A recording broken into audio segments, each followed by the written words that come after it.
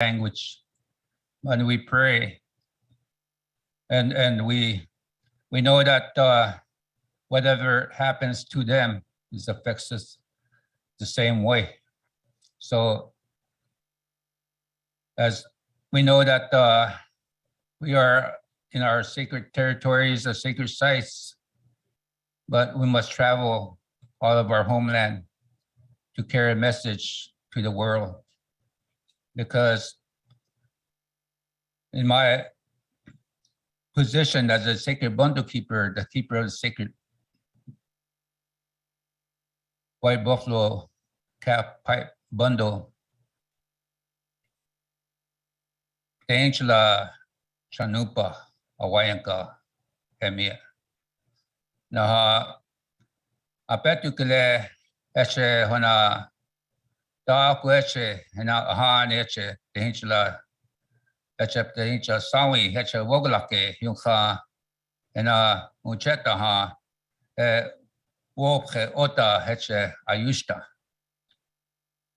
The Great Spirit sent the white buffalo calf woman. The people were having a hard time upon the earth, and nothing was good. And there's 2 scouts sitting on top of the hill looking for buffalo, looking for game. And from the clouds, the low clouds, came a woman, a beautiful woman. And she brought that sacred, she walked to them. And she said, I know what both of you are thinking. One of you have a good mind. One of you have a not good mind. And she said, I know what you're thinking, so you must come, the one with your thoughts. So this one person that has lustful thoughts for her walked towards her, and the cloud enveloped. The clouds were heavy, and the clouds lifted. He was in skeleton. And she told the other scout, said, go back and tell the people what you have seen. So he went home and told the people that, you know, this woman is coming to bring the sacred bundle, the gift.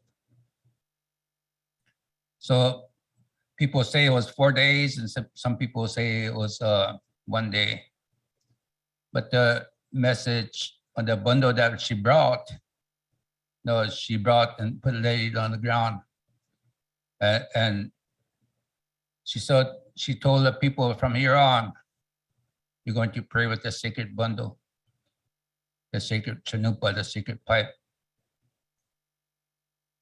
She told the people that only the good shall see the pipe, the bad should not even see it or touch it. Said, in time you shall know the laws of this pipe. Then she left. She stopped 4 times. The first time she stopped and rolled over, she stood up as a young black buffalo.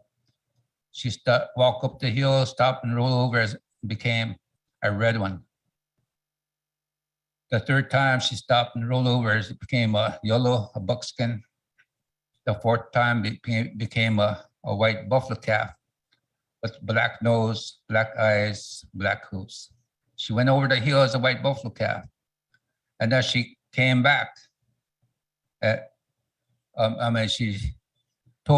She looked back and she waved and waved and went over the hill. And the people said that someday she would return and stand upon the earth as a white buffalo calf, black nose, black eyes, black hooves, that you shall carry a message among your people once again. And that day is here. 1994, the first white buffalo was born in Janesville, Wisconsin. And we know that the time is coming close. So 1996, we did at the first World Peace and Prayer Day in the heart of Mother Earth, where the sacred bundle was brought. So I made a message that we are at the crossroads, either be faced with a lot of chaos, global disasters, tears from our relatives' eyes, We're going to see a lot of sicknesses and viruses shall come upon the people. We're going to see false prophets, false leaders. No more honorable wars. It's all about money and greed. We're going to see a lot of anger and hatred. We're going to see earthquakes, volcanoes where it never happens. That Mother Earth, she's going to send that. At this time, when the white buffalo calf was born, they say that Homakashka oas song wichat humpikte. That when she stands upon the earth, many white animals shall be born upon Mother Earth. And the message was loud and clear. Or we can unite spiritually. All nations, all faiths, one prayer. May peace be with each and every one of you, my relatives. I hope you can pray with us during these times of hardship, World Peace Prayer Day. Thank you very much.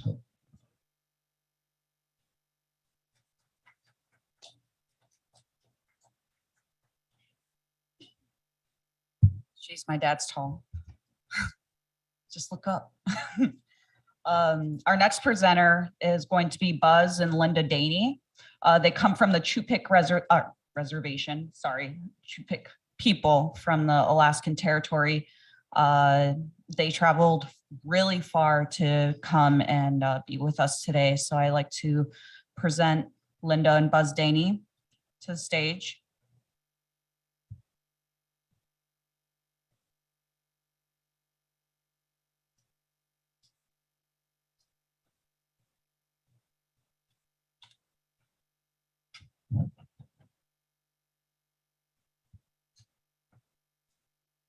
Hi, I'm Buzz.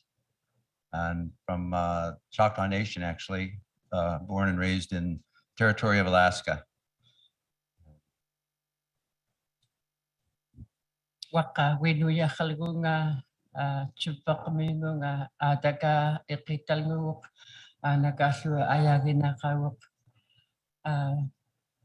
huya namani nang chisuda kan chisuda su takan khalgami. My primary name is Muyakhalak, named after my uncle, my mom's brother. My dad's name is Joe Ayagarak, that's his foster name. My mom's name is Aggie Ayagarak, and I'm grateful to the first people of this land for allowing us to set foot on your land.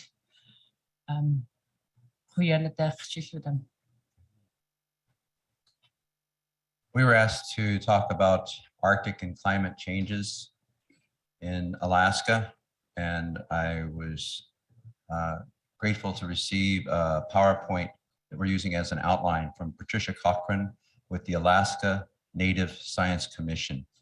So thank you, Patricia.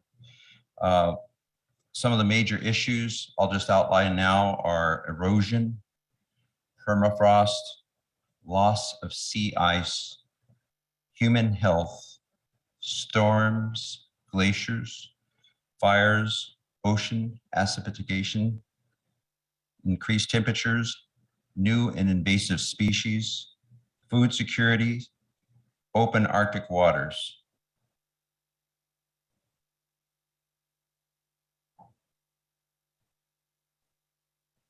So on erosion, you want to share?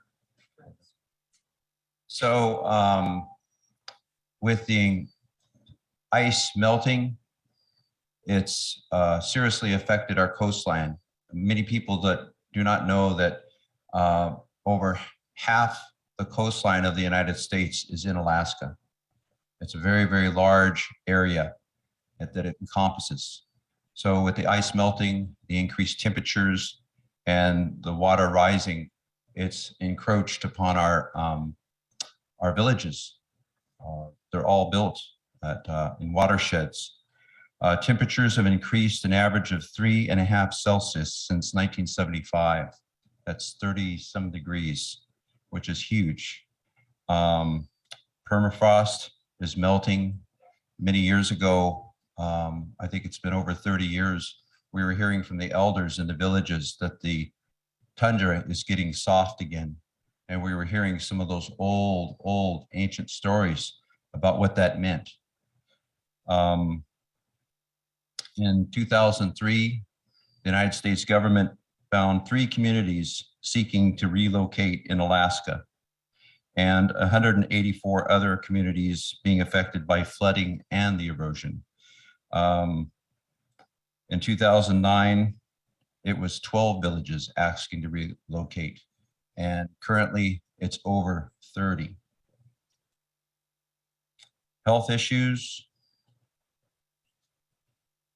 So in regards to the erosion, the first of the erosions that we started witnessing was in Bethel, Alaska. And the city was not able to control that. And so we started turning to the elders, and the elders were saying that the shamans, before contact, foresaw the erosion happening in Bethel. And they stated that, when the white man sets foot on this land, things are going to start happening, very much what you said. And the permafrost, when I was small, I used to walk the tundra every summer, every spring. And one time I had a stick with me when I was walking the tundra, and I decided to go dig into the tundra. And it didn't take very long for my big stick to hit the permafrost. And so I started digging the tundra, and there I saw the ice. And about 20 years later, I went back and went out with my mom and dad to the tundra. We walked the tundra again after I went to the boarding school. I returned back home. The tundra was soft. It was soft enough that it made me feel tired. And the erosion in St. Paul in the wintertime, when winter arrives, the sea, the ice sea, would form around St. Paul Island that protected the island from the winter storms. Last few winters, the sea ice didn't form, and the winter storm started pounding against the cliffs. It started taking away the land from the St. Paul Island. And that's happening all around the coast. Nuktak had to relocate. They were one of the first villages that had to relocate to a higher ground because a lot of their land is now underwater. Some of the health issues going further is damage and disruption to water and sanitation infrastructure. So Indian Health Service has done a lot throughout Alaska to build in what wasn't there before: running water, toilets. Before it was honey bucket and well water. So those are making a big change. Range change in wildlife that cause disease. Changes in marine conditions that are increasing the risk for foodborne illnesses. Milder winter temperatures increasing risk of injury from insect stings and more insects. So when I grew up in the south central part of Alaska, we had what we called real winters. There were a lot of snow, winds came January, February. It's balmy. We have rain in January now. Arctic parasites are being found in some subsistence species. So that's a real concern. In regards to the health issues, my uncle, David Bill, said that I used to sit a lot of mornings with my uncle, David, before he passed away. and he told me a lot of stories. And he said that before the white man came, we hardly had any sicknesses or illnesses or any kind of disease. And when the white man came and they brought their food with them, people started having arthritis, they started having all kinds of disease. And so I decided to quit eating red meat, and my arthritic pain disappeared. I followed what my uncle had talked about, but also, my son who asked me what I was going to give up for Lent, and I decided I'm going to give up red meat. I've never gone back to eating red meat again.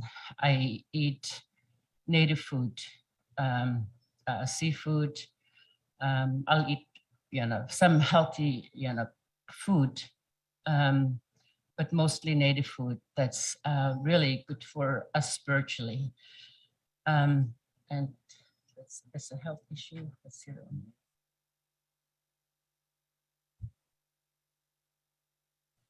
And the parasites, when we go fishing, about this time of the year, we start fishing for red salmon, king salmon.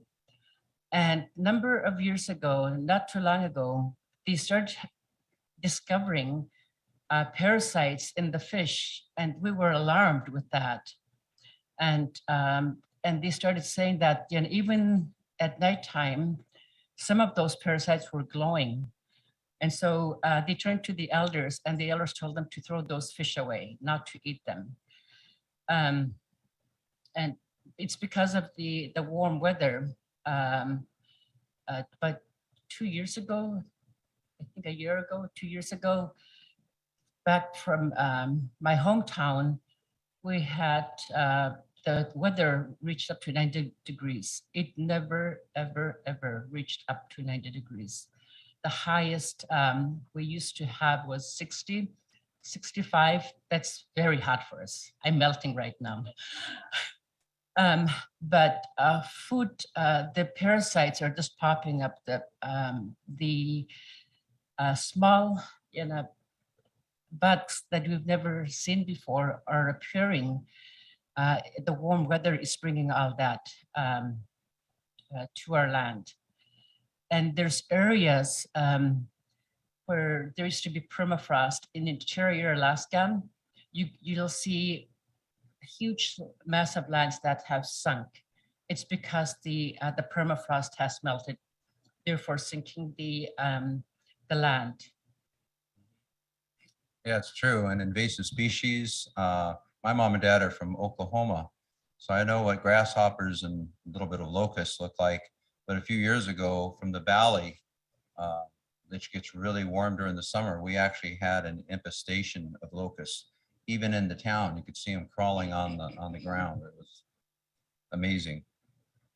We're going to share a little bit about sea ice, which is declining more rapidly than projected. Some models project total loss of Arctic sea ice between 2030 and 2050. So her village, Chivak, is 10 miles inland from the Bering Sea. So they're right in the middle of that issue. The Northern Sea Route, 50 days navigable waters now. By 2050, it will be 125 days. That's a huge change. Opportunities for trans-Arctic shipping. There's needs for infrastructure, need for oil spill response, impacts on subsistence hunting and whaling, impacts on marine mammals, warming feedbacks. In our area in Cook Inlet, there used to be thousands of beluga whales. We went on an airplane across to Mount Susitna, Sleeping Lady, which is 50 miles across from us. You used to see them in the water, and they looked like small white minnows. There were so many of them, but they went way, way down, I think, to just a few hundred due to conditions, shipping, pollution, and the Indigenous folks were allowed to hunt them at one time. That stopped. I think the population finally went over 1,000 just a few years ago. So thankfully it's coming back. Glaciers, Alaska's glaciers are losing mass very rapidly. So there's a glacier about 50 miles from Anchorage down the Turnagain Arm. And when I was a boy, we could go on the ice. The glacier was so close to the shore, it would have pieces of ice that had calved off of it, and we could just walk on that ice and play around. It was a lot of fun. And you could also camp in the surrounding area. Decades later, that glacier is now over 5 kilometers away. So you have to go by a ship. And we went on that, I think, with Shaquille one time, and I was like shocked because I'd seen things I'd never seen. We'd hiked and gone around the glacier before when I was a boy. Now we had to go way, way back. Fresh water discharged to the ocean is approximately similar to that from Greenland ice sheet. Implications for global sea level rise, implications for salinity, temperature, and sedimentation related to salmon habitat, fisheries, and marine ecosystems, and implications for ocean currents. Wildfires are increasing. So, back home right now, there's 2 tundra fires going. One, St. Mary's had to evacuate the elders and the children and those with health issues. That has never happened before. There's another tundra fire close to Nelson Island. Back in April, when the snow started melting, there was a tundra fire. That has never happened before. In our area where I'm from, there was tundra fires, which we have never seen before. So this is something, again, new for us, contributed to the global warming. so in our area, there's a burn ban in the south central part of Alaska where we are. And in the fire she was talking about in St. Mary's and Pitka's Point, which are about 450 miles due west of Anchorage, there's over 150,000 acres that have burned. And it's increased so far this year, 700,000 acres, I understand, which are threats to life and property. Smoke impacts human health and air. And we had a bunch of smoke in the air just last week for the first few days in the weekend. So it could get really bad. There was a summer a few years ago where it was hard to see the sun for weeks. Ocean acidification is occurring more rapidly in cold northern waters, higher acidity, lower oxygen. Arctic specialists warn that 10% of northern polar surface waters will become corrosive for argonite, which is a form of calcium carbonate by 2018. That's dated. Impacts on ecosystems, commercial and subsistence fisheries yet to be determined. Food security. A few years ago, one of our back home, one of our hunters went out. They went out fishing, and they counted 9 seals that washed up to the shore. That has never happened before. Whales are washing up to the shore. They're dead. The fish are dying due to the warm weather. This has never happened before. There's a lot of firsts in the past few years. We're very grateful to our governor, Dunleavy, who has introduced a bill in the state legislature for food security because it's very much at risk. We have one port in Anchorage called the Port of Alaska. That's where 95% of the food in Alaska, let me correct that, almost 95%. We have probably less than 2 weeks food supply in Anchorage. In the surrounding area, which is about where half of the population of the entire state of Alaska reside. I was really glad that Janice and Greg were talking about that and introducing just a whole ton of more resources because It's very much spot on what we need to be talking about, what we need to be working on. It's been a pleasure to be here. Thank you. I hope we haven't bored you. Normally our PowerPoint, which I haven't done in years, is Inuit. We dance and we sing. That's our PowerPoint, what we're used to. So we're doing it this way today. Thank you. Yafuki. Yeah, kuya na kan sisyo ng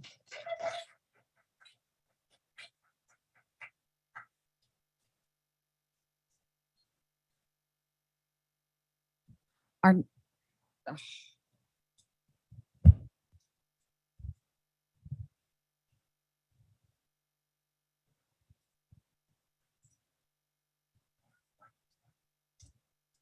Our next presenter is Jackie Andrews. She comes from and I'm sorry for butchering this word, Little what? Yeah, territory.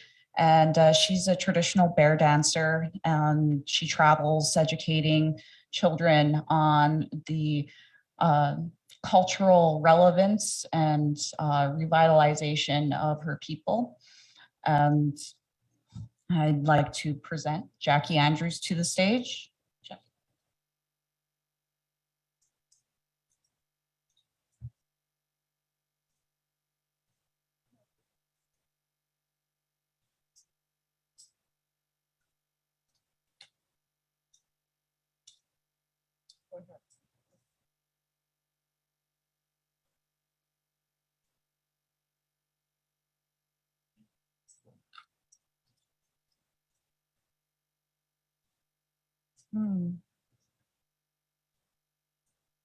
Inchash Machalalush, Lilwat Ulfken.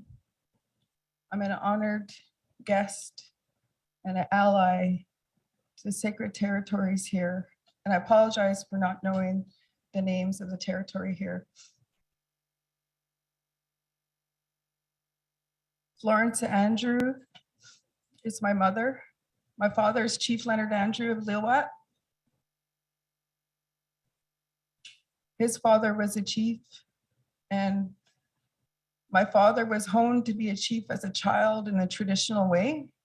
He was brought to our lake where all the elders sat with him. All the elders spoke in our language to him and his two brothers, Frank Andrew and the late Fraser Andrew, who's close friends, who also ceremonied with Chief Arvol Looking Horse. That's part of my connection here. So these are honored ways that our chiefs and our leaders and our matriarchs have brought our people forward from our ancestors. And by no way am I'm still a baby and I'm still learning, and I work with the medicines and I traditional bear dance, and I'm a twin. My English name is Jackie Andrew, and I have two grown children who just graduated, and they've been learning the best of both worlds as they can because their father is non-native. And they grew up around gatherings like this. We had Chief Arvol Looking Horse attend the International Indigenous Leadership Gathering that our chiefs, our Statliam chiefs, had for 9 years. And Chief Arvol attended in 2009. And at this gathering, we bring in speakers and leaders from all over the world, medicine men and medicine women. And they share their stories and their prayers and their prophecies and their ceremonies and their dances. So I honor all people, especially the ones that are bringing their children here to all the gatherings where we stand up and where we step up. Because I'm not an elder, and I'm not, I don't call myself a medicine woman, because we used to have medicine people who lived on the top of each mountain, and their sole purpose in life was to pray for the people and be in ceremony. Those are our true medicine people. And we have something we call the bear medicine. and we had bears. We still do have bear sweats, and it's like 100 plus rocks, and it's very hot, and they don't open the door of the sweat lodge, and it's a very powerful ceremony. And I had the honor to interviewing Shout, my Aunt Martina Pierre, my mother's cousin, so in our culture, our aunt. So the Women's Warrior song came to her many years ago, 25, 30 plus years ago, in a sweat lodge ceremony. And you may have heard this, and it travels all over the world. So in many ways, our people are sharing our good medicine this way. And we have a lot of things that have happened in the past. And for example, we'd had the Stein Valley watershed where our people had our vision quests. Our chiefs and my dad as a chief and several other matriarchs and leaders stepped up, and also Dr. David Suzuki also teamed up with them, and it's utilizing the supports and the allies and the settlers that we also have. And in this case, we brought in support from famous singers and artists from all over the world, and we put on a festival to fundraise and bring awareness that this logging should not happen on pristine watersheds. And we were successful. And many of those generations going forward are doing the same. So we have various initiatives happening. We also, our people and the other local nations, First Nations, are also well known for what we call we had a roadblock in the 1970s and the 1990s. And in Lilwet, it was also in support of the Oka crisis. And currently we have Shudakaf. And I'm not sure how many years, it's like, last I knew was 18, so it might be give or take 20 years now. And Melvin Creek is a pristine watershed, and it's in the Cayush mountain range. And it's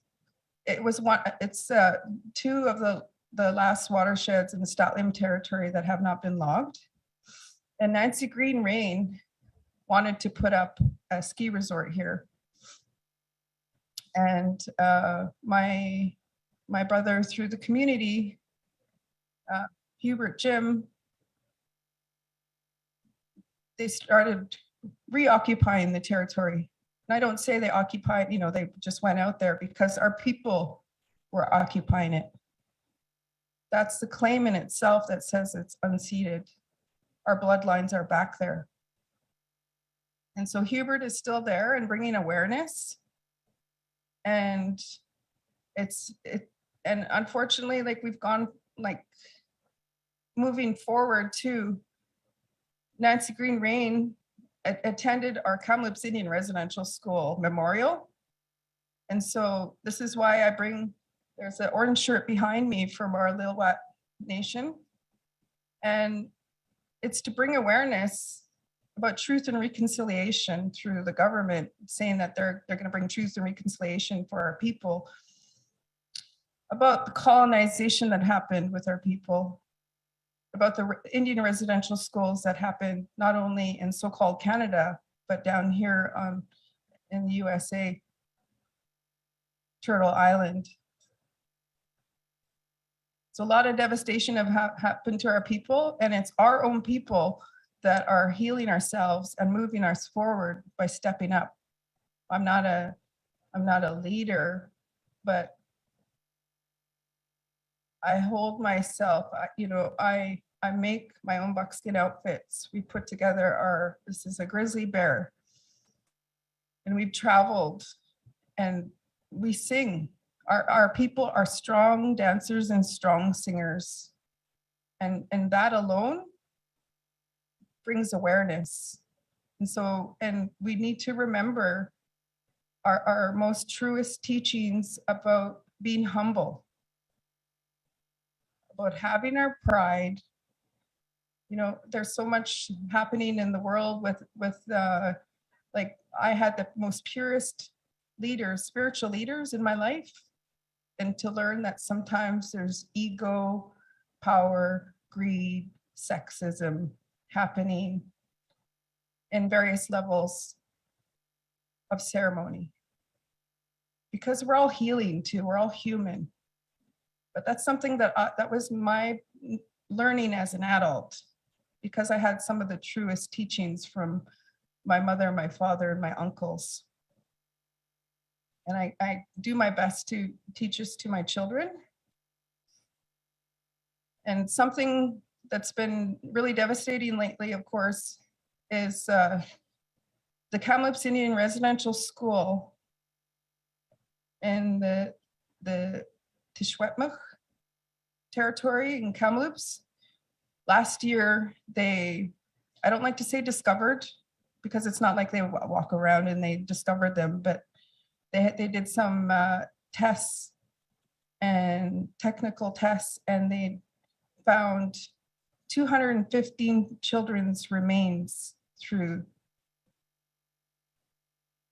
And this has shaken up the whole world, especially in our territories. And unfortunately, there's a lot of healing that needs to be done. And when I've traveled more south, I realized that Orange Shirt Day, which comes for September 30th to bring awareness about the Indian residential schools, is not as common in the United States here. And then we also have, it was a child that went to residential school in Williams Lake, a young girl. She had her orange shirt on, her family gave her, and they stripped her of that and they cut her hair. And of course she couldn't speak her language. So every day, whenever she's, the color orange for the rest of her life just reminded her of that pain and that grief and that suffering that she went through. So that's how the Orange Shirt campaign started. And it's very strong where we're living. And of course, we also have the Red Dress campaign. And I have one of my red skirts here. And many of us know that here. But for those that don't, it's to bring awareness. It's a campaign about the murdered and missing Indigenous women and girls and Two-Spirits across North America, and I'm sure in other continents. So our matriarchs and our matrilineal line here is literally taking a beating to death. And I supported these causes before it struck close to me. We have to step up and sing and dance and ceremony and pray and support our survivors. And that's not only the survivors that come from that are here with like-minded people, but we have survivors that are out there on the streets. And so as the Statliam bear dancer, sometimes we're called to healing brush-downs, and sometimes we're called to opioid crises or memorials or women's gatherings. So this is how we're bringing awareness, and this is how we're supporting. And it's a crisis, because I had my late niece. She passed away in the downtown east side of Vancouver, Amber Nelson. My twin's daughter. So it became real, and it's an issue for our children that are coming out of the foster care system, which is a new age colonialism, because she was just coming out of age, and the coroner's report couldn't hold them accountable because she was shy of it of several months. And unfortunately, I couldn't share this with my brother and my parents. And I'm sorry that they have to hear it this way, but this is how I'm bringing awareness and how I protect them too.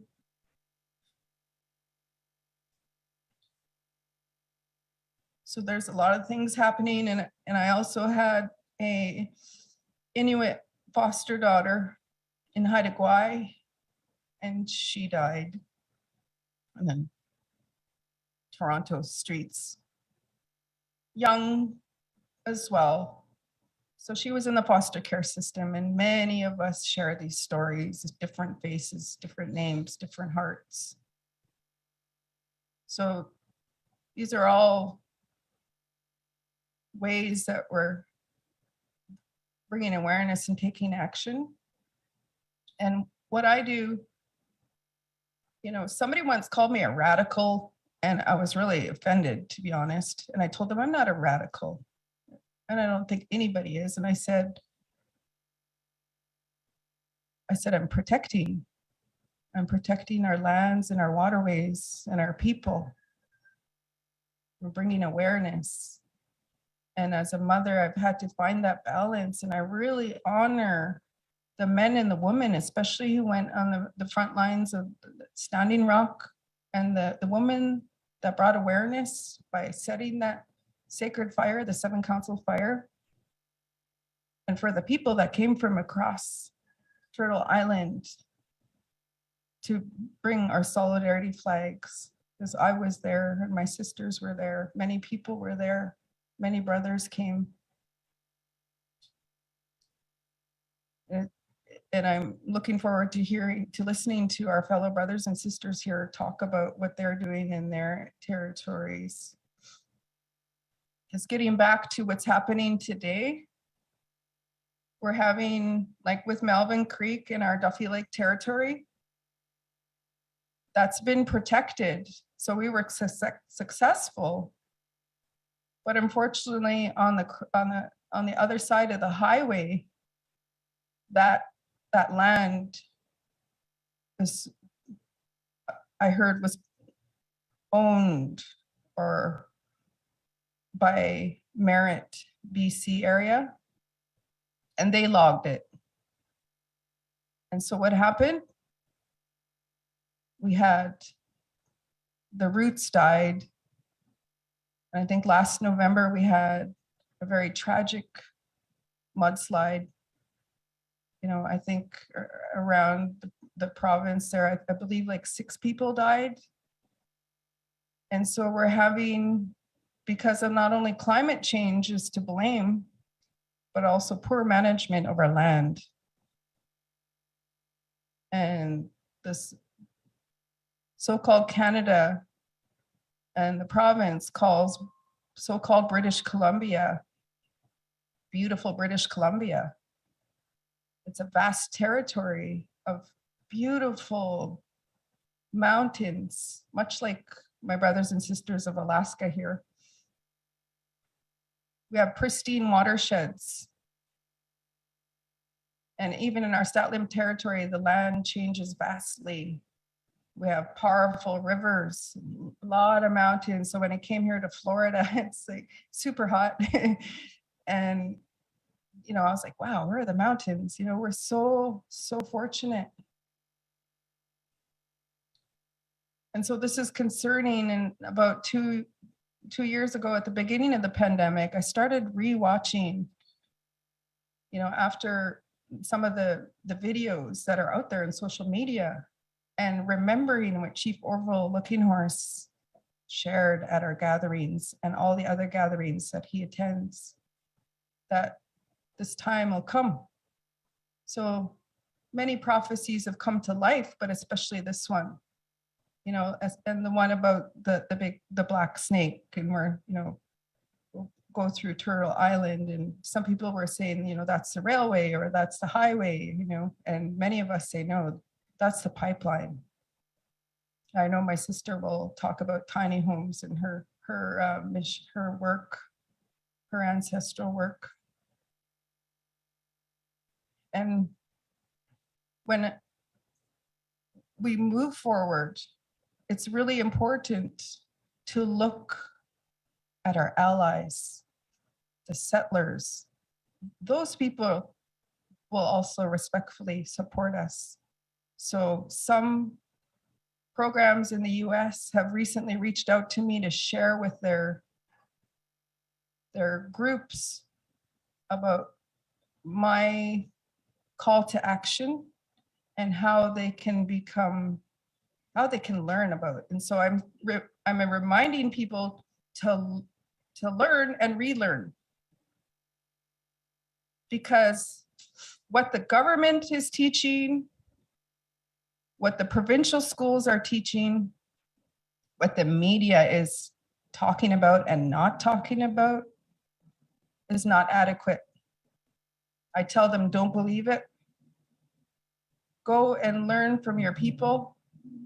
Go and learn from your neighbors as an ally and share that, reteach that. Let them know there's programs, there's online groups that are actually literally called Settlers in Support. There's many of them. So get to know your friendship centers. You can Google almost anything and you can find how to support, Orange Shirt Day, Murder Missing Indigenous Women. And my children come from two backgrounds. They're Lilwat Statlim, but they're also Irish Vikings, so they're very warrior. And I tell them that in your grandparents' day, my parents went to a residential school and their parents did. So I'm intergenerational, I'm affected that way, and so are they. And I say, today, it's different, at least in my circle. I say, people are looking at Indigenous, people are looking at First Nations and valuing our outlook on the world, our worldview, what governs us, the natural law. They're looking at us and they respect that, and they finally have open eyes and open ears. And there's still many people out there that need to learn this. And I'm not saying our way is the only way, because also prophecies share that it would be all colors of the world, the red, the white, the yellow, the black, and the rainbow people will come together during this big shift. And we will be the change. We're the seventh generation, right? Anything that affects, any choice that you do today, they say, you have to think, how is this going to affect 7 generations ahead? So I know that this is really the current issues at home are the fires and the floods. We've had some serious rock slides at home, always. I travel all over the territory and I always have to be careful about getting stuck or having to move a big boulder or being somewhere in the middle of the night where there's no service, And it's like, again, it's the logging. It's a mismanagement of Mother Earth. And fortunately, I believe that the new generations are the ones that are stepping up. You see them out there. They're the ones that care about climate change. They're the ones that are building tiny homes, and they're the ones that are, stepping up and going and walking on, doing the ceremonial walks and the rallies.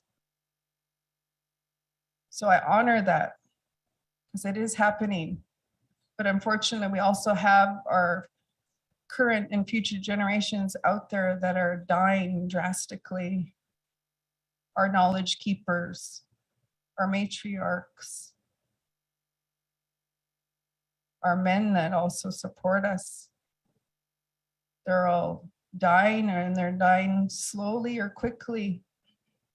So we need to figure out not how to talk to like-minded people like in our circles here, but how to reach out to other people that cannot be here. So I honor new technologies bringing us away to share to the world.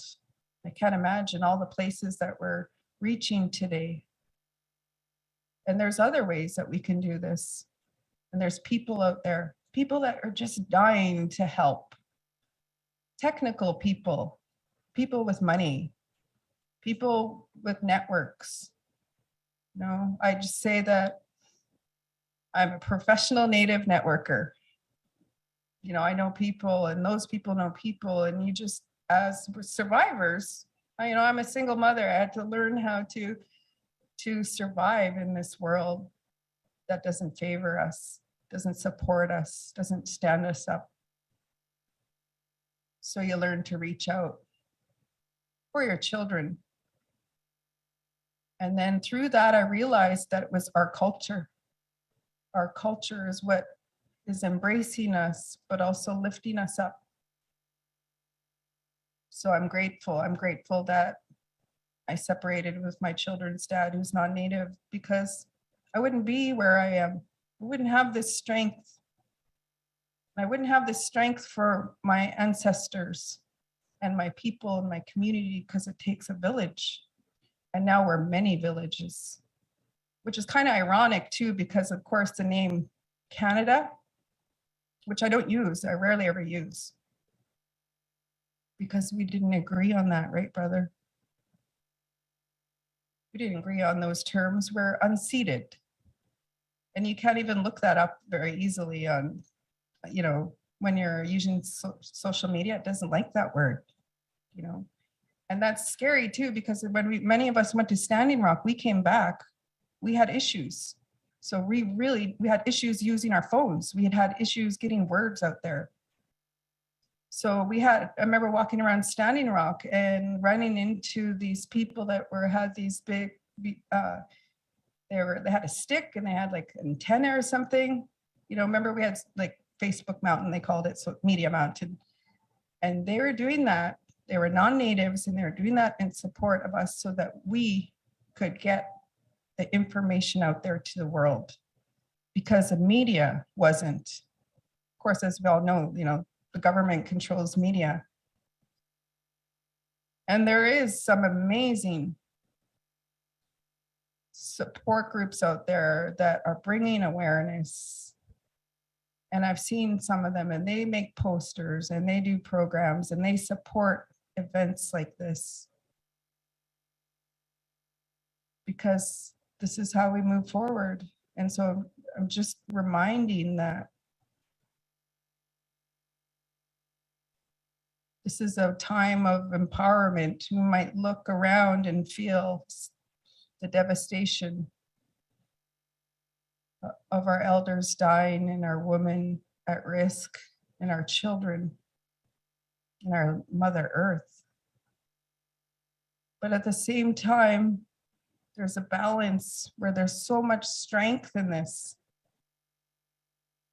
There's so much strength that it brings us all together here. And who would think we'd end up the far corner here during June?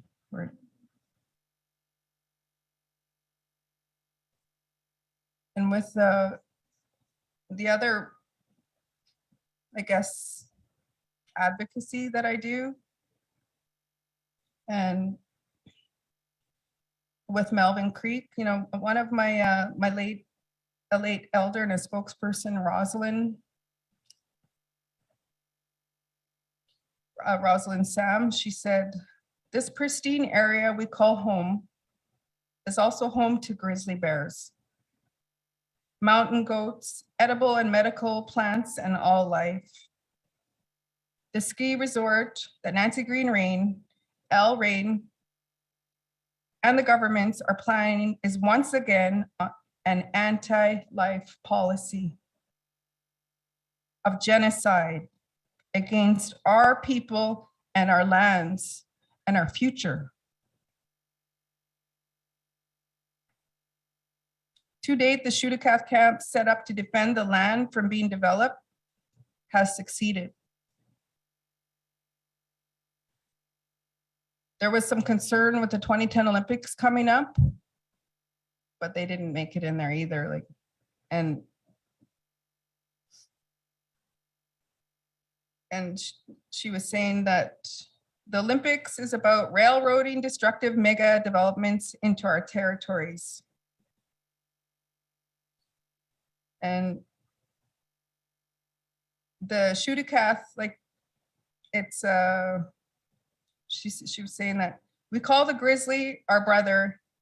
And so we're using them as umbrella species. If you look after the grizzlies, everything else will be looked after. That was one of our Randy James of Shalath was saying. So that's some other stuff that I do is I'm part of like a Statlim grizzly. It's protecting them because of course they're an endangered species. And we're very much like the grizzly. We're very much like the bears if you look at them, you know, and this was gifted to me from an elder and Chief Orville Looking Horse a few years ago when we were in World Peace and Prayer Day in Ohio, Cincinnati, gave a name giving ceremony for the, in our language is slalom. And I believe that it's how do you say grizzly? Mateo? Mato. It's beautiful. I have a brother named Matt, so. And as the elders remind us, because the grizzlies are keepers of the land. They're out there, they're eating, and then they leave scat around, and that makes more vegetation, that makes more berries, you know. And unfortunately, they're extinct. And we have bear issues at home too, like just with black bears. But very much that's our teachings. And where are we going to be if we're not protecting these pristine watersheds and our communities with, of course, like with our culture and drugs, but also with the promise for clean drinking water from Justin Trudeau promised, I believe in 2015, that he would eradicate the drinking, you know, the water advisories. Some communities have gone 26 years, and I can't say I'm like 26 years plus. Some of them have got generations, right? Probably the best water they ever had, of course, was from our sacred waterways, pre-contact. You know, and of course, the British North America Act, it changed our lives drastically, not only contact, but that out of that, they created, I believe, a law that intended to abolish our culture and our ceremonies, our beliefs and laws around matriarchy and our matrilineal lines. So they outlawed our ceremonies, much like they did here and in other countries with other Indigenous people. And even then, and we bring it forward like to Bill C-31, because they said that, you know, the whole effects of Indian people losing their status because they married non-natives. They tried to correct that, but it's still sexist. They call that the double mother clause. You know, so I remind people when I speak to youth, when I speak to communities, question everything. Question everything. Because what the government and the church are talking about the Indian residential schools and the government making promises about clean drinking water and about truth and reconciliation, because it's not happening. And I worked in the schools, I worked in the courthouses. Many of the public schools are saying that they didn't, you know, they're teaching the language, they're bringing culture in. And when I was there, I was like, I don't see this. So I was pretty upset. So some of the programs just look good on paper. And when I went to World Peace and Prayer Day 3 years ago, I did an interview with Gerard from Australia, and I was so upset because my late Uncle Fraser used to talk about the paper people.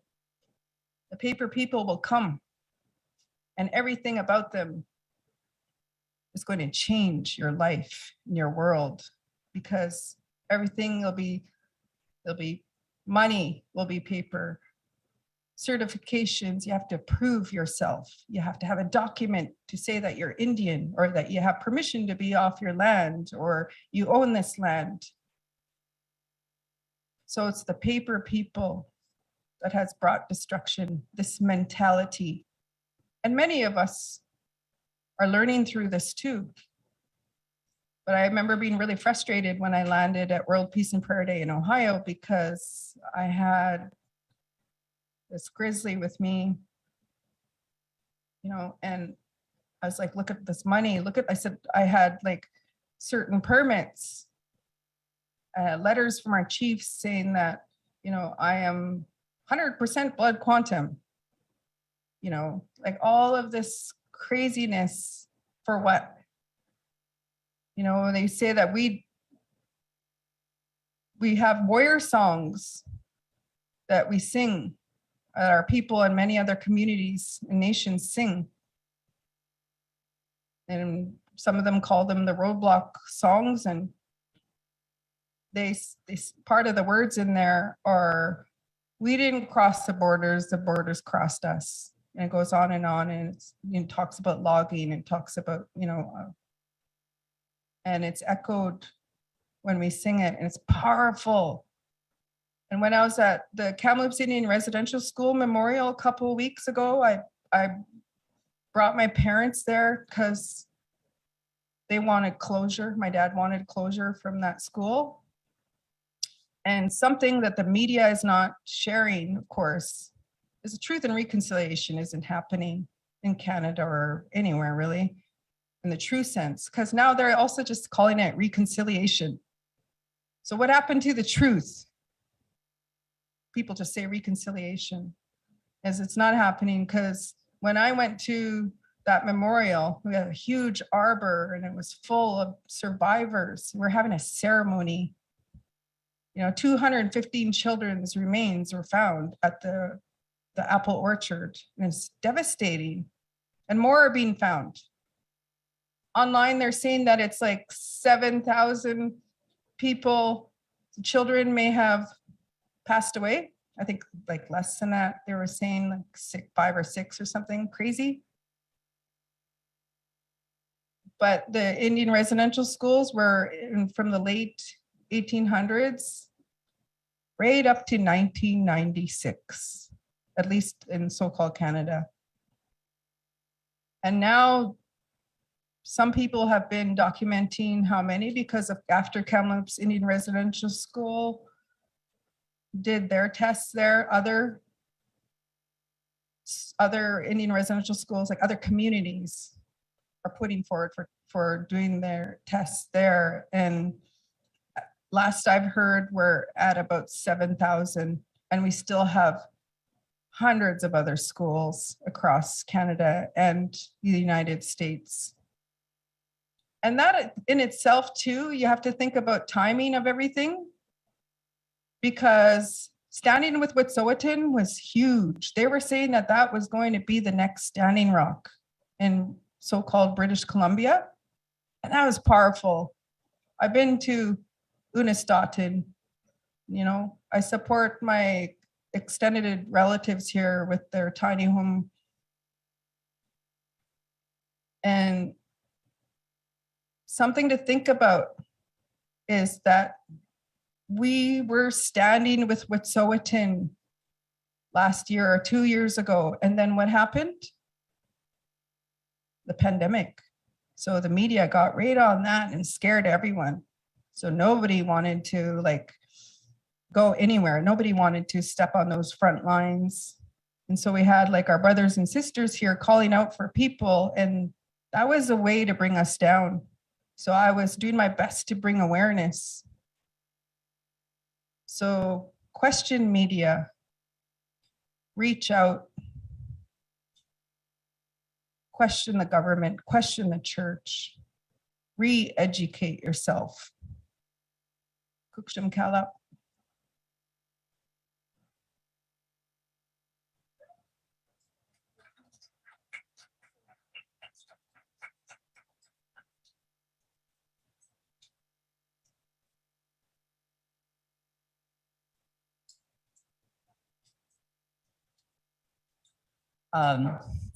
Thank you so much, Jackie, for sharing your journey and your stories here with us today and everyone watching here on Zoom. Our next presenter is, I'm sorry if I'm butchering everyone's territory names. It's like so hard to learn all these languages at once in one day. So our next presenter is, her name's Kanuhas? Kanahus. And she comes from the, I don't even want to like attempt, but she'll introduce herself in her language and she could come up.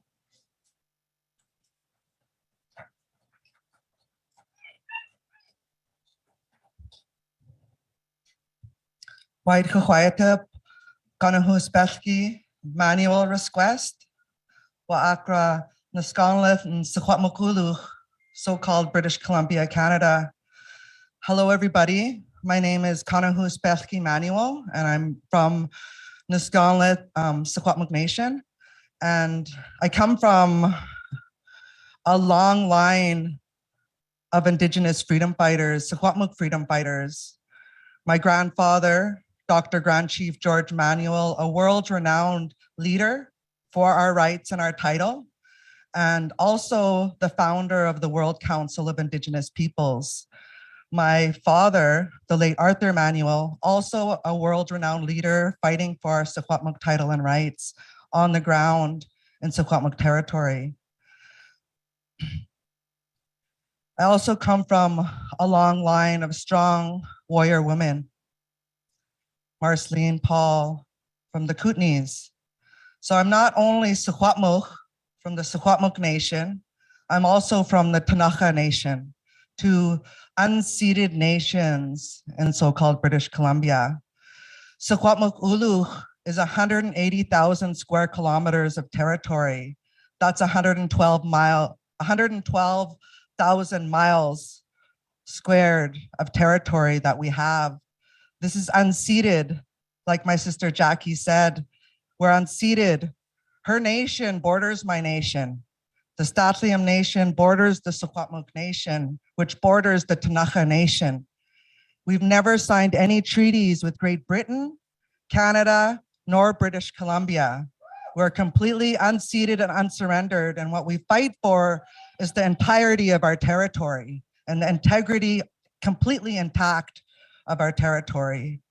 And I was raised this way by my family, and I stand here honoring the legacy that I come from, saying that this legacy is more important than my life.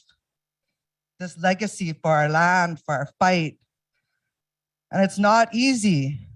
My father, he said, this fight isn't going to be easy. It's not going to be easy. You're going to fight tooth and nail with everything you got for your land. And so I was raised this way. In 2000, we joined the Native Youth Movement, which became, after we aged out, I started organizing with the Secwepemc Woman Warrior Society when we very first started fighting the Trans Mountain Pipeline. But we had an arsenal behind us because we had generations of freedom fighters that taught us. I'm also a twin. I have an identical twin sister, Mayuk Manuel, that gave me this feather before I left from a live eagle from our river.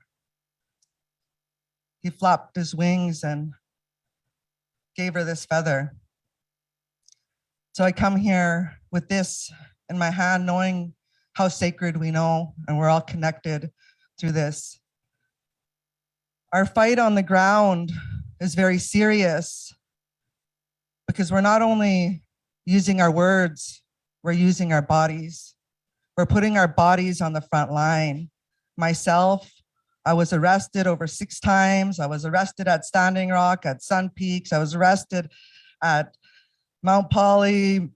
All these arrests that took place. I was arrested 3 times in Trans Mountain Pipeline fight. They're still trying to charge me, threatening 2 more warrants on me for arrests, for standing up and speaking the truth. Ski resorts in our mountains, in our sacred mountains, Kukwakul, Imperial Metals, Mount Poly mine disaster, in our sacred lake, Yucanasenkai Metgwa, the deepest glacier-fed lake in the world that was contaminated when an earthen dam busted on a mine site in our territory, unleashing billions of gallons of toxic waste, mine sludge, heavy metals, copper, selenium. All of these things affect the migration of our salmon. They need the copper. That's what helps them navigate from the ocean through the creeks, to the streams, to the spawning beds. It's my nation that looks after one of the world's largest sockeye salmon spawning beds in the world, the Adams River sockeye salmon grounds. That's our job, that's in our backyard. So when the Mount Poly mine disaster happened, that was happening during one of the big 4-year salmon runs that were coming through. Salmon, I brought to share with the people. I brought some smoked salmon and some dried salmon. But we don't harvest our salmon interior past where that mine disaster happened. A lot of people have fasted on their salmon since that Poly mine disaster that happened in 2014. It was devastating for our people, our women, fishermen, and our men. They went onto the rocks and then went onto the river banks and they cried.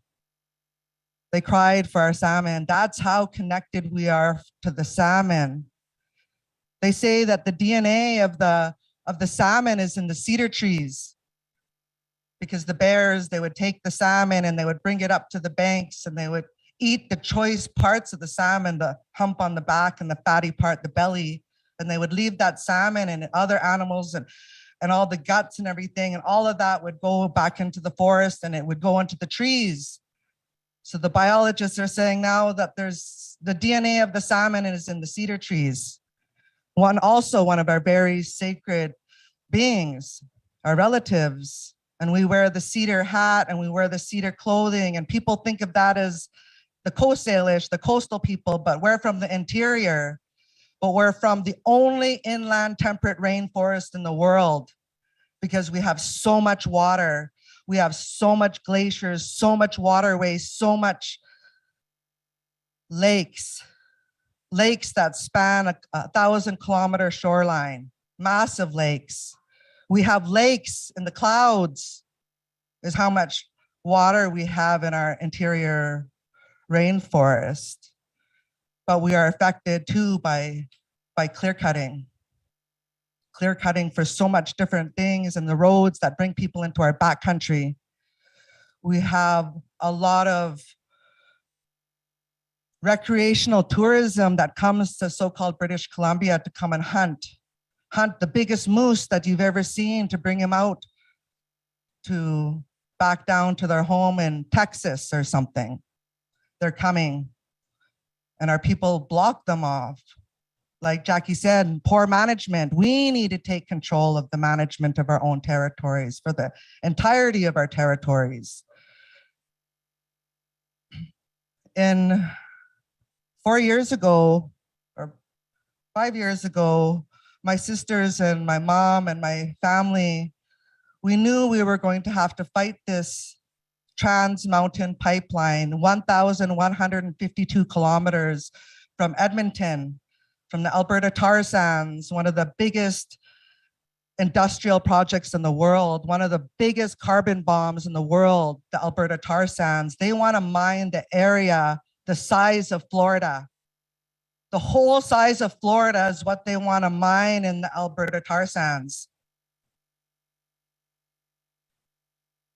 And they want to pump it from Edmonton all the way through the Rockies, through those mountains, to 1,000+ creeks, rivers, and streams on its way to Vancouver, to Burnaby, to Tsleil-Waututh territory, to our relatives. That's Chief Dan George's people. If you know Chief Dan George, that's his people. Go all the way to his people, then they want to put it in super tankers. Vancouver has never seen a super tanker. They've only seen mini tankers. They haven't seen super tankers. If you lay that super tanker down, it's going to be higher than the highest high rise in Vancouver. That's how massive those tankers are. And they want to bring that all the way through the Washington coast, the Oregon coast, the California coast, all the way to Richmond refineries in the San Francisco Bay Area. So all the fishing communities all along Washington, Oregon, and California are also at risk from the massive amount of tankers that are going to increase along the coast. These tankers are filling 890,000 barrels of diluted bitumen per day. This isn't honey oil. This isn't conventional oil like you pump in your gas. This is toxic crude, the heaviest, dirtiest crude in the world. And they dilute it with a byproduct of the fracking industry. And then they put this condensate in it because this oil is as thick as peanut butter and they can't pump it through their pipes. So they put a dilutant in it, which is toxic in itself, to make it the consistency of honey so they could flow it through those pipes 1,152 kilometers through our land. So my family and my sisters, we got together and we had a strategy planning and we said, how are we going to fight it? My father had passed away, and just honoring him and his legacy, we knew we were fighting this pipeline tooth and nail, like he said. And we decided through the strategy planning that we were going to build tiny houses. But knowing how hard it is to build the underground traditional pit house that we traditionally lived in, because I lived in the first one in over 150 years. Me and my husband at the time, the father of 4 of my children, we built that pit house. Beautiful, beautiful pit house. Really inspired by Bobby C. Billy here from the Seminoles, because we came here. My children are from so-called Puerto Rico, from Borique. So every time we went, we stopped here to connect with the Seminoles, to go to the village, to learn about the traditional independent Seminole nation. Not registered with the federal government, talked about the housing and how everything we use, the linoleum, the plywood, the paint, everything is toxic. And if we love our families, we wouldn't put them in that toxic homes. We'd build our traditional homes and we'll raise our babies in there. So I did. Every time I came out of my dirt floor and came out of that pit house, I felt like a wild animal. Sometimes I would have to go to the store and I felt like an ancient native from hundreds of years ago because of the way I was starting to live. And I refused to go to the stores. I raised my children off of salmon, moose, elk, berries, roots, lichen, mushrooms, inspired by people like this, like Bobby C. Billy. Why I even honored this invitation to come here. Such a great man, that man. Bring tears to my eyes for losing such a powerful man, such a humble man that has taught so much people. So much people. And we lived in those homes, but I knew if we battled the pit house, the pipeline with these pit houses, it takes so long to build those pit houses. We're going to build tiny houses on wheels, and they're going to be on wheels because the government continues to put court injunctions on us to forcibly remove us off the land. The court grants corporations injunctions, violating our rights, looking at 3 tests, legal tests, one of them being the balance of convenience, where they say, who's losing more, who invested more? But they will always look at the corporation as their investment in monetary value. They never look at our hundreds and thousands of years of sweat, equity, investment into the land, the work, the blood, sweat, and tears that we put into that land. The land wasn't bountiful and beautiful just because when they came here, they saw that. We put that effort into the land. When we went out and picked berries, we didn't just pick the berries, we took branches for teas, but that also pruned our bushes to make them bigger the next year. We looked after our fishing beds, salmon spawning beds. It wasn't just that way, we put effort into it. And so building these tiny houses on wheels, we've been able to take back land. We're not just building houses, we're leaving the Indian reserves. And if you count and you add up all the Indian reserves in so-called Canada, it will equal 0.2% of land base. Not even 1% of land do we have on our reserves. Like my brother, he says, from here, he says, we got to do away with those reserves. And I agree with it because we have a massive territory to take back, a massive territory to show that we can manage better than anybody else our territory. We could look after the salmon, we can just harvest for homes. And so I stand with a strong voice, and they're not going to quiet me down. And when I was young in Native Youth Movement, my Auntie Vera Manuel, who's not here, who actually passed away, but specialized in working with Indigenous peoples on the childhood sexual trauma from residential schools.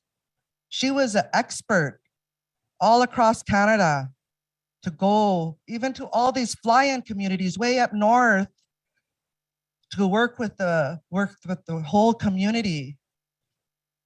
And she came with those same workshops and teachings to our family. She came to us first to do these presentations to our family, to talk about our traditional family systems and what has been broken from us.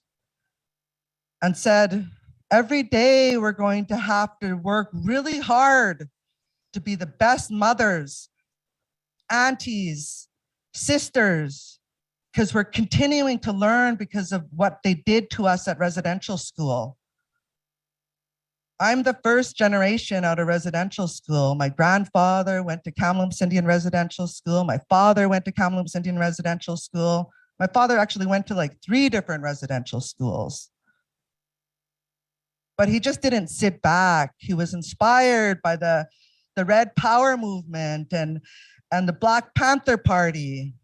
That when he was older, he would bring the Black Panther Party newspaper, smuggle it into the residential school, and he would pill it out and he would show all the kids, and all the kids would gather around. And he was already liberating the minds of the people from being in that school. Even from then, he was still being held captive, trying to organize better food for his people.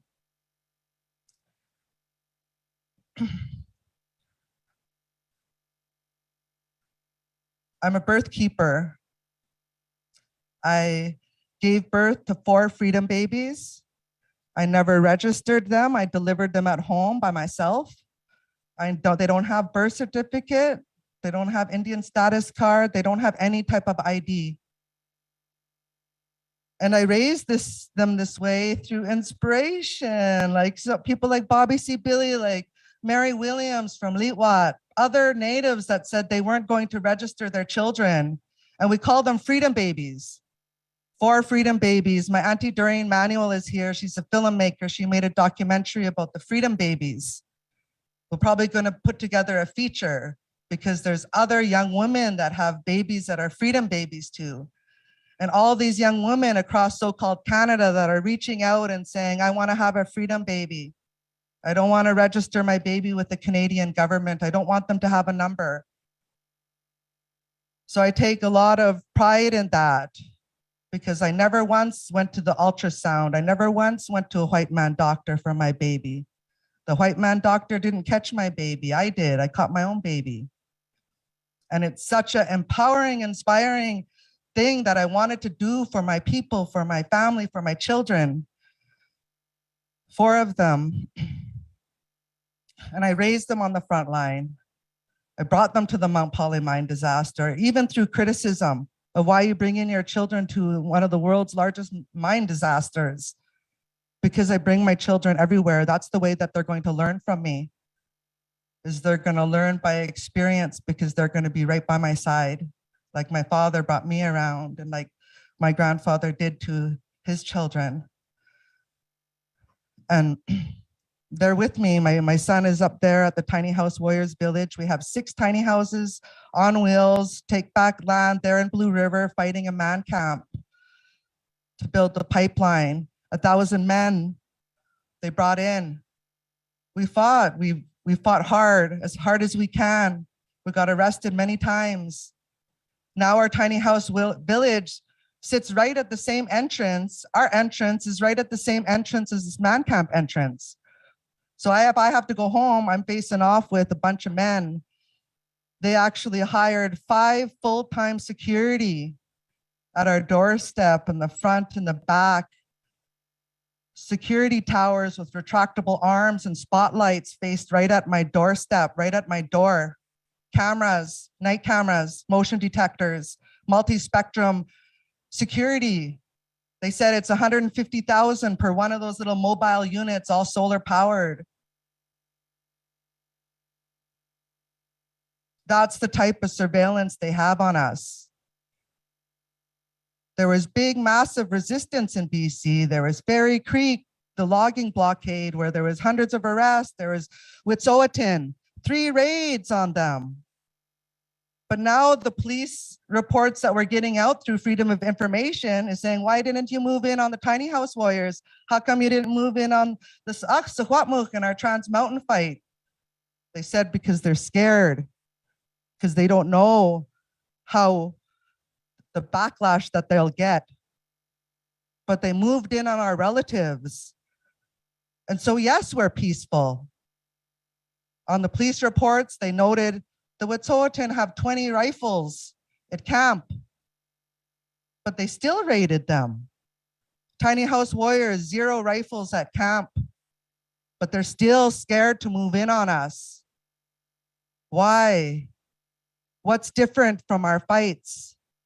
We gotta learn, we gotta see, why do we have a little wooden barricade and the RCMP don't even walk around? Nobody comes through our wooden barricade. We've had that blockade up for 4 years. Nobody has come and tried to even push through our line.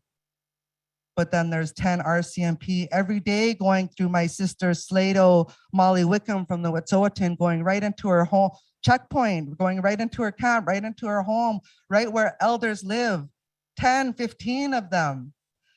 The RCMP formed a new division called Community Industry Response Group. This is a volunteer job for these cops. And they're facing off with natives. That's their only job, is to face off with natives that are resisting industry. There's the quick response team, SWAT. There's the integrated national security enforcement team. That's the anti-terrorist unit for Canada.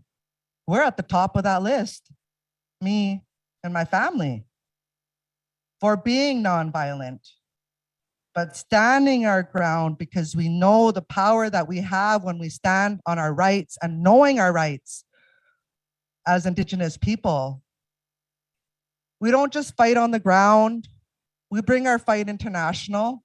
We bring our fight to the United Nations, to New York, to Geneva. We even go to Zurich. It's not New York, Wall Street, or Toronto, Bay Street. It's Swiss Wall Street. That's where all the money of the world is, all the colonial money that made this capitalist world the way it is. They clean all the diamonds, all the gold, they clean all the money. And so we go there, and through my late father's organization, Indigenous Network on Economies and Trade, we go there under that power of that name and that organization. And we go to the international banks and the insurance companies, Credit Suisse, BNP Paribas, AXA Insurance. Weeks after our visit to Zurich, AXA Insurance divested $1 billion US out of the tar sands in the Trans Mountain Pipeline. $1 billion American dollars. So this is the power that we have when we walk into those banks and we walk into those international insurance companies, knowing we are the owner of 180,000 square kilometers of territory. That's the power we stand on when we walk and we face off with those massive banks that are really destroying our lands. And these insurance companies, we started a big campaign against these international insurance companies because everything needs insurance. Their loans need insurance. Their buildings need insurance. Their pipelines need insurance. We pressured so hard that the Trans Mountain lost 18 of its insurers. 18 insurance companies have refused to underwrite Trans Mountain Pipeline, and we're still hammering at them. These man camps are linked to the murdered and missing Indigenous women. These man camps are linked to the increased sexual violence of not just Indigenous women, but all women and Two-Spirit.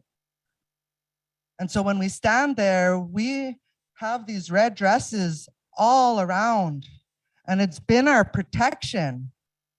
They threatened to come in one time, and my mom, an elder, she grabbed the red cloth and she put it right in front of our barricade, a whole big spool of it, all big length of just red cloth with nothing written on it. It wasn't a banner. It was the power of our color, our native color. And it stopped them. And we did that at Standing Rock too. We pulled that red cloth out, that big red cloth, and they said, what do we want to write on it? Nothing. It's just the power of our color.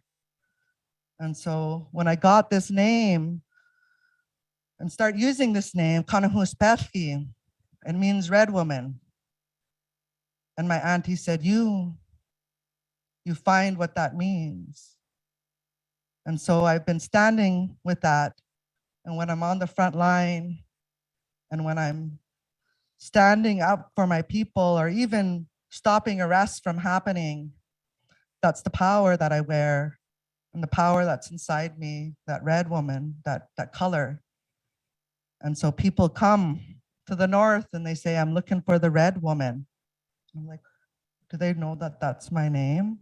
Should I tell them, And I was like, that's my name, red woman. And they're like, oh yeah, we've come. We were told to come and see you. Never meeting them from Ecuador and from Chile and from different areas around the world. So yeah, finding your name and just standing in that power from Secwepemc and Tanaja, Secwepemc and Tanaja, Secwepemc and Tanaja nations. That's where I come from. So Kuksjam.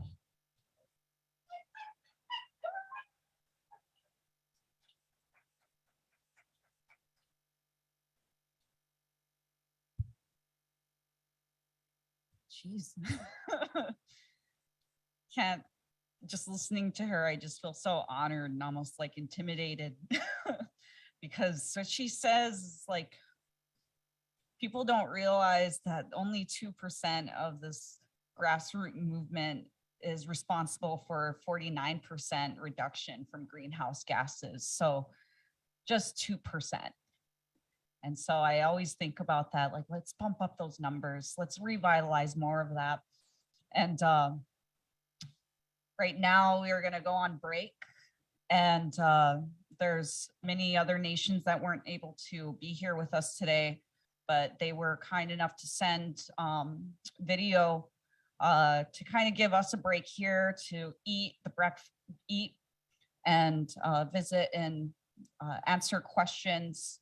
And so we're going to cut to these videos pretty soon here, Heidi. And break for lunch. So thank you, everyone.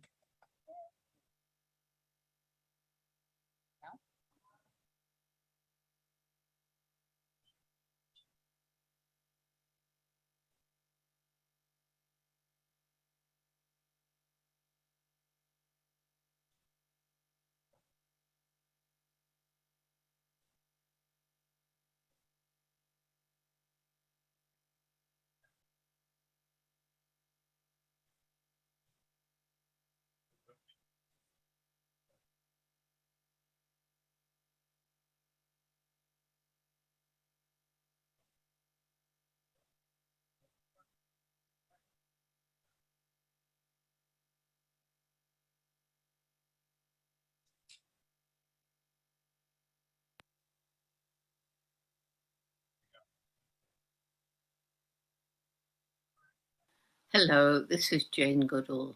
And first of all, let me say how honored I am to have been asked to share a few thoughts at this important event, the Unity with World Peace and Prayer Day.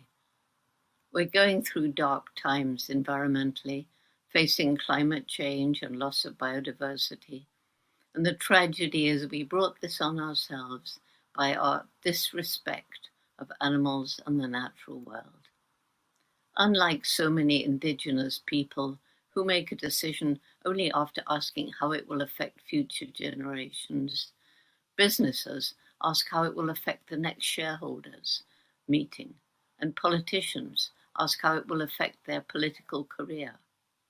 The explosive development of the human intellect is what makes us most different from other animals, yet it so often doesn't lead to wisdom. Isn't it crazy to think we're destroying Mother Earth, our only home?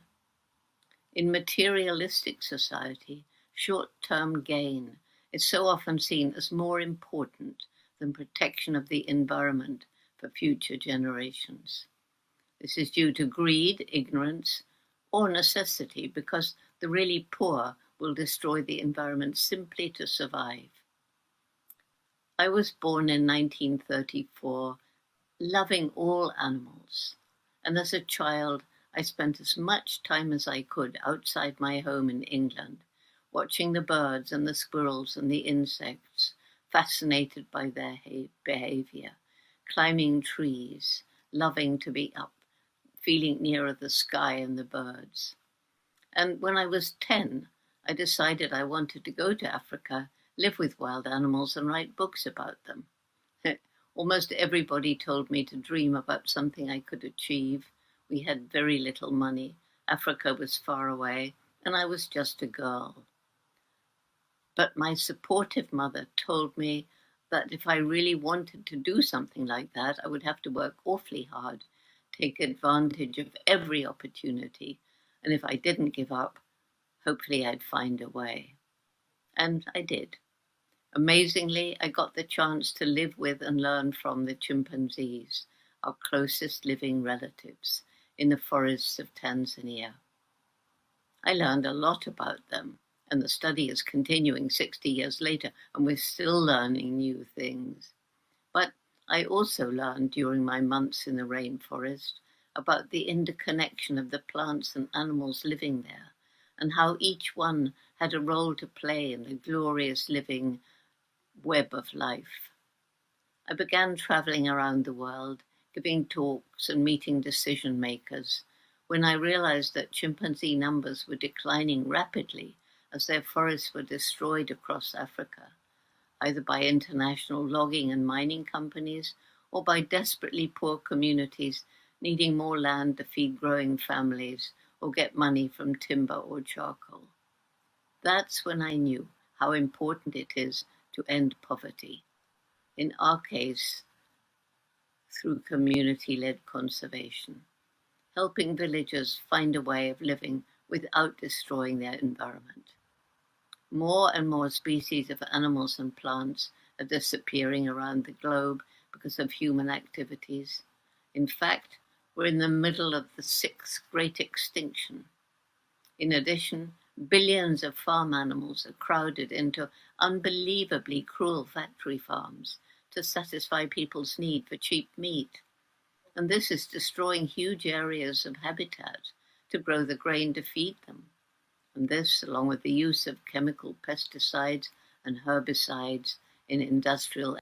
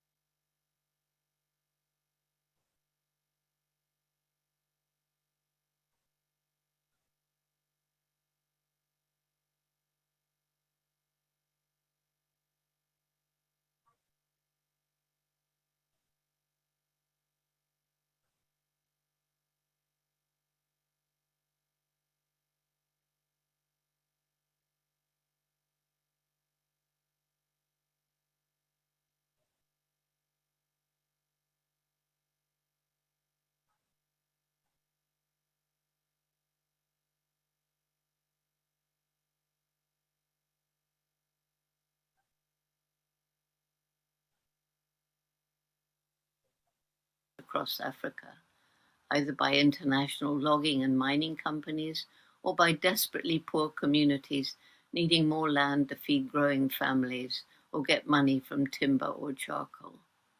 That's when I knew how important it is to end poverty. In our case, through community-led conservation, helping villagers find a way of living without destroying their environment.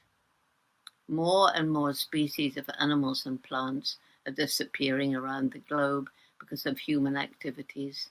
In fact, we're in the middle of the 6th great extinction. In addition, billions of farm animals are crowded into unbelievably cruel factory farms to satisfy people's need for cheap meat. And this is destroying huge areas of habitat to grow the grain to feed them. And this, along with the use of chemical pesticides and herbicides in industrial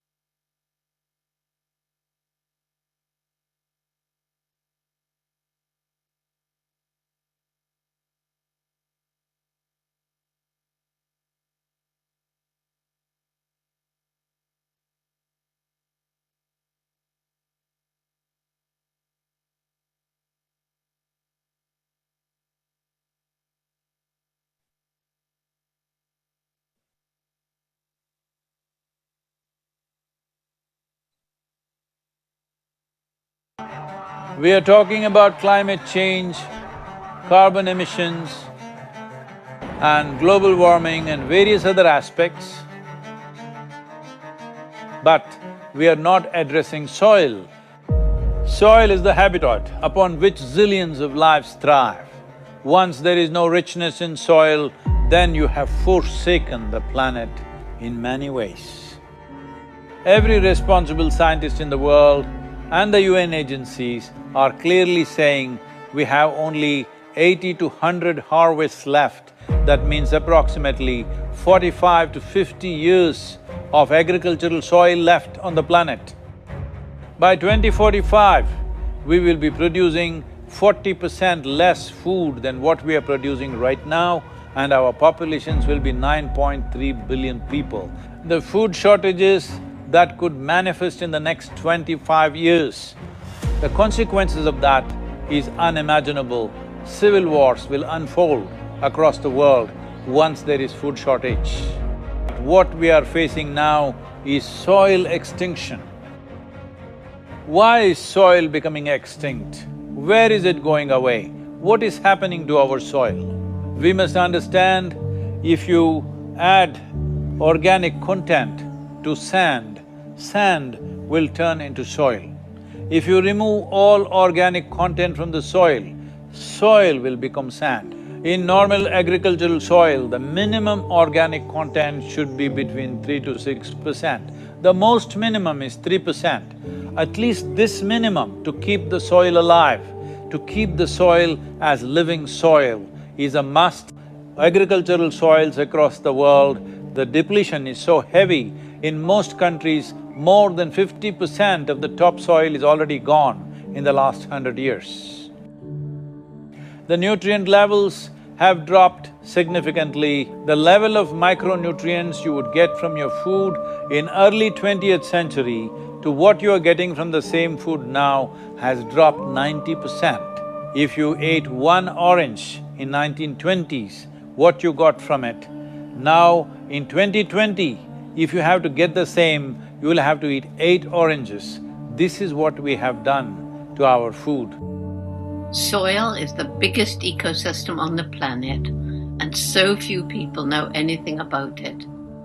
1 teaspoon of healthy soil probably contains more microbes than there are people on Earth. The microbial life in the first 12 to 15 inches of topsoil is the basis of our existence. It is this magic beneath our feet which has produced the life that we are. This first 12 to 15 inches of soil is the basis of life for 87% of life on this planet, including you and me. We have to begin to recognize that what we call our soil, Mother Earth, is a living organism. Open soils, ripped open by plowing, open to sunlight, is the basis of destruction of microbial life. So the focus should be on agriculture, the focus should be on seeing that land is under shade as much as possible, some kind of shade, grasses, herbs, bushes, trees.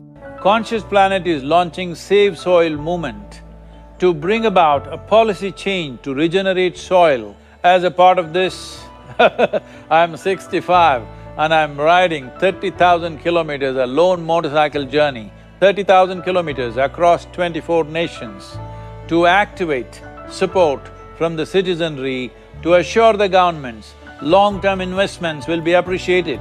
So it's extremely important that soil regeneration is enshrined in the policy of every government on the planet. We must change the narrative on the planet that soil is a wealth, a legacy we have received from previous generations, and we have to pass it on as living soil for future generations. We are in a cusp of time. If you do the right things now, in the next 15 to 25 years, we can significantly turn this situation around and regenerate the soil.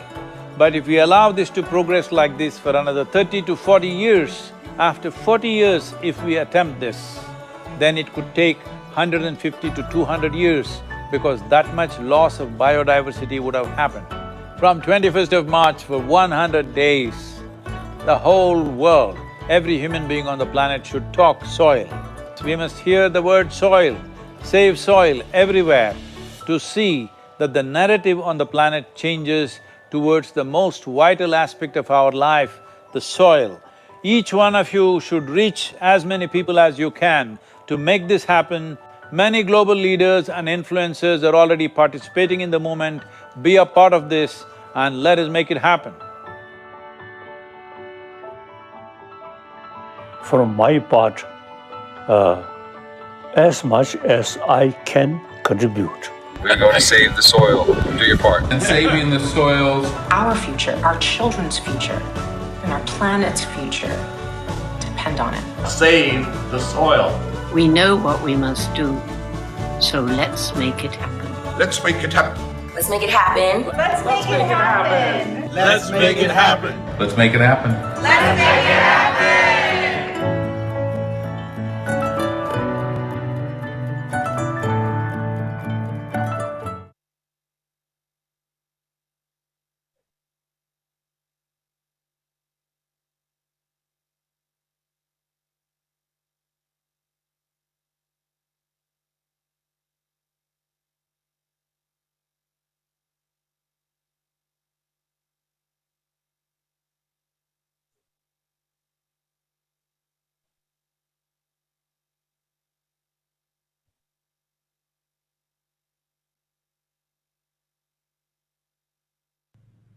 Tansegwakia, Neo Melina Miowapin Labocam Massimo Nihio Kinaskumtanao. My name is Melina Labocam Massimo. I am Nihio. My nation is Lubocon Cree. I am from the Alberta tar sands. I'm going to do a quick presentation about the impacts that we're feeling here in our homelands for World Peace and Prayer Day. Again, my name is Melina Miowapin Labocam Massimo, and I am co-founder and senior director at Indigenous Climate Action and the founder of Sacred Earth Solar. You can find us at those websites.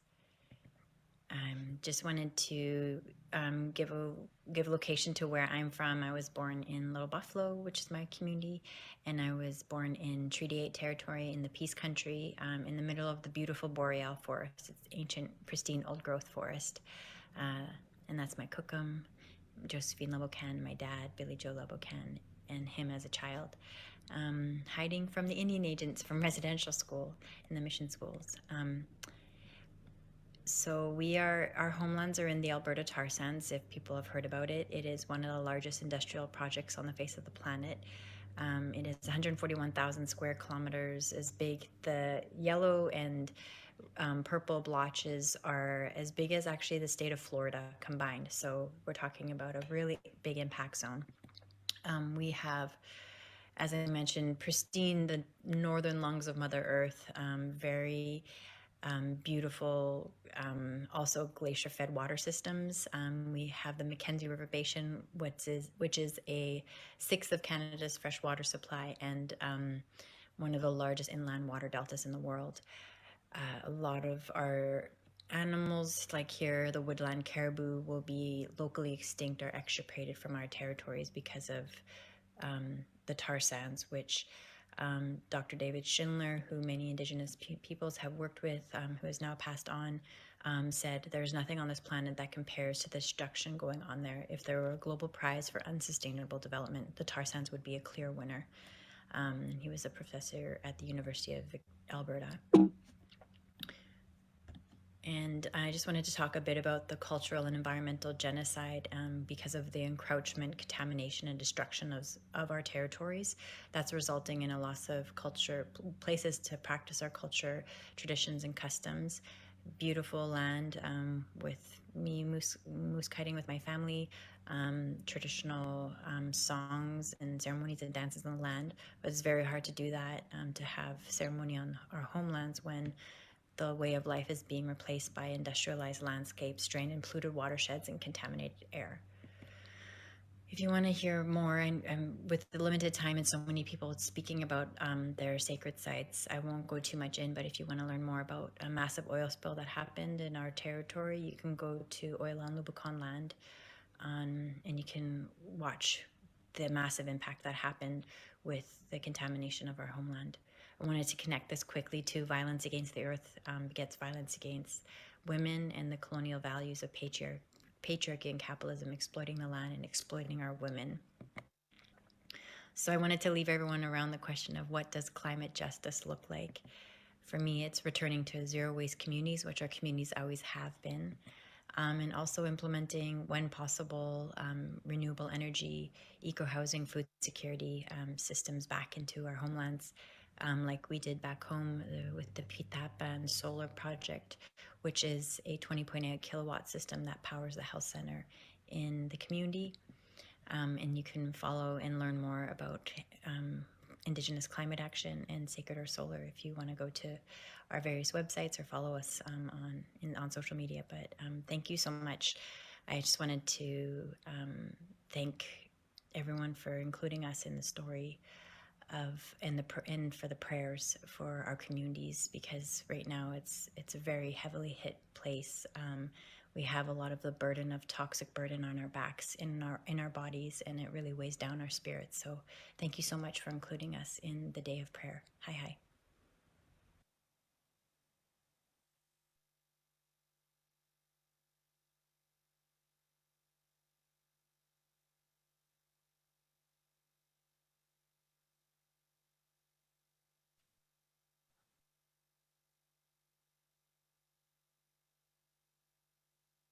We are for world peace. Okay, here we go. Ready? 1, 2, 3. We are veterans for peace and for world peace.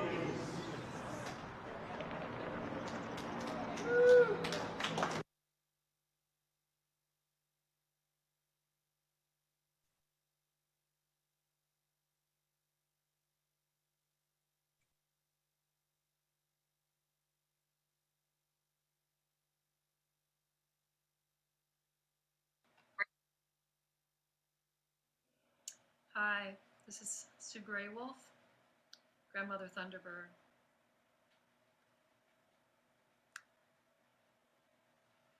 My prayers are many. My prayers are for the people of this earth, for the children of this earth, for Mother Earth herself, for the tall ones, the rock people, the winged ones, the four-leggeds, the creepy crawlies, the flora, the fauna, and the finned ones, and all the waters, the oceans, and rivers, and lakes and streams. Every part of this earth is precious. Everything around us is precious. I pray for humanity to come together as one. I pray for balance to come back, and for people to come together, realize what they can do, even the small little things that they can do to help, to create a better earth, to create a better world, to bring us into balance once again. For we are all one. We are all here in these times, these amazing times, to be here. And I am grateful and humbled to be here, to be able to share my light, my love, and my energy for everyone. And I would like to just sing this little song that I wrote years ago. It's called We Are One.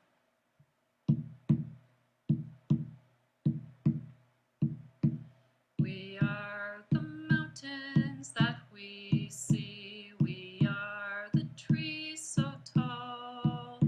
We are the eagle in the sky. We are one, both you and I. We are the stars that shine so bright. We are the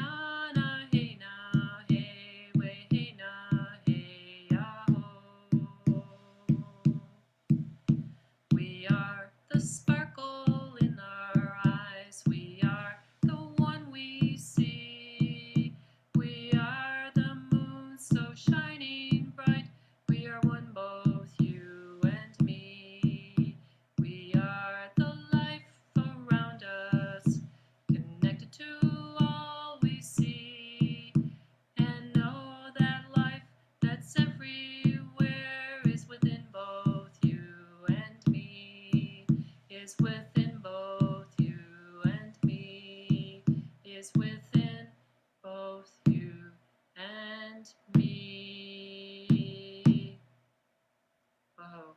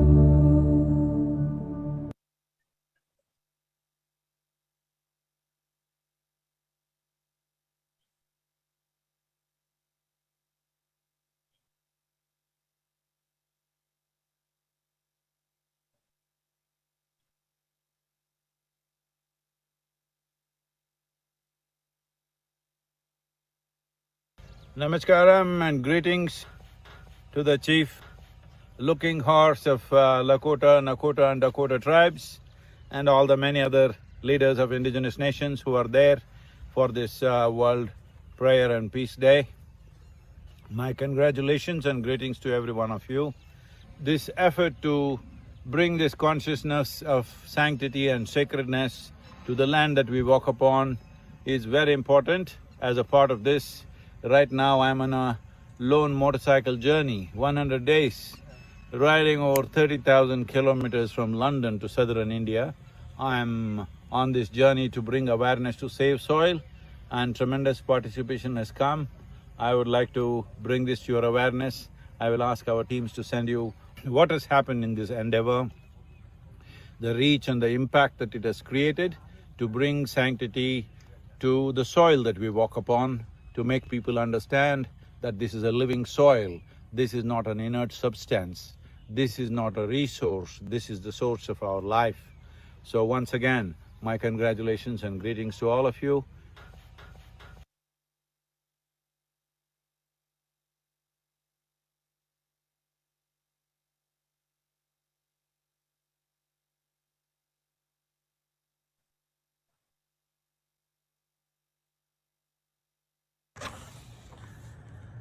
Hauka nya ashpa hipshu matarawa matmaikopai. Good day, my relatives. My name is Blue Eagle Vigil, and I'm from the Viejas band of Kumiais, and this is my brother Jamie. Hauka Chawai, Jamie Winichihi, Sikwamo Kopai. My name is Jamie. I'm with the Sikwan band of the Kumeyaay Nation, and I offer a good spirit for all of us, to all our relatives throughout Turtle Island. May this day be well for all of us. We were asked to come and share a little bit today, and this World Peace and Prayer Day is so important because the more people that we have praying together at one time is the way that we're going to change the atmosphere, not only around us, around our community, but around the world, because we're all connected, we're all on the same wavelength. And when we change, put our thoughts together and our prayers together, we can make incredible things happen. And me and my brother are big believers in prayer, and we are prayer warriors and prayer for people. And this is very important. And what we have going on, what we're fighting back home on our reservations, we are fighting an opiate epidemic. We have lost lots of people to opiates. We are organizing a walk against opiates on Viejas, and it's going to be a day full of prayer, full of good energy, full of good medicine, and enjoying each other's time. We believe that this day that an age that we live in is we live at a really high pace, and we don't get to share and sit down and talk with each other. And that's what our people used to do a lot of times, and they would figure things out and help you with your day. And if you were stuck, they would be able to come up with the answers together and navigate through the difficulties of life. And today, that's what we're missing. We're missing that time because we have to work, we have kids, after school programs. But we have to find time for each other. We have to make time for each other to bring in that healing, to bring in that medicine, because our words have medicine. We're able to sit down for a while, we're able to share, we're able to feed off each other, and we're able to gain knowledge and gain strength and gain encouragement. So that's what we're facing back home, but we've lost a lot of good people, and so we're bringing the community together, and we're fighting this opiate epidemic through tradition, through song, through prayer, through whatever means necessary. And that's what we wanted to come here and share today. Yes, we could share our plant world too, the plant being, recognizing how important our sage and tobacco is to us, knowing that the tobacco was the first plant, the first gift, you may say, that was given to us by the Creator. and the sage given to us to provide a safe environment around us. But most importantly, this sage right here has one last purpose when we light it. And when we light this sage, after we offer our thanks and our gratitude and our intentions, when we apply and take this plant and bundle it, has one last intent, and that's to light the bundle within us. Because we're always praying for the environment around us, but it's important to pray for the environment within us, the space right here that holds our heart. And most important, the one up here in your mind that holds our thoughts, the teachings, things that we accumulated and accrued, and to protect those for the ones out there. Prayer, my family, is so important. Like my brother Blue was saying, we can heal people with our words. We can heal people with our touch. And it's important that we find motivation, or you may say the desire to seek that knowledge too from our elders that are out there. We're younger, we can move better, and it's important to harvest that knowledge, or go after it. It's like planting seeds. We can harvest a plant, but it's important to know that we can harvest knowledge too, and that we can hand that down. And all those teachings and knowledge that we have, it's like filling up your well within you, because one day those children are going to come, they're going to want to drink from that well, and it's important to have that. It's kind of it's part of those 4 stages of life: the infancy stage, adolescence, the parent and elder stage. Well, myself, I'm stuck right in between the parent and right before the elder, but so I always try to do my best to go achieve as much as I can and ask for this knowledge.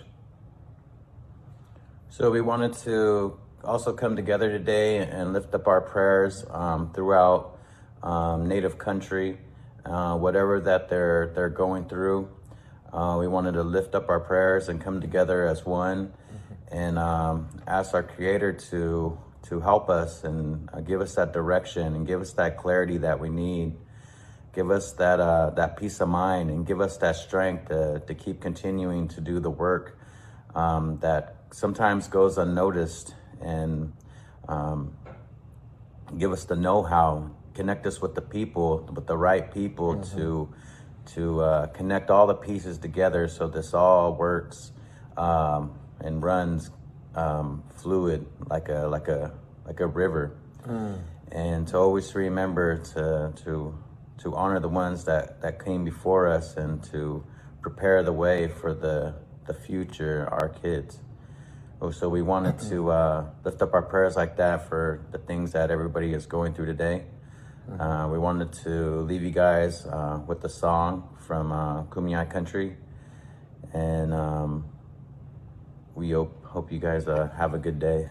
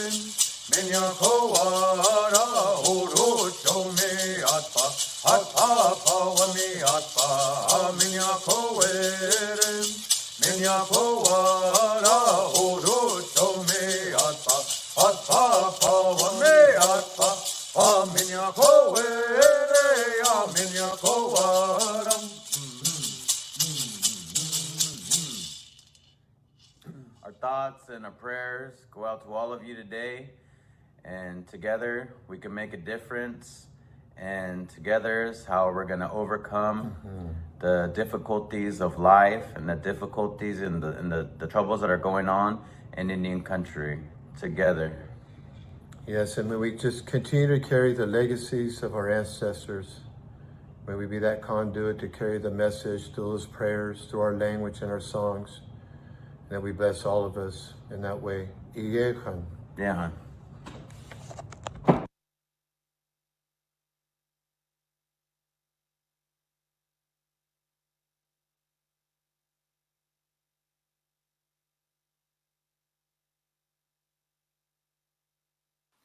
Hello, this is Jane Goodall.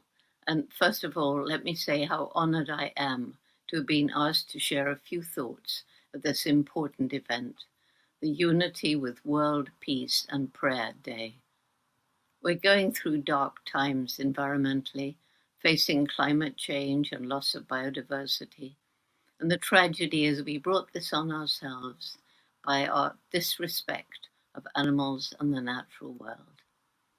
Unlike so many Indigenous people who make a decision only after asking how it will affect future generations, businesses ask how it will affect the next shareholders meeting, and politicians ask how it will affect their political career. The explosive development of the human intellect is what makes us most different from other animals, yet it so often doesn't lead to wisdom. Isn't it crazy to think we're destroying Mother Earth, our only home? In materialistic society, short-term gain is so often seen as more important than protection of the environment for future generations. This is due to greed, ignorance, or necessity, because the really poor will destroy the environment simply to survive. I was born in 1934, loving all animals, and as a child I spent as much time as I could outside my home in England, watching the birds and the squirrels and the insects, fascinated by their behavior, climbing trees, loving to be up, feeling nearer the sky and the birds. And when I was 10, I decided I wanted to go to Africa, live with wild animals and write books about them. Almost everybody told me to dream about something I could achieve. We had very little money. Africa was far away, and I was just a girl. But my supportive mother told me that if I really wanted to do something like that, I would have to work awfully hard, take advantage of every opportunity, and if I didn't give up, hopefully I'd find a way. And I did. Amazingly, I got the chance to live with and learn from the chimpanzees, our closest living relatives, in the forests of Tanzania. I learned a lot about them, and the study is continuing 60 years later, and we're still learning new things. But I also learned during my months in the rainforest about the interconnection of the plants and animals living there, and how each one had a role to play in the glorious living web of life. I began traveling around the world, giving talks and meeting decision makers, when I realized that chimpanzee numbers were declining rapidly as their forests were destroyed across Africa, either by international logging and mining companies or by desperately poor communities needing more land to feed growing families or get money from timber or charcoal. That's when I knew how important it is to end poverty, in our case, through community-led conservation, helping villagers find a way of living without destroying their environment. More and more species of animals and plants are disappearing around the globe because of human activities. In fact, we're in the middle of the 6th great extinction. In addition, billions of farm animals are crowded into unbelievably cruel factory farms to satisfy people's need for cheap meat. And this is destroying huge areas of habitat to grow the grain to feed them. And this, along with the use of chemical pesticides and herbicides in industrial agriculture, is killing insects and other animals and also killing the soil itself. Instead of thanking an animal for providing food, sending up a prayer, and ensuring that nothing is wasted, as so many Indigenous people do, wealthy people are asking for and given huge amounts of meat and so often eat only half, and they never give a thought to the suffering of the animal. Today, science has proof of the sentience of animals. We humans are not the only beings on the planet with personalities, minds, and emotions. From apes to rabbits, cows to chickens and octopuses, animals are shown to have an intelligence undreamed of by Western science, even 10 years ago. Now we know that every one of the animals whose habitats are being destroyed, who are being hunted for sport, who are being bred for food or for exotic pets, who are being used for medical research, all of them are individuals with personalities, minds, and above all emotions similar to ours, including feeling fear and despair. And they all feel pain. The scale of animal suffering is almost unimaginable. Yet how few people hear how they are crying out for help, pleading for understanding and compassion. Too few people are listening, and even fewer are helping. And as well, it's not only nature that's being destroyed, whole cultures are disappearing as the people's territories are taken over for logging, mining, and yet more concrete towns, cities, shopping malls, and roads. And as cultures vanish, so too their sacred sites, those places where people connect with the natural world, with the Creator, the Maker of heaven and earth, with God.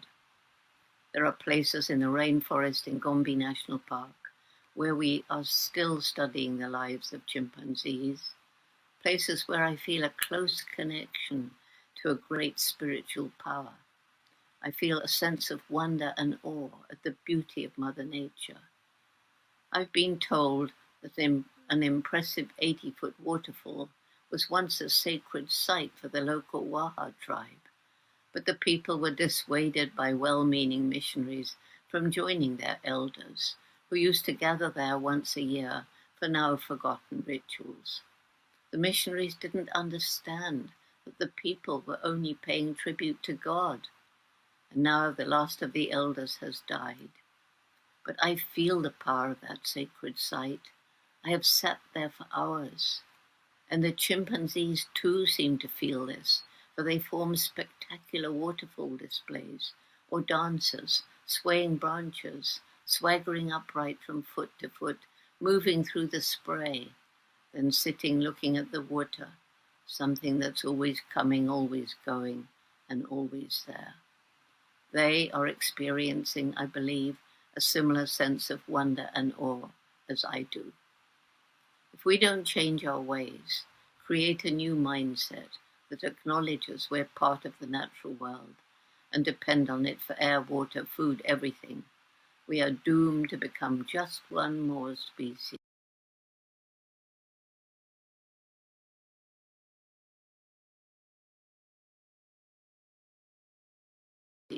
To go extinct. This is why this gathering is so important. Finally, the world once more live in harmony with Mother Nature, can help us to heal the harm we have inflicted, slow down climate change, rescue animals from the brink of extinction. The 21st of June is a day when I hope that people of all religions and beliefs from all around the world will join together to pray for an end to racism and discrimination, to pray to end the suffering of people and other animals, especially those afflicted by violence and war, to pray for a better, kinder, and more peaceful world. Thank you.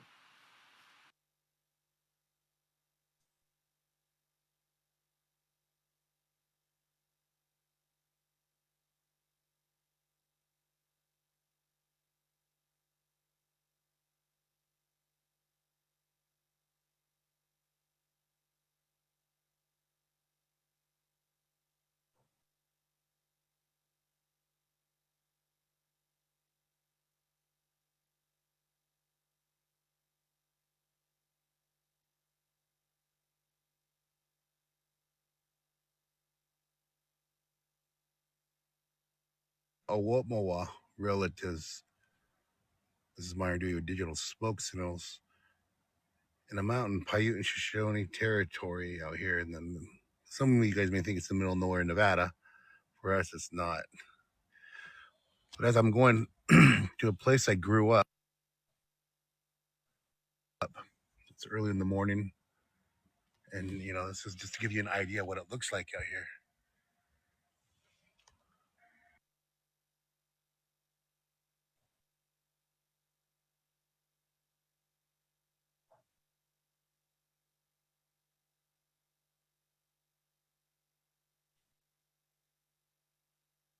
Owotmawa relatives. This is Myron Dewey with Digital Smoke Signals in a mountain Paiute and Shoshone territory out here. And then some of you guys may think it's the middle of nowhere, Nevada. For us, it's not. But as I'm going to a place I grew up, it's early in the morning. And, you know, this is just to give you an idea what it looks like out here. Well, what are we looking at? Well, this is what we grew up around. This is the military industrial complex. And let's see, it doesn't allow me to zoom in. Let's see, there we go.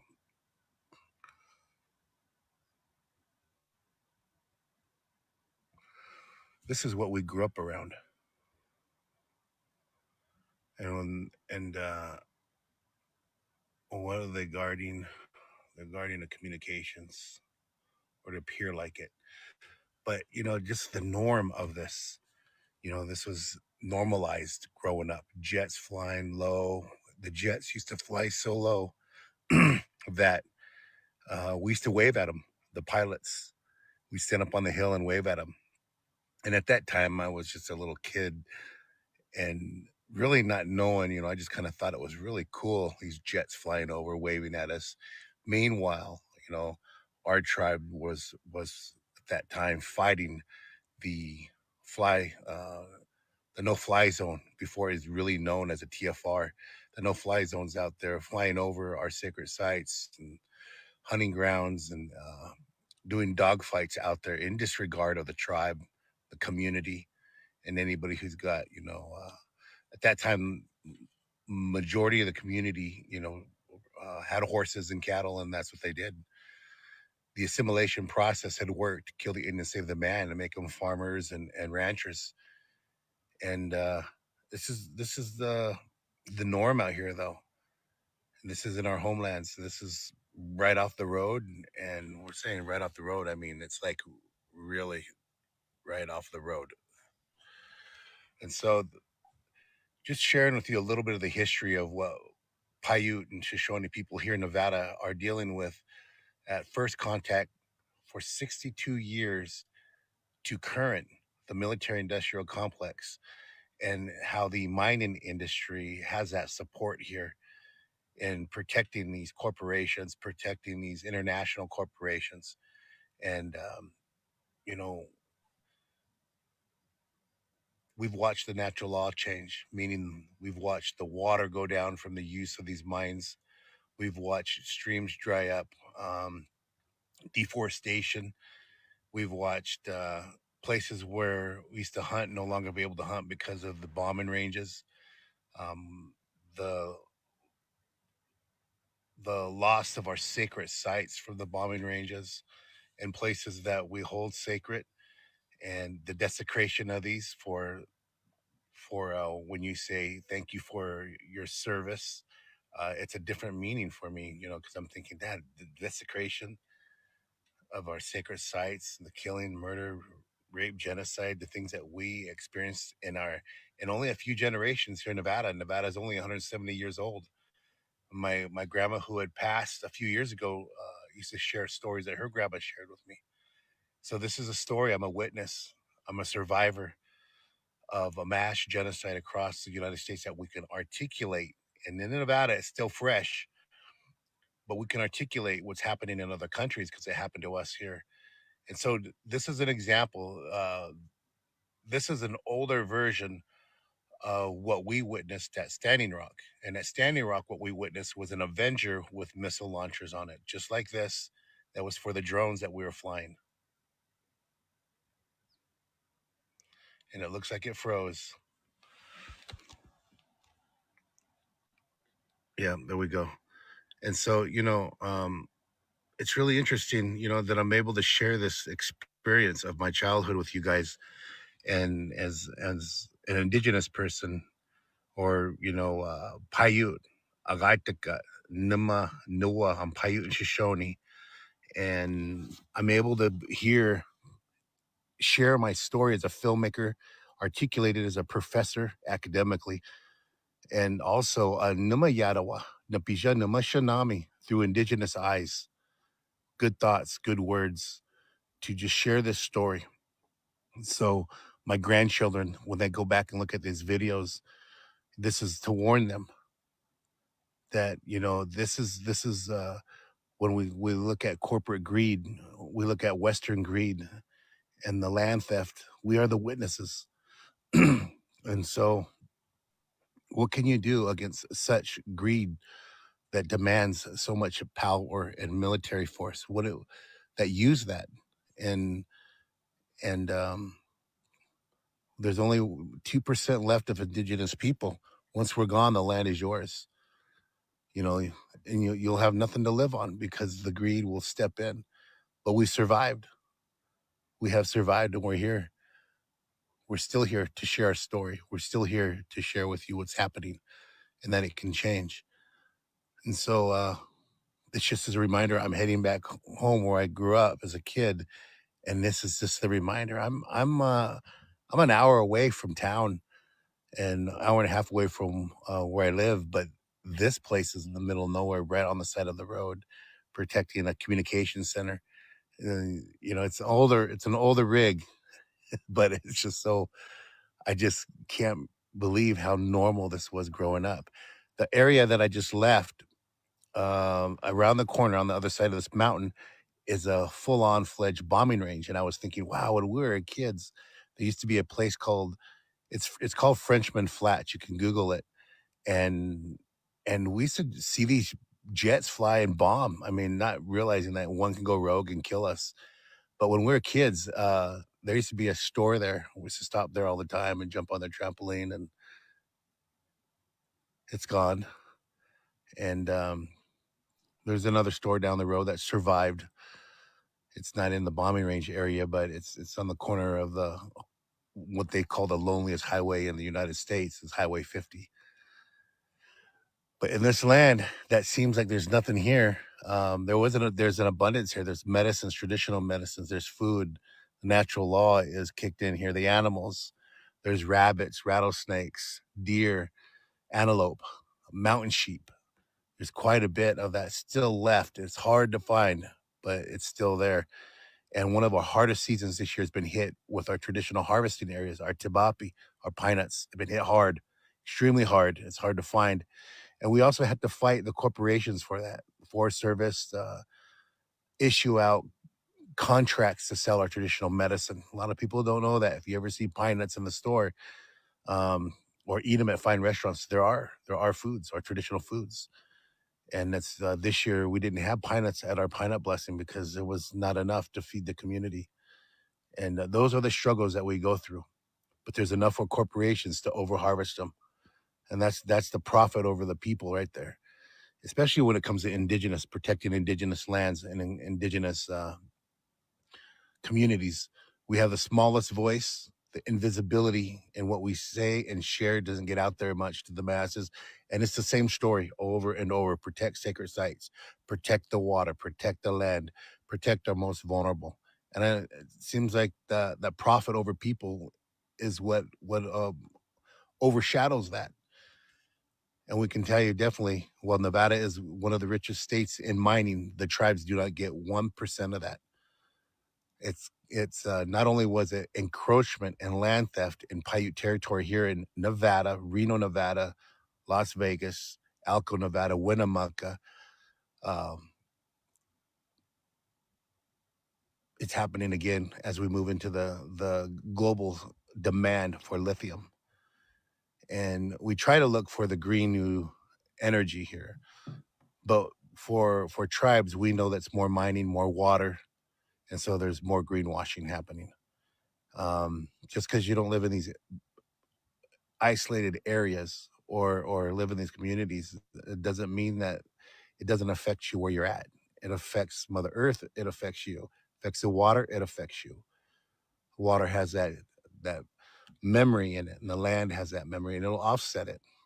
And we're going to start seeing more in the next 10 years of the cause and effect that's happening here from the more that we want and need in our households. And so what's the solution? Well, I think the solution may be just to take a little bit of time and appreciate what we have. Take a breath, nanishtahai, thankful for that breath of life. Take a moment to just appreciate what you have and not what you don't have, but what you have. If you can walk, if you can talk, if you can see, if you can feel, appreciate what you have, not what you don't have, but what you do have. Pija namashinama yadawa nanishtahai, pija yadawa nanishtahai talbino. Have a good day. Many blessings your guys' way. This is just a story from Marinduya Digital Smoke Signals, Paiute Shoshone, Nemaniwa, Nanania, Ohoba Shinami. Strong Thinker is my Paiute name, Ohoba Shinami. And I'm going to continue to update you guys as a witness. I am a witness for my people and my grandchildren. And I'm going to continue to share the stories that we've went through and survival of Western contact and Western encroachment, continued Western encroachment. If you want to support, you can also sign up on digitalsmokesignals.com. A lot of these projects, a lot of the, I think, just in service to our community. I don't even say projects, in service to our community is done immediately. So whatever you support helps. And just want to say thank you. Many blessings. I'll come live again when I get to where I grew up, and I'll show you the area that is so isolated. It's unreal. I mean, it's an hour dirt road. Never really thought about it. But as I drive out there, we had no lights, running water, outhouse. I mean, at one time that was just normal. And rabbit hunting and fishing and harvesting out there. And it's just a trip. It's just really, now everything's convenient. You stop at the store, you get all those things, and you don't know what it is you're eating. So with that, bijat tumia, have a good day, relatives. And I will be in touch with you guys again just to give you an update. And I am a witness when my grandchildren watch this video. This is what we survived. Bijat tumia, hope.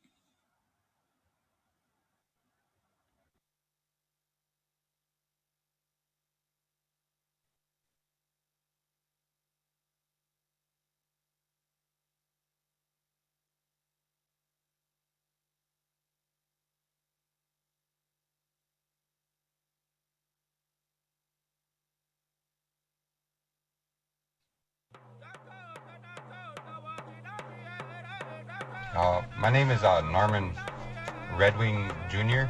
I'm from the Sistan and Wampum Sioux tribe. My dad's name is Norman Redwing Sr. We are a people. We come from 3 different Oshbaye, Sisituan, Wakbetuan, Wakbekute, Oshbaye. Together we make the tribe.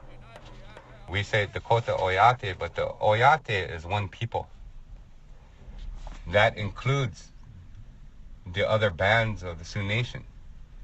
The aquifer that's underneath it is not renewable. It doesn't replenish itself other than through runoff. The amount of water that's being used there is estimated around 1 million gallons of water per day. Approximately 835,000 acres of water that's underneath in the Veblen aquifer. And it's not a continuous aquifer. The amount of waste and manure coming from the amount of cattle there, anywhere from 2 to 2.5 million pounds of manure per day. It's a living, breathing thing, our water and our land, and we don't connect with it as much as we used to and as much as we should. The amount of E. coli in a freshwater source that's there, what we call a coliform unit, averages around 235 CFUs. When it was tested, it was 43,520. The Shortfoot Creek runs about 200 feet behind Veblen Flats. That's a direct water source that's always been there. If that gets contaminated, you're talking about contaminating our people right there on. And this contamination is in violation of the tribe, the Sistan Wapansu Tribe Clean Air and Water Act chapter, tribal codes. What the problem is that people are keeping quiet. You do have instances of skin rashes, like MRSA infections that are happening around in that area. I can't say is a direct result of that, but if the cattle farm wasn't there, these kinds of things won't be happening within that community, especially to the elderly and the children. And the land that we live on here, I think, is super important to our people, and it's pretty much like the basis of who we are. It's everything we have is like located on this land. We have all of our medicines here. We have everything we need here. We have like the animals who live here. They're like essential to who we are as Dakota people. And the same thing with the water. Like, I believe that our water is super important. If we don't have water, we don't have life. So our water is like the top of the list for things that we need and the things that we should be protecting. The Little Minnesota River is being directly affected by the cattle farm itself, by the Veblen Dairy Farm.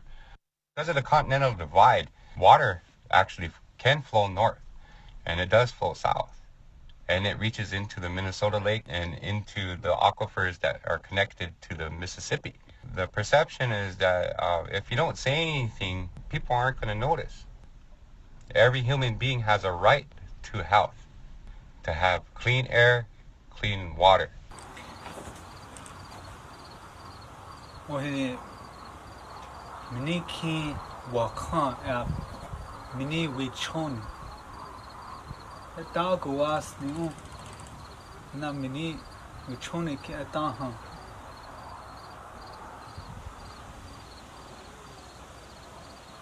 Hekta hana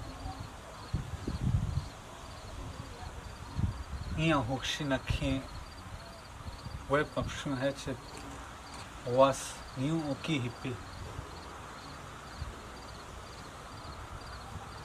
Miniki had with Choni Hetchado Mona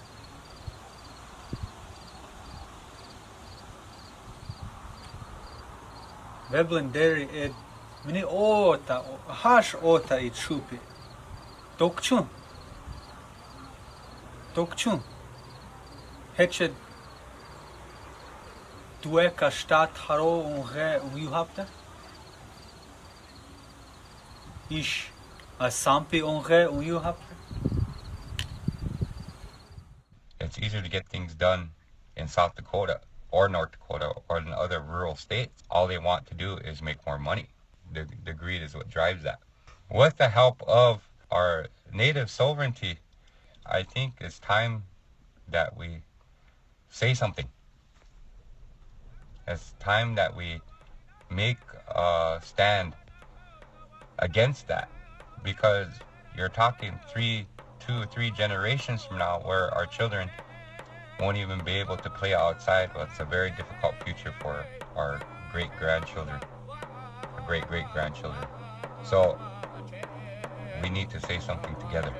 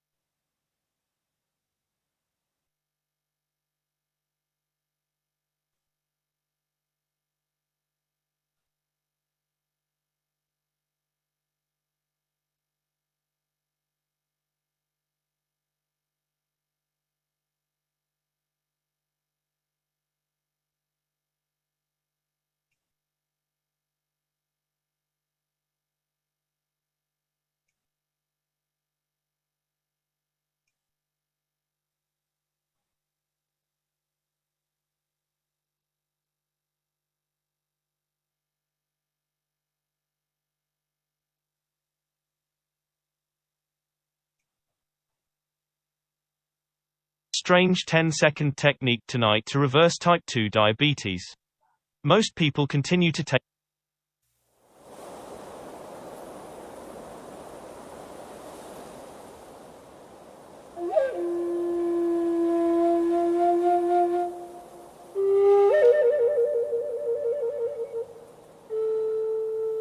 Makakanocha utefika hechawa le chanupawa wakacha he ukahipi.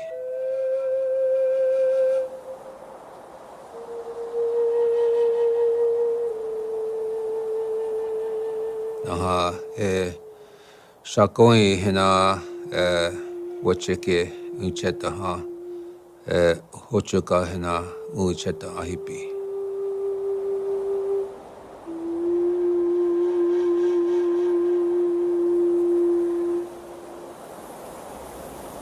Hepta sami he ati hina uchake na ha. Allied air forces began an attack on military targets If the war in Iraq. goes to start, disasters in the region will take Hurricane place. is located about 40 miles due east of Miami. This is total devastation. Outside when the earthquake struck. Destruction everywhere. All of this is connected. Heche pte hinchla wa sancha makakan heche ake kinajikte. Among Native Americans, a sacred story has been passed down for generations about a holy woman who taught them to pray and promised them prophecy at the birth of a white buffalo. Rare living symbol of unity and understanding. Only 1 in 10 million buffalo are white. An animal rich in the lore of Native Americans and sacred to many tribes. It's a sign of change to the world. My name is Chief Arvol, Looking Horse, 19th generation keeper of the sacred pipe, Lakota, Dakota, Nakota, Sioux Nation. Arvol, as the 19th generation keeper of the sacred pipe, he is to us what the Pope is to the Catholic people.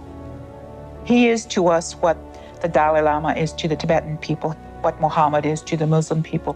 What his entire life is committed to is caring for the pipe, the intent of the pipe, and as the spiritual keeper of those sacred rites and ceremonies that were brought to us by the white buffalo calf woman. Many nations have sacred objects. For us, the sacred pipe is the center of our nation, was a tool for us to pray with to the Great Spirit. When I was 12 years old, my grandmother on her deathbed, she said, my grandchild is going to be the keeper of the sacred pipe. But if the people don't straighten up, that you will be the last bundle keeper.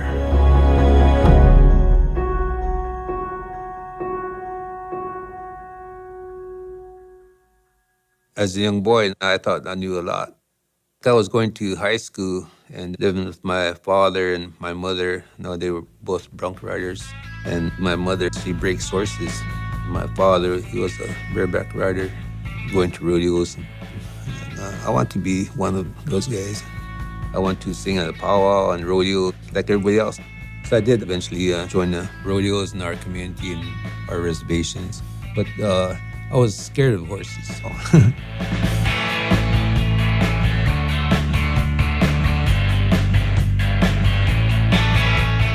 I rode Great Plains, SDRA, South Dakota rodeos. It took me a while, but eventually I got into professional rodeo. And that was my goal, to ride with the top cowboys of the world. I was rodeoing like 36 to 38 rodeos a year. I just had a feeling that something was going to happen. I got on a horse, and when they opened that gate, that horse went straight up in the air and it took a flip backwards and came up top of me, and then both my knees, I can just still feel that. And that's all I remember.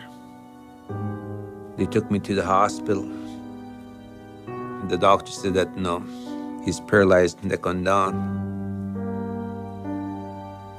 It was a matter of time. And I was helpless. No, I cried in my heart. I saw my relatives the next morning at daybreak. I knew they were standing there waiting for me. That phone rang and they held that phone to my ear. I knew that it was the spirit grandmother, the white buffalo calf woman. And she told me, well, you did this to yourself. You're supposed to be helping the people. The grandmother really chewed me out and said, we're going to give your life back. There's a hard time coming. And now you're going to stand with the people. You're going to walk.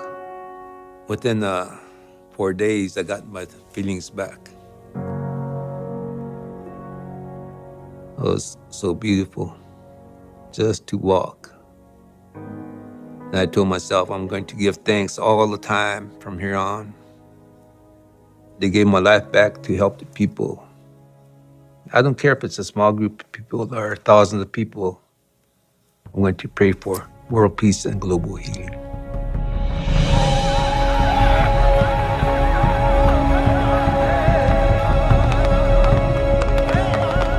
I grew up in a very short time here, and now I am a world leader carrying the message of the white buffalo.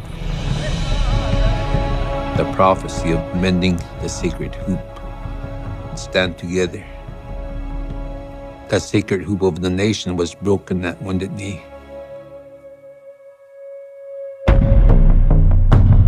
We have a long history of war over protecting our territory. Sitting Bull, Crazy Horse.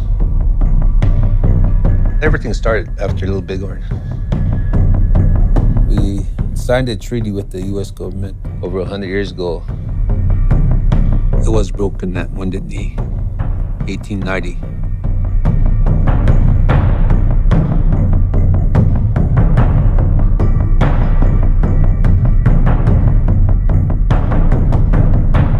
Bigfoot is my great-great-grandfather.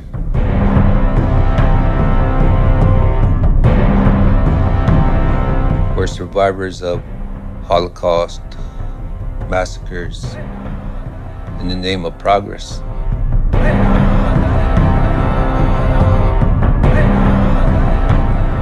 Put our people on concentration camps.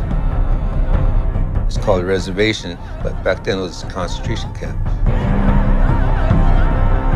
The military came and took our children, 5, 6 years old. If you don't let go of your children, you shot your children right in your arms. So much abuse.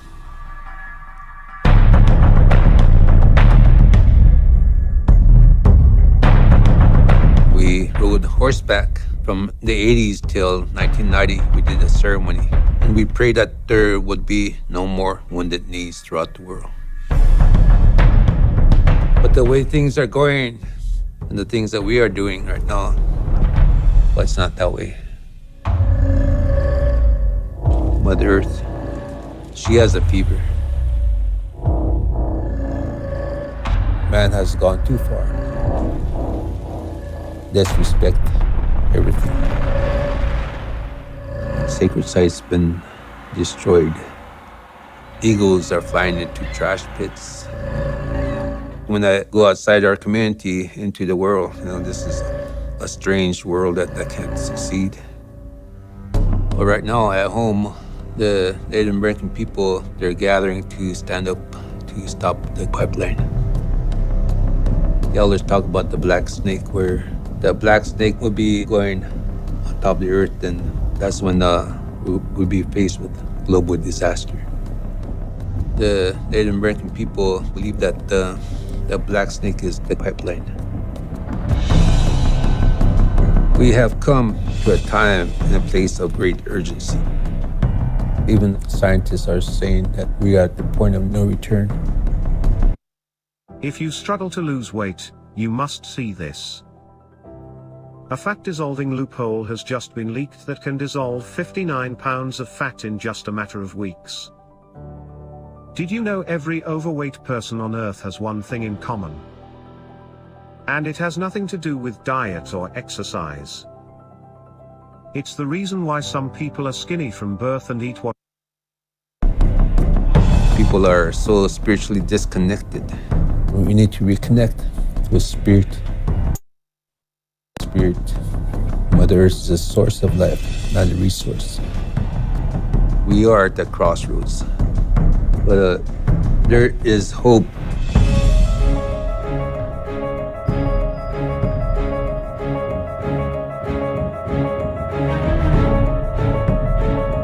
I have been campaigning to United Nations to declare June 21st as World Peace and Prayer Day, or Honor Sacred Sites Day. Sacred sites all over the world must be protected. On June 21st, We're asking people all over the world to pray with us. We can create an energy shift. And that's what needs to happen to heal Mother Earth. 1994, the first white buffalo was born. It was like a needle in a haystack. A message to the world. We need to heal together, survive together, come together. There's no one person higher than the other. There's no one nation higher than the other. We are at the crossroads, either faced with chaos, disasters, tears from our relatives' eyes, or we can unite spiritually. All nations, all faiths, one prayer.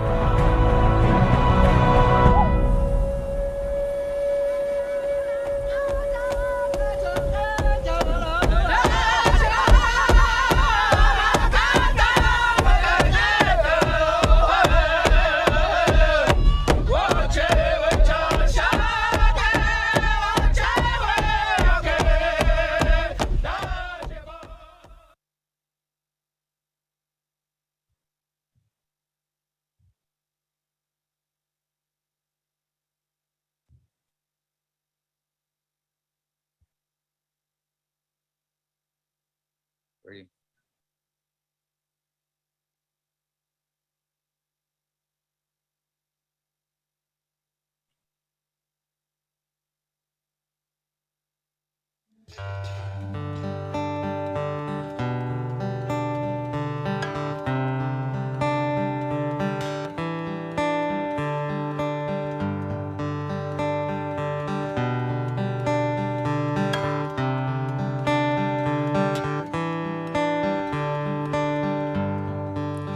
Been taken by foolishness of thought, beauty to breathe,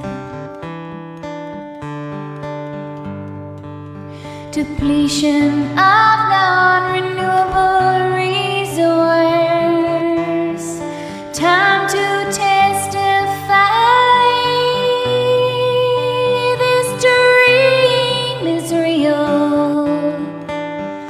One heart, one world, one song, one.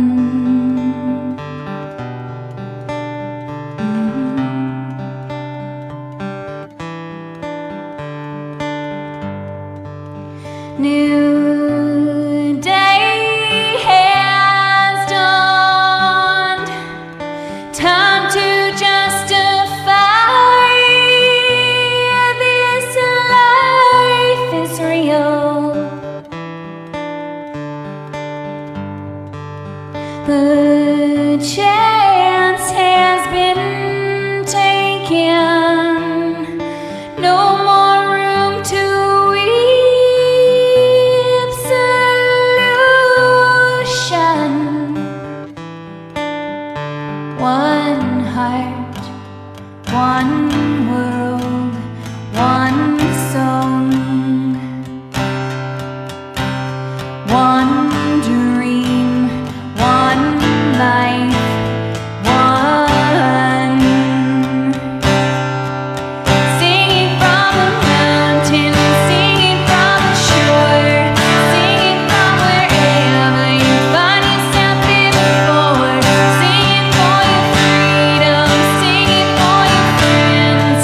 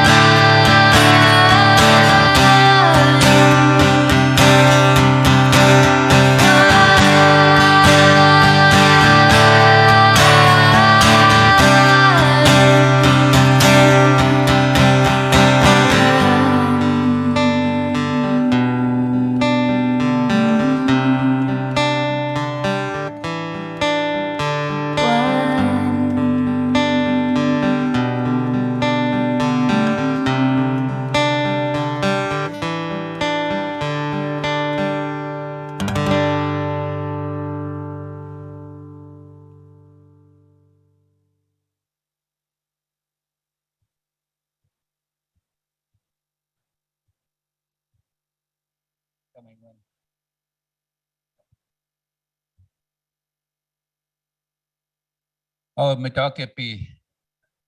En particular, que chante western pechuzapi. May peace prevail on earth. Echa makak neche and walakota yuha makak na ke ukini pikte.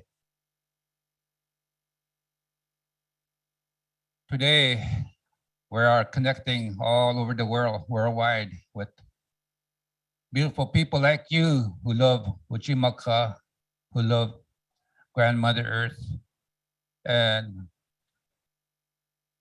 seems like we as First Nations, Indigenous people, we're always in the front lines because we hold the sacred. We hold what is our people have been utilizing, our sacred sites, a place of prayer, a place of worship. And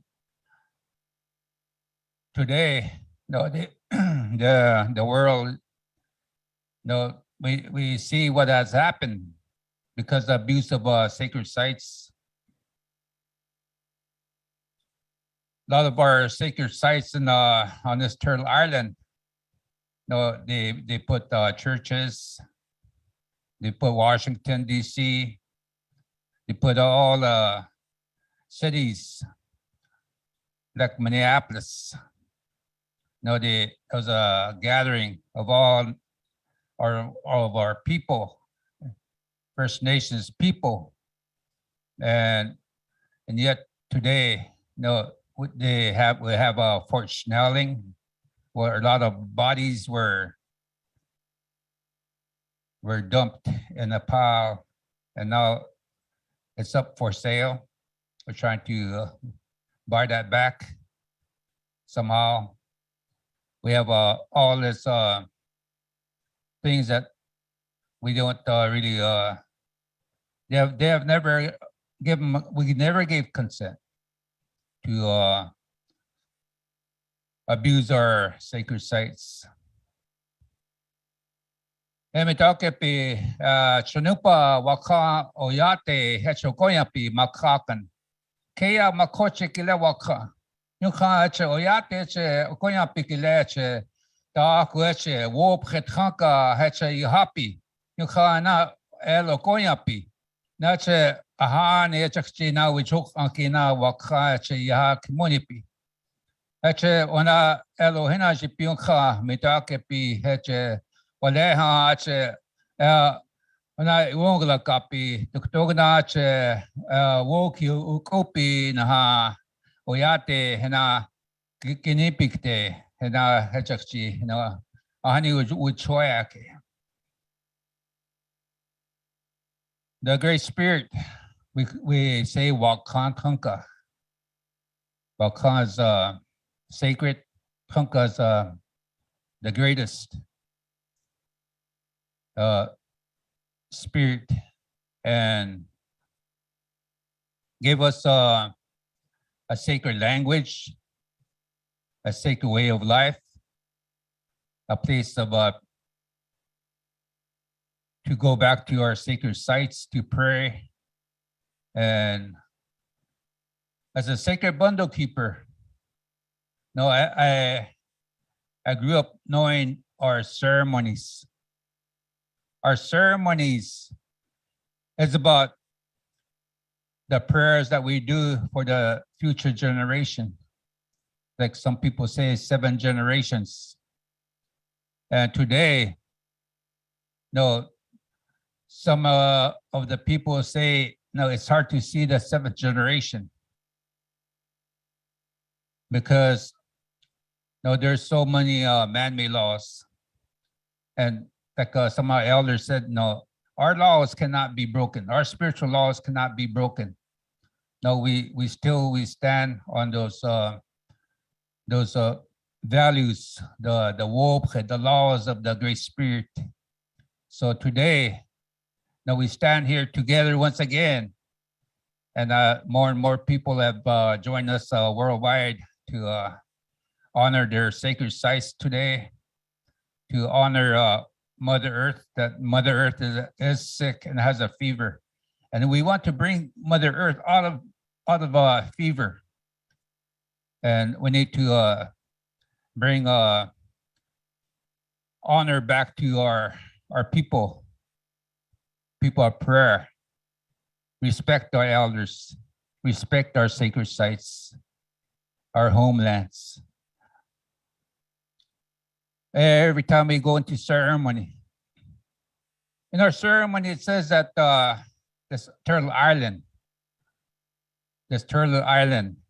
long ago, no, there was no satellite, and yet from the satellite view today, you look at the Kea, the turtle island. From the satellite view, you look at it, and it's a tree of life. Then you look at the Chesapa, the Black Hills, the heart of Mother Earth. And Mother Earth, from the satellite view, looks like an open heart. But all the blood vessels, all the creeks, streams, and they all have a very, very sacred name. And each and every one of us have a very sacred name. That's the way that we walk upon the earth. So the white buffalo calf woman said, "Maka'aka neche tayama yanikte, heche tahai igluiza heche mayanikte," to walk upon Mother Earth in a sacred manner, to walk upon Mother Earth in peace and harmony. So the teachings of the Wop, the laws of the Chanupa is still here with us. And today we have so many groups, but our teachings go back to the first, when the Great Spirit gave us in our ceremonies. Every time, today we have a lot of sun dances happening back home. We have a lot of ceremonies happening back home, just like many other relatives, nations that are doing the ceremonies that reflects on Mother Earth, how we should heal together as nations. So a lot of the way I speak or the way I share is it's not new. It's the old tradition. It's the prayer of our elders, our ancestors that have died protecting the sacred land. And I've always told people, protecting the sacred land, if Crazy Horse was here, he'd be standing right with us today. Because he died protecting the sacred land. Doesn't want to send a treaty, didn't want to even take a picture.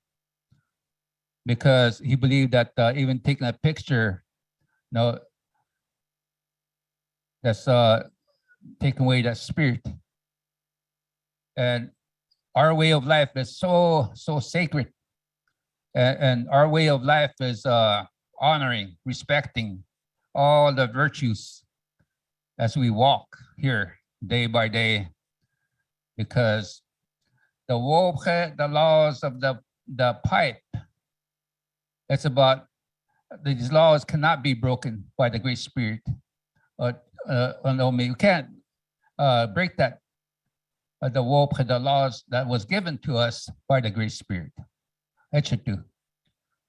So the way that we walk here, we know that there's many people suffering right now on the front lines. We say, Wopila, thank you for standing up. Because in our way, as a Uyate, when our families are hurting, our grandmothers are crying, and then they say, Inagio, wana Inagio, stand up right now. And that's what we told our people, as Standing Rock. Because today we need to protect the sacred Manewichoni, the water of life. And today it's with global warming and the way things are going, it's not good. We have a drought. The last few years, we are in a big drought in the Dakota Territory, all the way to California, to Oregon, all the way up to Canada. The forest fires that's happening, all the suffering of the relatives that we follow the animal, Wamakashko Yate, they're leaving their homelands, running away from their territory. And now they're moving into different places where they're not used to that life. So that's why I said, when I'm home in ceremony, I feel very good. But once I get out in the world, now I can't live and survive in that world. Because, in our homeland, in our ceremonies, we do our traditional medicine. We have our traditional foods that maintain us to be healthy.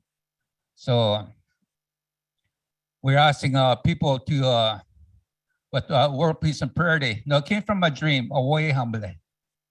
And the Wakantaka, the Great Spirit, gave us a chanupa, a pipe to this Turtle Island, right in the heart of the Turtle Island. And that's where they call it Dewas Tower, but we call it Mathotipila. And this is a place where a lot of our ceremonies came from, to us, as many other sacred places, a lot of our sacred teachings.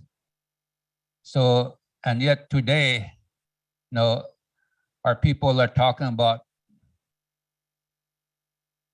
how to abuse it or take care of it. But we know that as we go back into a time long ago, the Great Spirit gave us this land, this sacred land, that everything here, and the elders told us that even the blade of grass is sacred. The rivers is waka, the sacred fires, the trees, and everything. So we pray that way, a way of life. So in our sacred, as we talk about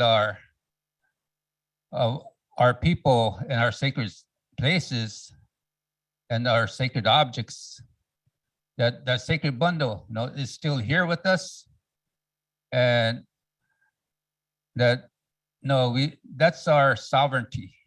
That's who we are.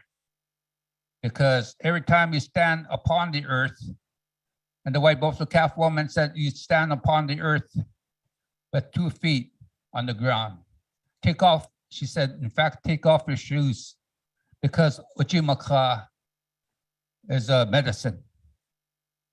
And without that, you'd be unhealthy.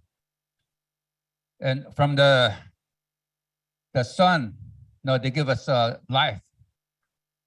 And yet, as we speak, people are getting, because of the heat, it's more hotter than ever. We have relatives from Alaska, Canada, talking about the ice melting and the unbalance that might happen with the world. So this is very serious, because the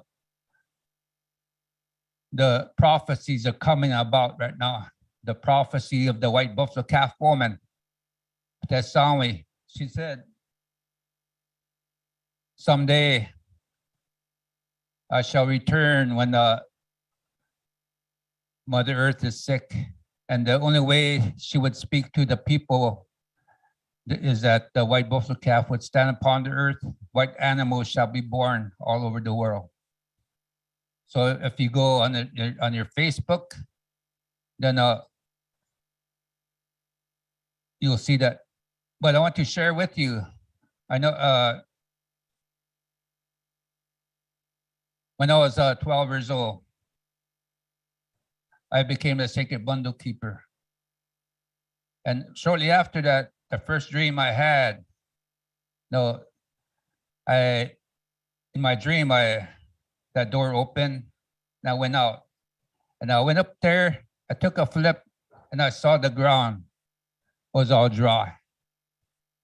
And I told my family, the elders, and they said, you have to pray about it. And things will be good. And these are things that it's hurting my heart, I have a heavy heart right now for all the things that's happening, and I see it coming true. When I was 12 years old, shortly after that, the first dream, the next dream is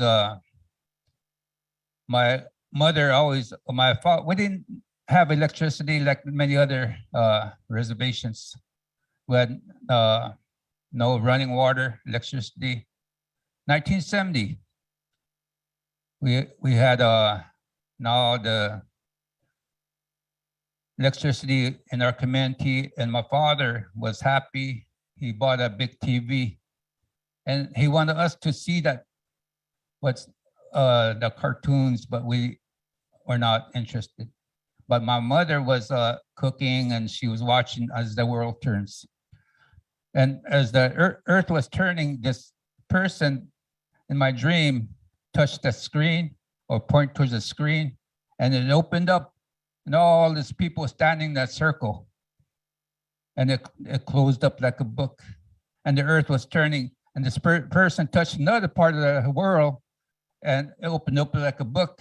And I start seeing the fire in the middle, and it closed. And the earth was turning, this person touched another part of the world. And this dream, as I remember, like 7 times. And the next morning, I told my father, said, I had this dream about this fire, people standing in a circle. And said, in our dreams, our visions, no, you don't try to make things happen. You pray about it.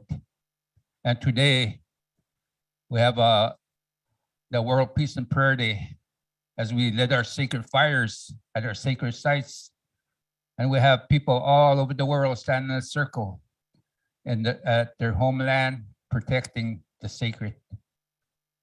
So may talk epi apetu kile eche wachate washtan pe choose up yung kha eche makak na cho takwas thaki ke cho ka hoki yung kha cha apetu kile eche wachate washtea eche na pe choose up.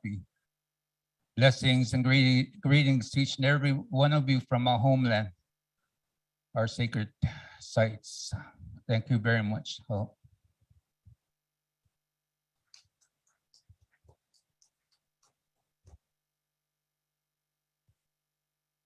Our next speaker is Leroy Osceola.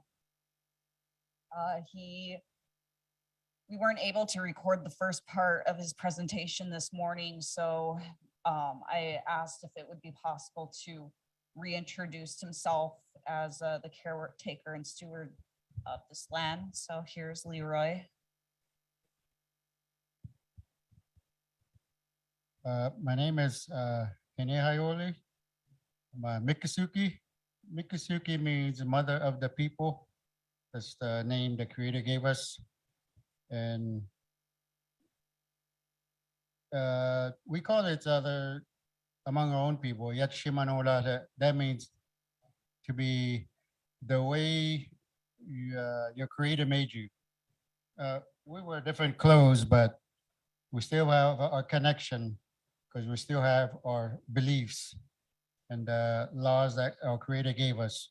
We have our man-made laws among our own people, but we have the laws that Creator gave us. So we never ever break those.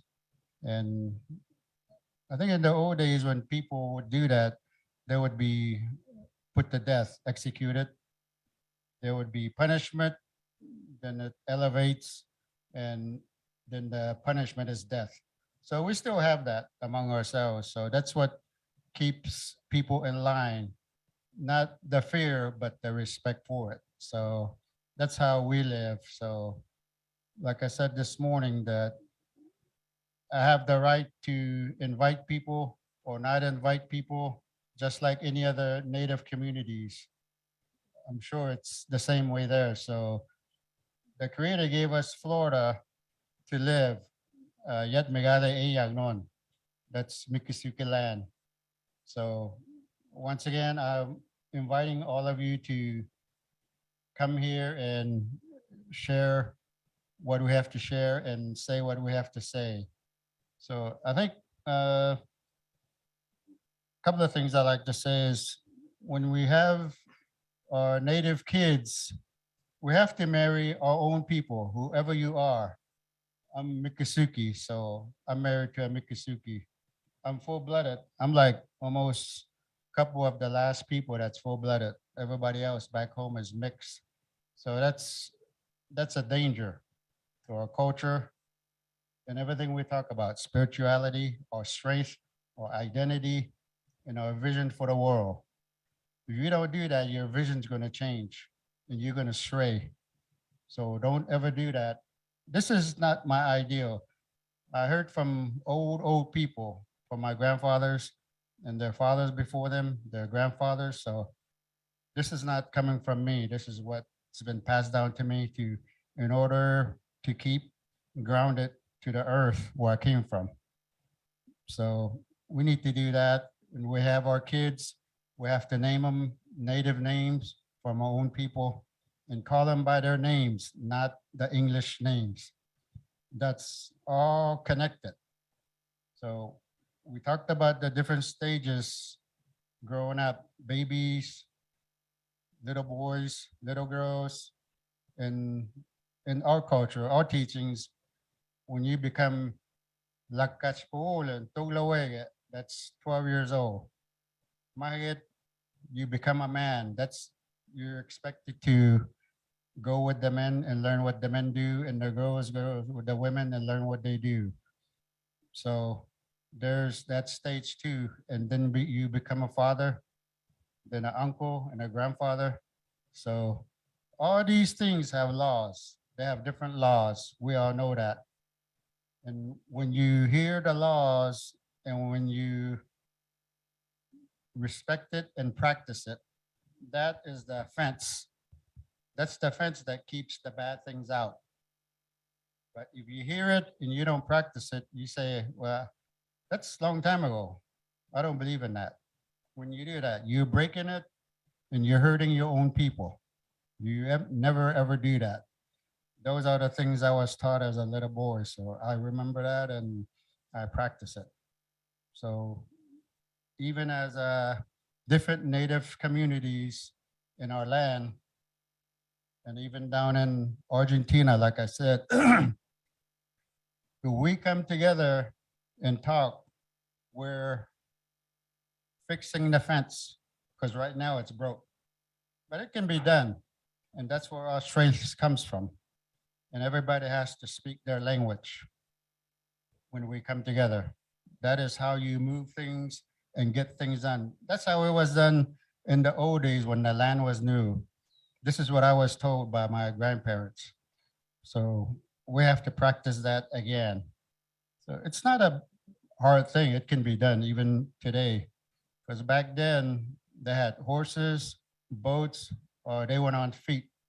So today we have cars, airplanes, so it can be done. We can come together even more than once a year, and it can be done. So we have to think that far. Don't think of yourselves. Think of the people that's going to come before us. Just like we did, there's people behind us. Like we said, they went through wars, and not even wars, but a hard time. But that's how it's supposed to be. It's supposed to be a hard life. It's a hard life because you have to go slow. The native goes slow. We're not any other race that run around all day. We're not like that. We're not supposed to be like that. We go slow because that's how the Creator made us. So if somebody says, how come you don't have a car? How come you don't have that? If they don't understand, then you can't make them understand. They have to know it when they're little. They have to grow up knowing it. So those are the couple of things I wanted to say. And we have a lot of growing up stories in our communities. We all have that. I even heard some elder, an African man in Africa, telling his stories. So everybody has it. So one of the things that I learned when I was a little boy, we have a lot of them, but one of the ones, it's always a lesson that is told. So these two clans, two warriors went on a hunting trip. They would go for 4 days or even a month in the early days. So this is when the land was new, no white man anywhere. So they went out hunting and they camped. It was in Florida. It wasn't, they went camping. Night came and they went camping. And then the next day they got up and started on their journey again. And as they're walking through the woods, they came upon a stump with water in it. And it had a fish in it. And the guy said, let's take it and that'll be our dinner or lunch. We can eat it later. And the other guy said, no. That means it might not be good. He's not talking about the flavor. He means just taking it. And because in our culture, you're supposed to learn the songs that go hunting, songs you travel at night, and songs for the weather, and songs for your people back home, your fire. So the guy said, don't touch it, leave it alone. But the other guy said, I'm going to take it and I'll eat it later. So he put it in this leather bag. And night came and they settled in. And that guy, they used to take beef jerky because that's our traditional meal. So that other guy ate that, but the other guy that took the fish, cooked it and ate it. And around almost dawn, he said, it was still dark. That guy said, I'm itching. And so that guy looked at his back and he was going scales like a snake. And they got up when sun came up and they went on their way hunting. So the next night they slept again. In the middle of the night, the guy says, I'm still itching. That guy looked at him again. It was getting more and more. So by dawn, they went to sleep again. And by dawn, when they woke up, that guy that ate the fish took off his leather blanket and he had grown a tail. Yet he was turning into a snake. His upper body was still human, but he was growing a tail. And that guy told him, I told you not to eat it. So this is what happened. And that guy said, I should have listened to you. I knew, but I ate it. I shouldn't have ate it, but I ate it. And said by, they say like sunrise, and over the past sunrise, he had fully turned into a snake. So, but he was still talking his language. And they weren't cousins, they were two different clans. So that guy that ate the fish told the other guy to go back to the camp and tell my mother and my family what happened and come to see me, or else they're gonna think you did something to me. So he went back, traveled over 4 days, went back to his camp and told him what happened. So his mother, his father, his family came and they looked in the area, but they couldn't find them. So they thought that guy had done something to him, like hurt him or killed him or something. So they were looking and looking, and there was a lake nearby. So there was a big water bubble came up, and it was that guy. He came up to the bank, and he was still talking. And he called out to his mother because everybody thought it's a big snake, so they're scared of him. So, but that guy called out his mother and told him what happened. And told him that it was all his fault. That the other guy didn't have nothing to do with it. He told me not to eat it, but he ate it. So I think Ian continued, Mahan, that day that guy told him that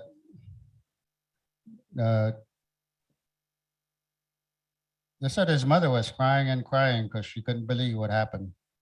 But because that snake, she sat by the water, and that snake came and laid his head on her lap because it's his mother. So they were telling him, and he told him that the snake told him that after you go back today, don't ever come back, because the next time y'all see me and call me, I won't recognize you and I might hurt you. And the lesson to that, if you listen to it, that when that guy told him, don't touch it, it might not be no good. And I said, you have to learn songs for all different parts of your life. So he forgot all about that. So the lesson is, don't ever touch or take anything that's not yours or you haven't worked for.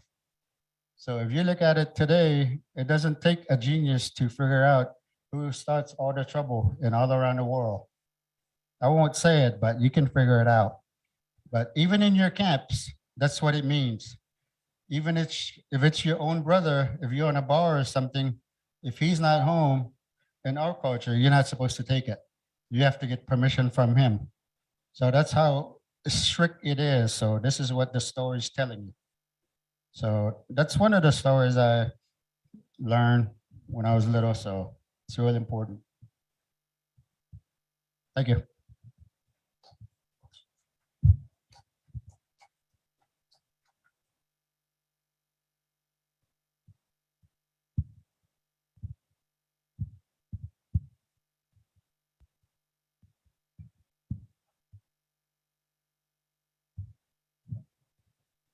Thank you, Leroy. Our next presenter, his name is Marcus Briggs Cloud. He comes from the Muskogee people, and he's going to be doing a PowerPoint and a presentation. And if I could introduce him and bring him on up.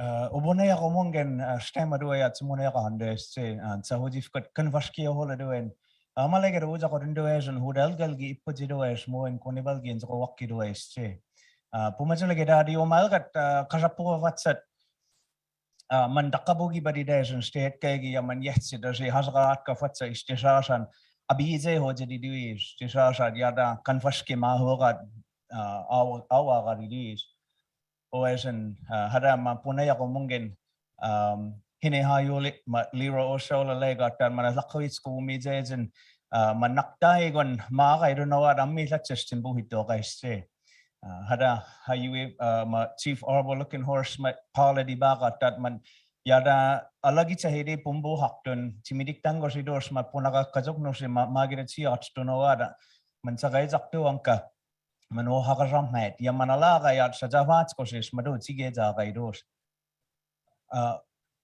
My name's Marcus. I'm a Muskogee. I'm a son of the Wind Clan, and I'm an in-law to the Skunk Clan. And our people are from originally what's colonially known as Alabama and Georgia. And some of our people were pushed westward to what's colonially known as Oklahoma. And some people were pushed southward here. To what is colonially called Florida. Yagnifashkit yat miga imigana yan uhabugi atat alakwis ko umijejen yaman chawe atat man madu magi duis. And I'm gonna just kind of contextualize what I want to talk about with a personal anecdote. That when I was in my early 20s, I had gone to the University of Oklahoma, and sadly the instructor of Muskogee language had a stroke unexpectedly, and so I was asked to teach language in the Department of Anthropology, and so I got kind of excited thinking I'd be able to contribute to the longevity of our dying language. Until about the third week of the class, I realized nobody ever learned to speak a language sitting in a classroom. The elders had told me, they told me, don't ever teach the language in the public, you know, and I wasn't listening. And when I realized that this isn't a viable way to keep our language alive, I went around the world looking at endangered language communities and was interested in studying primarily immersion methodologies. But what I really found was that we're all suffering from the same issue. It's obsolescence, and it's pretty ubiquitously found because we interface with settler colonial societies that have an abundance of vocabulary that our own languages don't have. And so I want to bring that to the conversation first. The importance of language revitalization is something we don't talk about enough, but I found that endangered language communities were addressing obsolescence in one of two ways. And the first way is that they let the language die, and that's the most common response. And in the colonial US context, there are about 153 languages that are still spoken, and only 20 of those languages are expected to still be spoken by the year 2050. So that's 130 languages that'll fall silent in the next 30 years. We need lots of prayers for the survival of our languages. So I want to put that out there first. And UNESCO estimates that up to 90% of the world's languages will be extinct by the end of this century.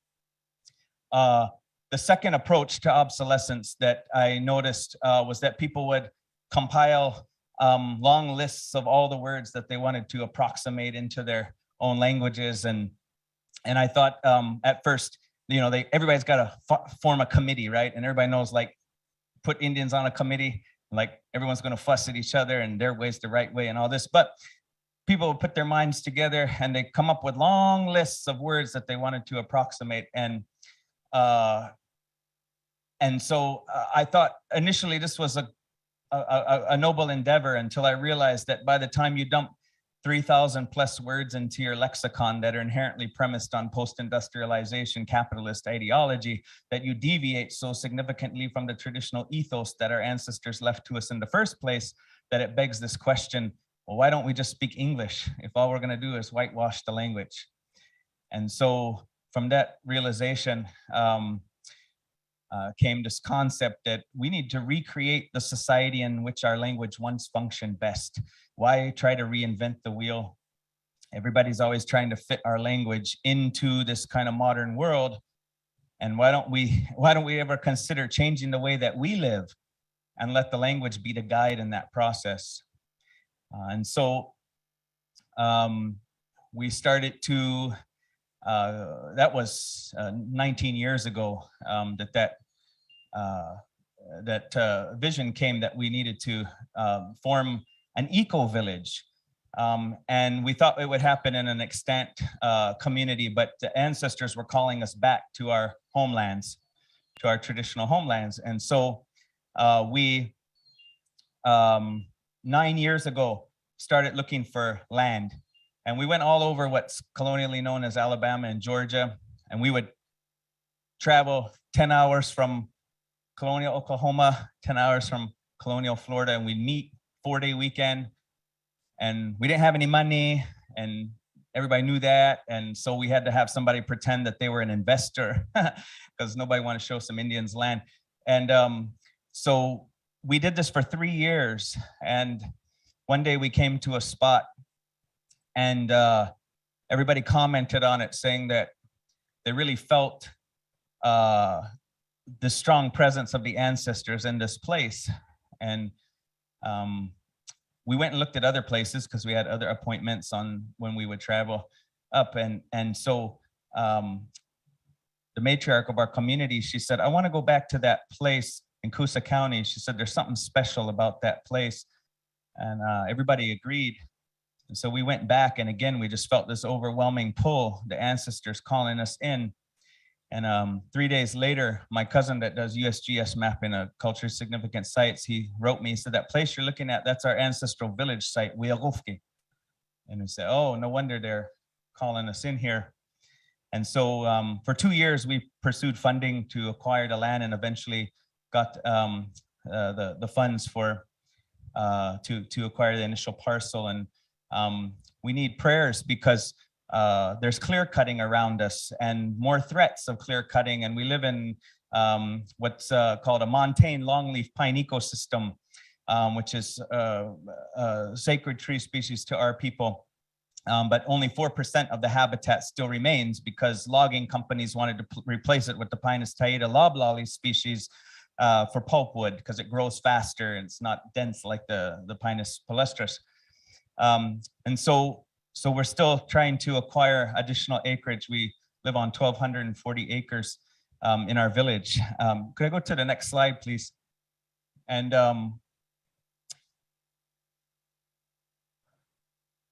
so the next slide.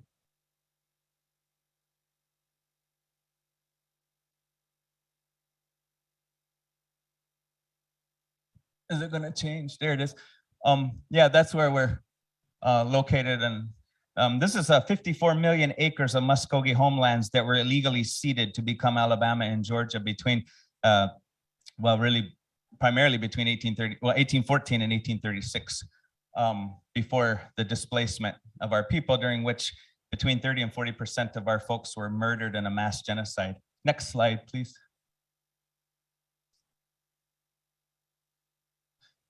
The reason that language though is so important to us because we have these Adilani and Bushkida Mishkinas Kabanitazago Lakomahu. It's our annual renewal ceremonies, the corn dance. And the prophecies tell us that if we don't do this ceremony, that our people will perish. And so that's what renews our relationship. And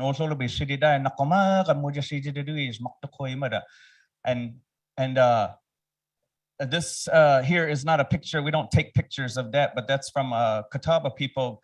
But a similar concept that you can't have that ceremony without the medicine. But the medicine requires the language to sing the formulas. And so without the language, we can't have the ceremonies. Without the ceremonies, you can't have you can't, without the medicine, you can't have, without the language, you don't have the medicine. Without the medicine, you don't have the ceremony. And without the ceremony, according to our prophecy, our people will perish. So the A to D logic here is that no language equals the disappearance of our people. This is the very sacredness of our language. We have to have the language. Next slide, please. This map just highlights the correlation between linguistic diversity and biodiversity.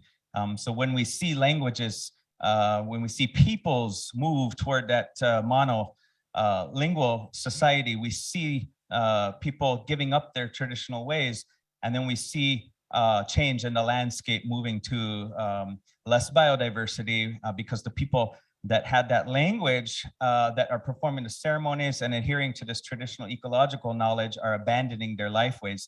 And so that biodiversity does not carry on when people abandon those teachings. Next slide, please. So we started this language immersion program wherein we speak our language exclusively to our children. And I've never spoken one word of English to my children since they were born, and they're fluent speakers. And my partner, I mentioned she's from the Skunk clan.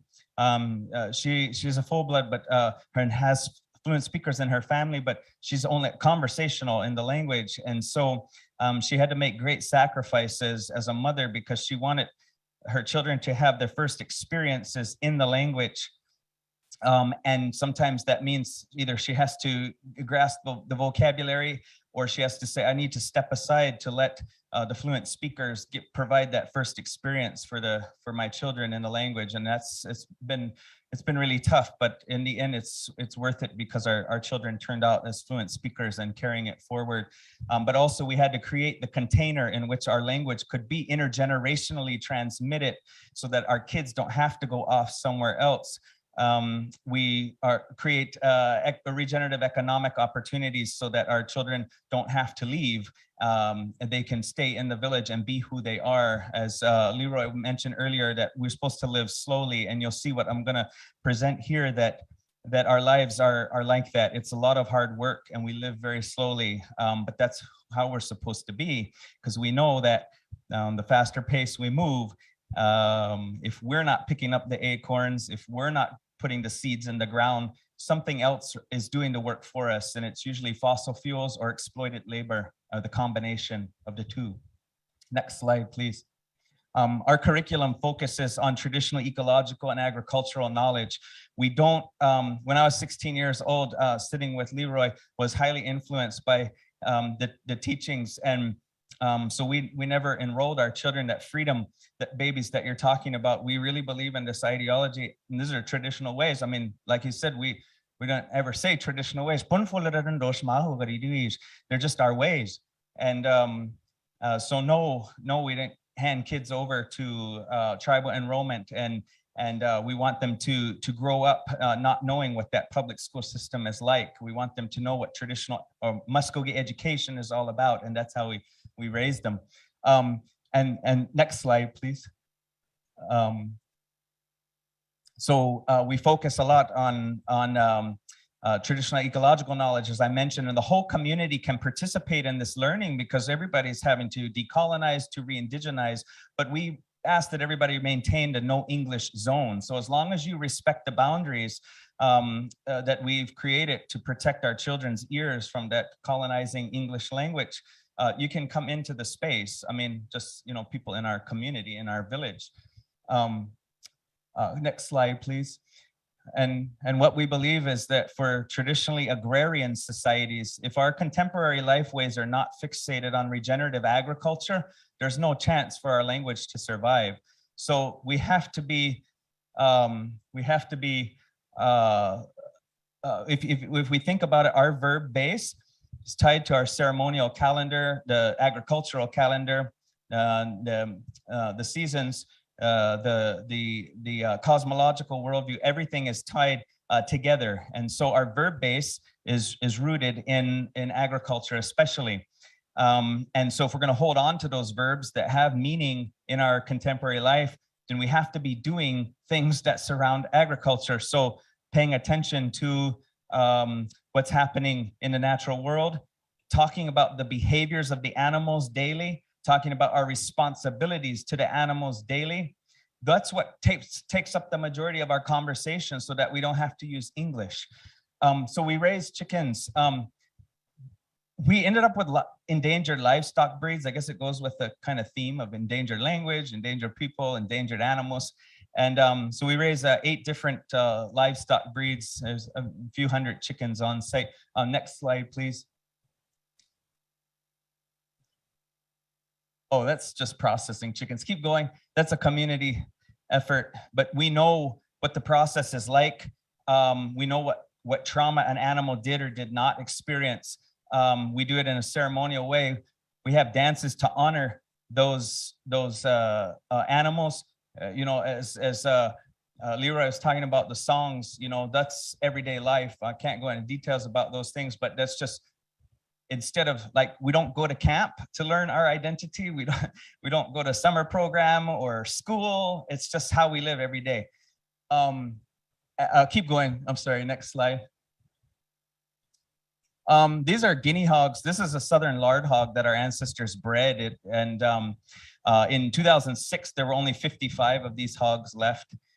Because, you know, with industrial agriculture, they said go big or go home. So all these heritage animals, these heritage breeds were lost to industrial agriculture because they don't get as big and fat as a Duroc or Hampshire, Yorkshire mix, or the Cornish cross chicken, etc. And we believe that preserving all biodiversity is important. So we work with endangered heritage breed animals, and this is a critically endangered hog, and they're very docile. So the kids can get in there and they talk to them exclusively in the language. They doctor them. They know how to make the medicine to heal them when they have wounds, or when they have parasites, etc. And all that comes from the land. We don't have to apply pharmaceutical or any kind of over-the-counter medicines with them. Next slide, please. This is Nokchabihogi. This is a sacred fish species to our people. It's the lake sturgeon, the Aspencer fulvescens species. They're 136 million year old living dinosaur from the late Cretaceous. They're the only animal on the whole planet that's morphologically identical to its ancestor.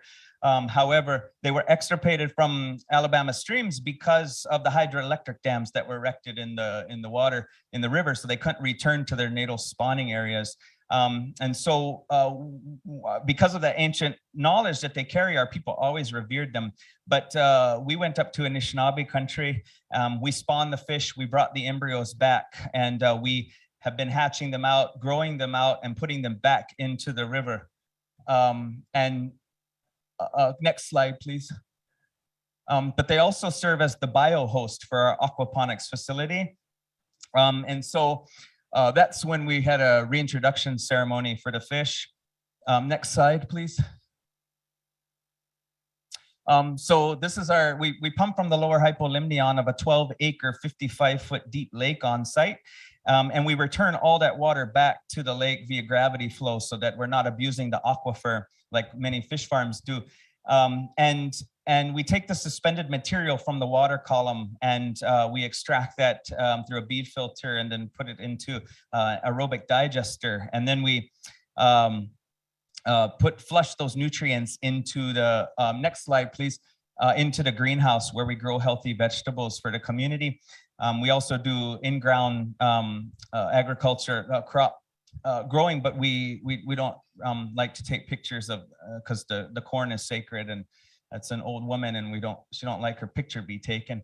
So one of the biggest threats on the ground at the kind of grassroots level for the survival of our languages is poor health, because these language bearers are dying of chronic illnesses that are preventable by better dietary management. And so we wanted to really decolonize our diet and just eat from the land, just as sister is talking about the way that she introduced to her children. And so my aunt, for instance, she's a fluent speaker and had a hard time before getting around on the land, but just adhering to this strict diet. She's down almost 60 pounds now. She was a severe diabetic and no longer has to take insulin and doesn't have to take high blood pressure medication, and just working with the traditional medicines. And it's really important. If you want to keep your language alive, you got to have healthy people, because these elders are dying in their 60s and taking the language with them. And we got to be serious about eating right. It's a really uncomfortable subject. When I try to get other elders to do it before we lived in the village, there was a lot of resistance, and they died. It's really sad. It's not the diet that our people were intended. It's not the food that the Creator placed here and that Mother Earth provides, and we need to be serious about this. But next slide. Oh, next one after that too, please. There's just images. Long story short, was fasting on a mountain and a buffalo came, and that kind of was the introduction to bringing buffalo into the image, into the vision. Most people just associate buffalo with plains people, but there were 2 to 4 million bison east of the Mississippi at the point of European contact, and our people have always revered this animal. But we have to think about how does it impact our medicine when that actual animal is no longer in that bioregional ecology anymore. And so we wanted to bring this animal back, and we work with the buffalo. Next slide, please. With holistic management, if anybody's familiar with this intensive rotational grazing. And so historically, the red wolves would come upon the animals and move them from location to location. And so they didn't have an opportunity to eat to the meristem of the grass, right? But they would poop, stomp the poop in there. It would increase soil fertility, and they would go on and not return to that spot for quite some time. Well, that's not how most conventional ag does it. They just throw them out there. They overgraze. Then people have to bring synthetic chemical fertilizers, biocides, etc. And so what we do is we have to intervene as the wolf, and we have to move the animals from paddock to paddock. And in doing so, we see over time an increase in the ratio of legumes to forbs to grasses, so we can more densely stock the animals. But when we're talking about healthy eating, food sovereignty, this buffalo is a powerful being and really provides for the people, but it's also spiritually reinvigorating to our community.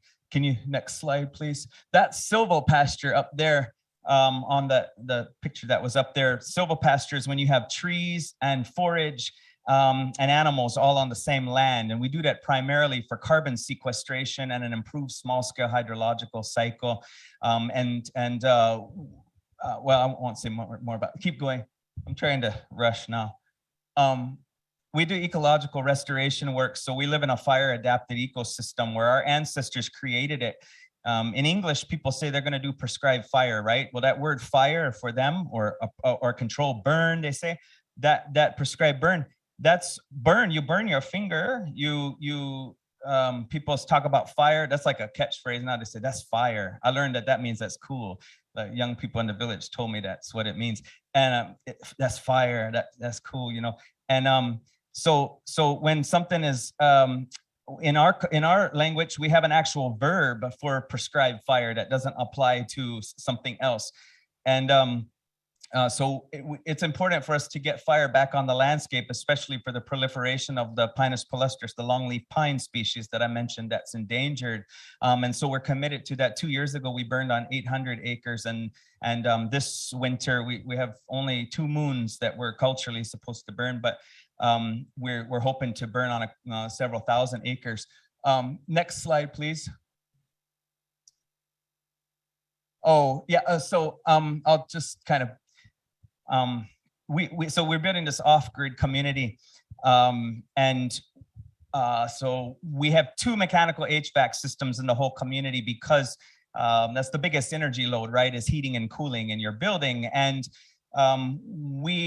people talk about solar as being the answer to everything, but we have siblings and relatives in the Andes that are always facing displacement because of lithium mining, right? Or people that all the trace minerals that are required, indigenous peoples are always in these mining areas.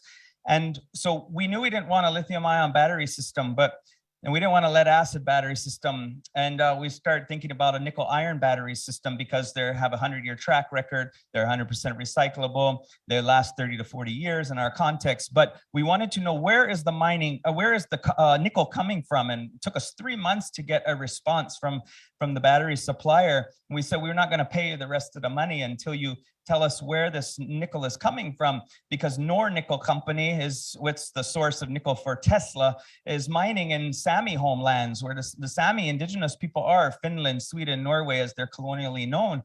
And we don't want to participate in this exacerbated havoc that's brought upon those communities. And so we learned the source was not in indigenous homelands, but we decided that we need to design these other buildings to not, so that they can passively cool themselves, so that we don't need to rely on solar, that we don't need to rely on we don't have the option for electricity from the grid anyway. But next slide. I'll just say that, we don't, well, these are biodigesters. I'll say that other building, that's our language school and our community kitchen. And then there's another building we don't take pictures of to that, but there's a combined 7,000 square feet of surface area that we catch rain from.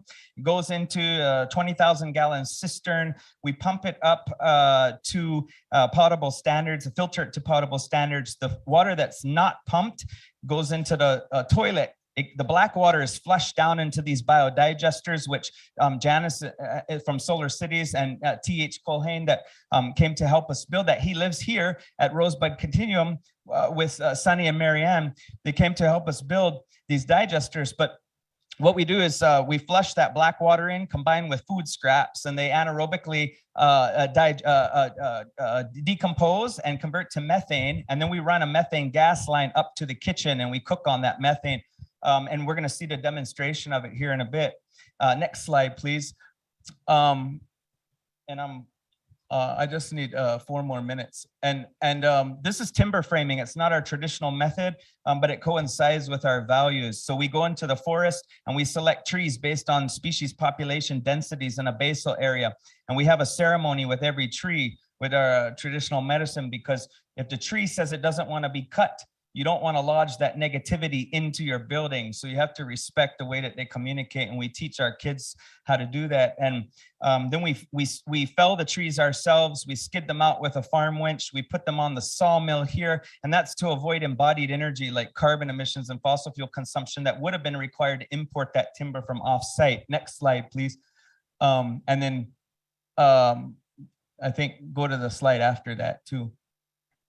So we have put up our structures like that. Yeah, next slide. And oh yeah, next slide. Just gonna try to move. So then we have straw bale insulation, wall insulation. That's all from wheat straw bales. And we've also done hempcrete as a wall system as well, with all localized materials. We're the first in colonial Alabama and one of the first in the country to use all local materials with the hemp. But we next slide, please. That's got an R42 value there. It's incredibly insulative. And next slide, please. That's our community center. There was 144 trees in that building. This is earth and plaster made of clay on site. And we do this with all of our buildings, and sand and wheat straw and buffalo poop. And we mix it together and we apply that to the wall system. And there's nothing toxic in our buildings. Next slide, please. And this is our tiny home duplexes, and we designed them with annualized thermal inertia, which is this perlite-crete trench around that turns the floor into a thermal battery, a thermal flywheel. And so we're coupled to the constant 55-degree temperature in the ground, and we build earth and floor with that same clay that I was talking about, the same clay recipe with the buffalo poop and the sand and wheat straw, and it keeps it cool in the building. And then we have a living roof up top where we grow green on top of the roof. And in the summertime, when we irrigate it, that brings the temperature down 10 degrees inside the building. And next slide, please. And this is the end. Next slide, please. These are rocket mass heaters that are 80 to 90% more efficient than conventional heaters. So they actually heat in the building instead of the sky. And they're net carbon negative. So we use very, very little wood. We never have to cut a tree down for that. We use all scrap wood from the timber framing that we do. Next slide, please. And next slide after that, and the one after that. And we're an income sharing community. So everybody in the community performs work every day, 7 days a week. In exchange for food, in exchange for food and lodging and a $400 monthly stipend. So you can't earn over $400 a month in the community. And the reason for that is to constrain our participation in capitalist consumerism. We live very simply. We don't accumulate material possessions and capital, but people are happy, and we get to live as a full-time Indigenous people every day instead of every other weekend, as this guy always says. We get to be who we are. And we're just going to close with a song, and appreciate you listening to us.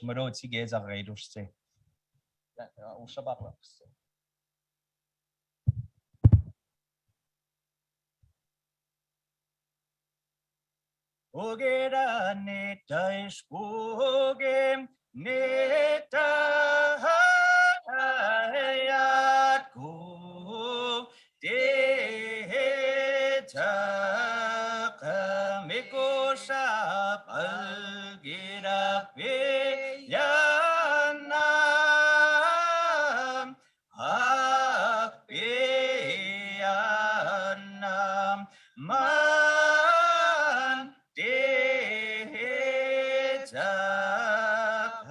ugerani tais ugem neta hayatku deja akashamalgira eyanam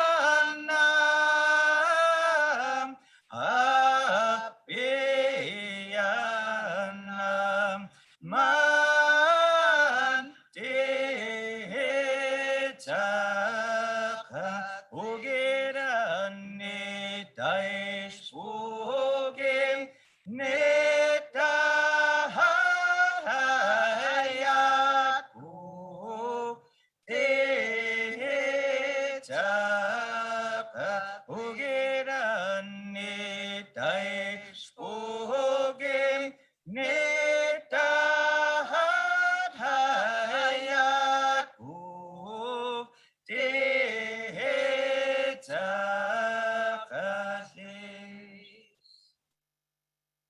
And we're facing a graphite mine right now, so we ask you for your prayers that it doesn't happen. It's just a few miles from us, and we'll pollute these rivers. So please bring your minds and hearts to be in spirit with us. Mado tige za gaidos.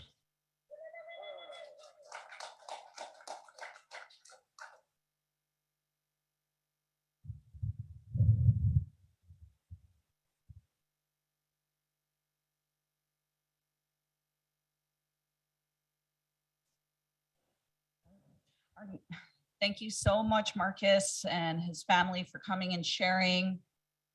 Our next presenter is going to be from the Cheyenne River Sioux Reservation. Her name is Carla Marshall. She is currently working to protect our natural resources in the Black Hills from mining, from gold mining, uranium mining, and protecting our waters and sacred resources. So next presenter, Carla Marshall, would you please step up?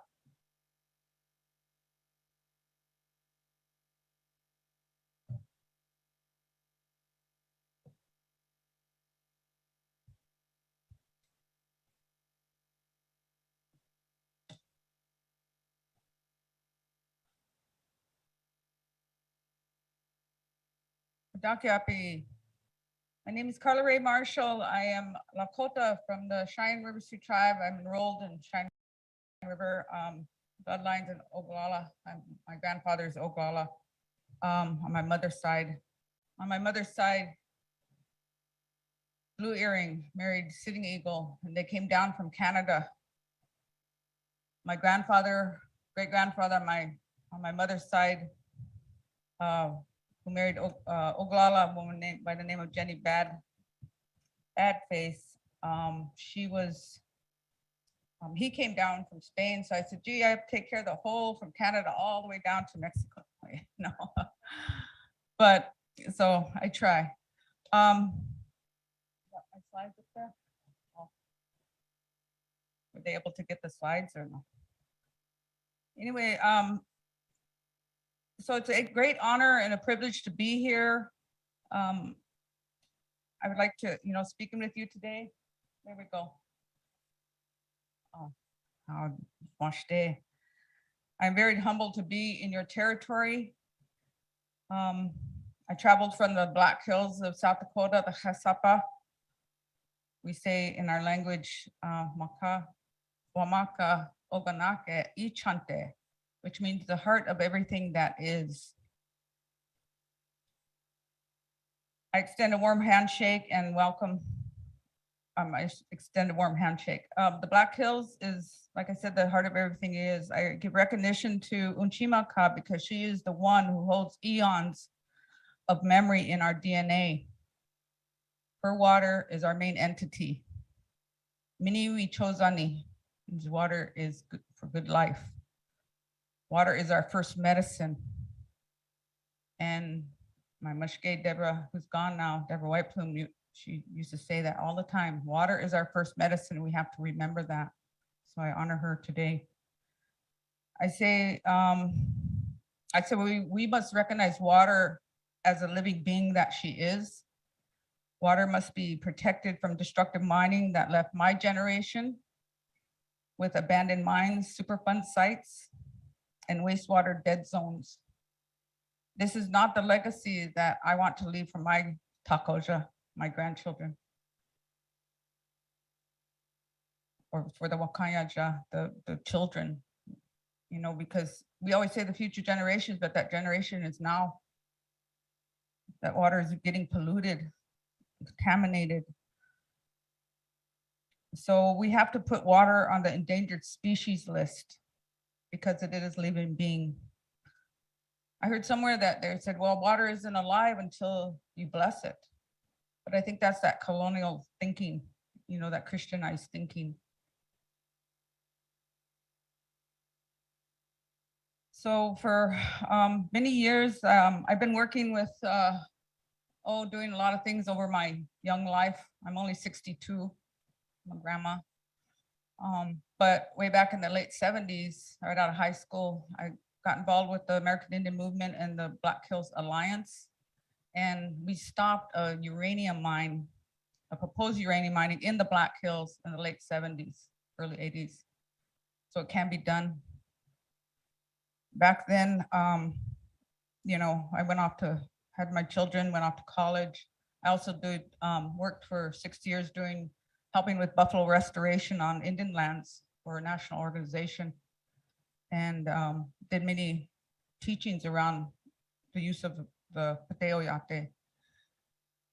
So I've been doing this work for many years.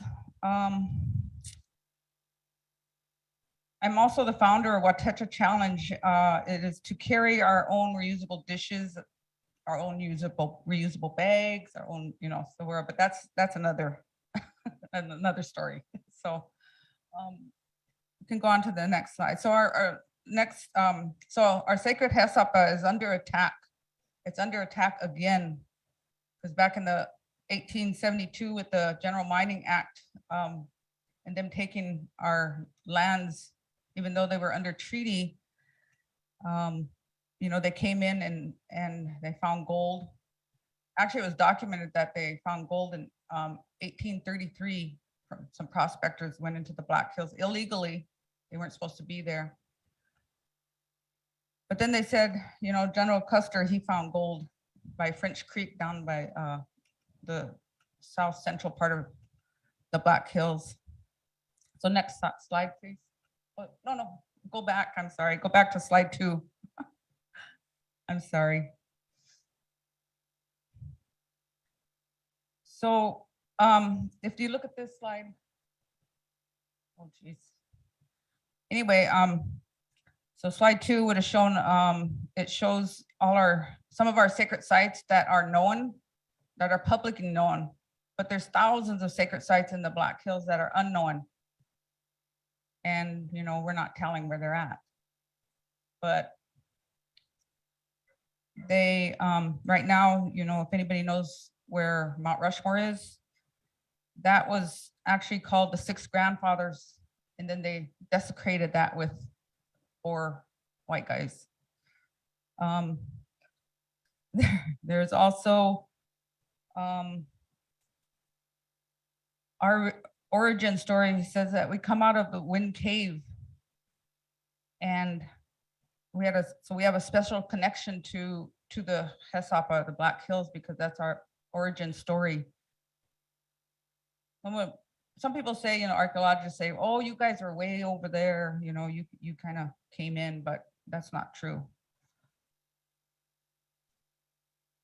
Also in the Black Hills, there was many indigenous nations that were spiritually connected to the Hesapa region, including the Ocheti Shakoi, Lakota, Dakota, Nakota, Arapaho, Arikara, Assiniboine, Blackfeet, Cheyenne, Cree, Crow, Grovon, Hidatsa, Kiowa, Apache, Kootenai, Mandan, Salish, Shoshone, and more.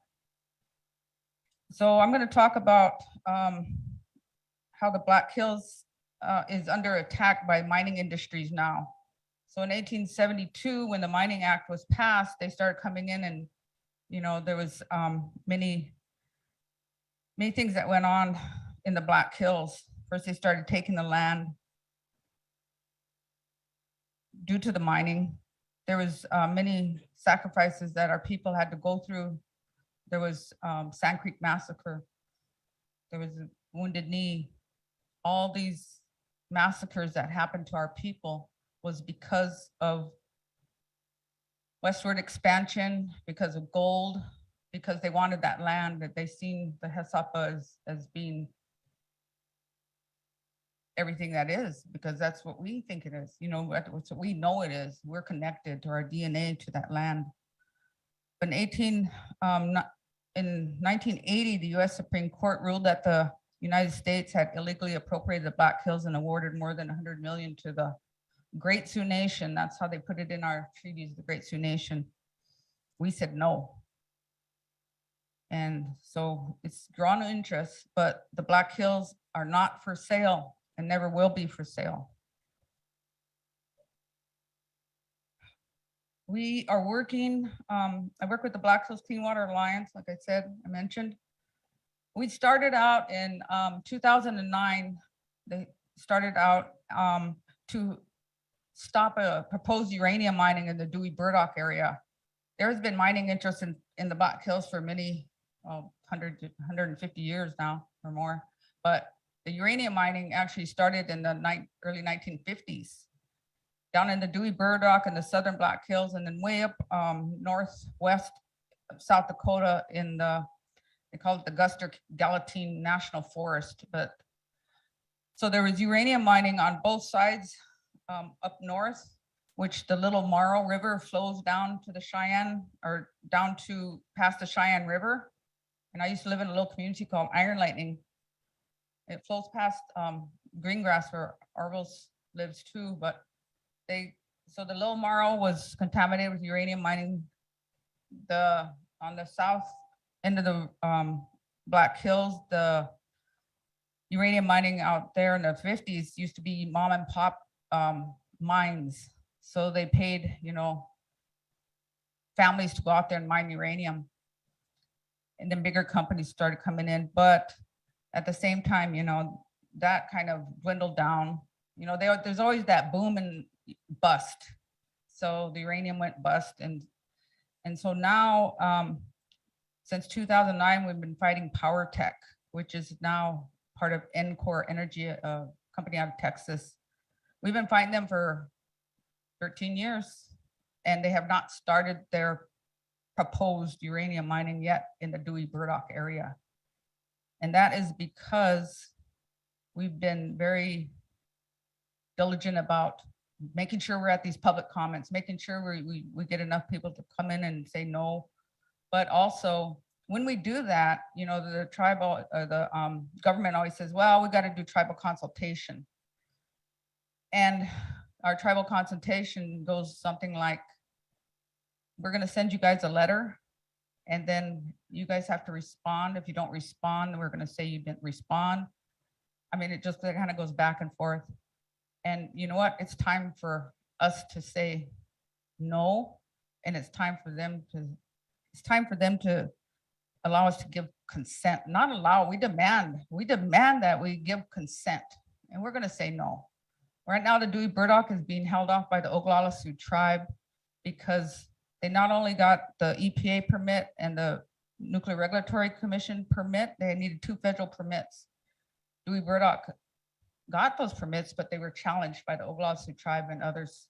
So that is still in, you know, still being challenged, and the government's still trying to figure out what to do with that. So I think, like I said, the Hesapa is very beautiful. It's a sacred area. She has unique and special ecosystems that are interconnected and interconnected by water. You know, we always talk about, oh, that's Lawrence County. These are counties in the Hesapa. Lawrence County, Pennington County, Custer County, Fall River, and all these counties have their own little, you know, zoning and their only planning commissions and all this. Right now, we've been working with the Pennington County to get a hard rock mining ordinance. And we've been going in there and saying, you need to do this, you need to protect the waters, you know, put this in there. And it seems like they just have ignored us. But, you know, the next step is we're gonna go back and meet with them to try to get it try to get more protections in there than what they have done. But the USDA Forest Service, they say water is one of the most important commodities on forest lands. The cleanest water flows from healthy forested watersheds. The most effective way to approach ecological issues is to consider them at a watershed level. So the watersheds, there you go. Now we're back on track, yay. So the watersheds in the HESOP they're connected to special and sacred places. The information from the Black Hills National Forest Service says amid the splendid scenery of the Black Hills National Forest are 11 reservoirs. We don't have any natural lakes in the Black Hills. All the, what they call lakes like Pactola Lake and Sheridan Lake, those are all man-made reservoirs. Corps of Engineers came in 1950s and 60s and put those in there for the cattle ranchers and the municipals, the towns and cities and whatnot. So, and then there's 30 campgrounds, 26 picnic areas, 2 scenic byways, 1,300 miles of streams, 13,000 acres of wilderness, and 353 miles of trails. So the watersheds run all around the Black Hills.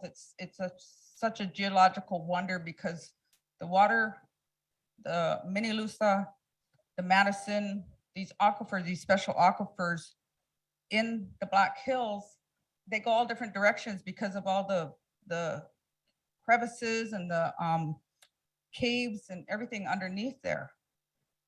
They said under, maybe I shouldn't say this, but under Wind Cave, they said there was a natural lake under there that was pristine. So it's, I mean, you know, but our water, a lot of the people on the Black Hills, they get their water from the Madison and the Minnelusa. There's Deadwood, there's all these aquifers. The next, okay, you're good. The Black Hills watersheds are the Crow Creek, Whitewood Creek, Bear Butte Creek, Spearfish Creek, Elk Creek, Upper Rapid Creek, Castle Creek, Lower Rapid Creek, Spring Creek, and Battle Creek. So you have all these watersheds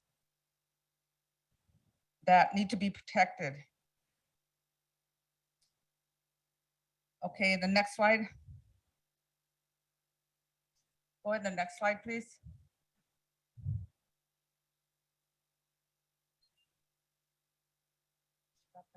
Oh. Okay, so she missed that one, but Pateo Yate. So I want to say a little bit about the Pateo Yate, or the in Coastal Wind Cave. There's a place called Buffalo Gap area. Pate, Tali, Yapa. I want to. I'm not a fluent speaker, and I apologize, but what we are of the Buffalo Nation. It was hard to say where the animal ended and the man began. John Fire Lame Deer, Oglala Lakota. But beginning immediately with the westward expansion, that's when they started decimating the buffalo because they knew we depended on the buffalo. There was a coin that apparently the US government minted. It said, one buffalo, one dead buffalo, one dead Indian. And it was a coin that they did. But I just wanted to say a little bit about what the buffalo herd, the great buffalo herds that were here prior to European contact, 63 million. And they said they would, when the thunders would come, it would lightning and they would spook and they would run over the aquifers. And there were so many of them that it made the earth shake. And when the earth shook, it woke up the aquifers. So I think that's something to be really mindful of. That's how the Pateo Yate, that's how they helped the earth and helped our people. And we always say that they say that we followed the buffalo. There was a surveyor that came in the late 1700s, early 1800s, and he witnessed some mini Koju that were up in the Peshla area. And he said they were following a buffalo herd. Well, he didn't say they were following. He said it didn't look like they were following the buffalo herd, more or less that they were herding the buffalo herd. So we had that special connection with them. We had a covenant with them, with the Pate. So, okay, so I think we need to make it, we need to be stewards of the land and caretakers of the land, not managers, because the Forest Service, the USDA, the BLM, the EIEIO, you know, I always put that out there, the EIEIO, when I start naming acronyms, you know, and people like, what's the EIEIO? You know, I just want to see if you guys paying attention. But a lot of people don't catch it, but you know, they've been trying to do this for 500 years and they failed. They're done. They failed. It's our turn. We should have been consulted right up day one and they should have listened to us. We tried to, but what they do, you know, the history. So right now in the Black Hills, the mining, you can go on to the next slide. It's going to go over all this history. The 1862 gold is found in Montana. You know, then in 1870, then there was a Sand Creek Massacre. Then 1872, gold was found in the Black Hills. Then the passing of the 1872 gold mining law. 1875, the federal government tried to buy the Black Hills for $5 million, and we said no then. Then there was Greasy Grass, the victory of Greasy Grass, you know, where Custer got sued. Well, it was the Cheyenne and the other are the allies too, but and then, you know, and then the Wounded Knee Massacre happened. So all this history is very important, but you can go to the next slide, please. So the lay of the land, we've got, like I said, all these different government entities that we have to try to figure out and navigate through. I call it the, you know, it's trying to navigate through these government agencies, and they have public comments here and public comments there. But so right now in the Black Hills alone, we have actually one gold mining, large scale gold mine up there that's been going on since probably 1872. But can we go to that video, please?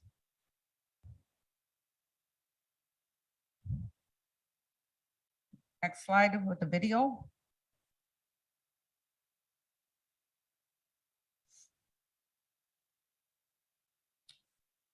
It's gonna come on.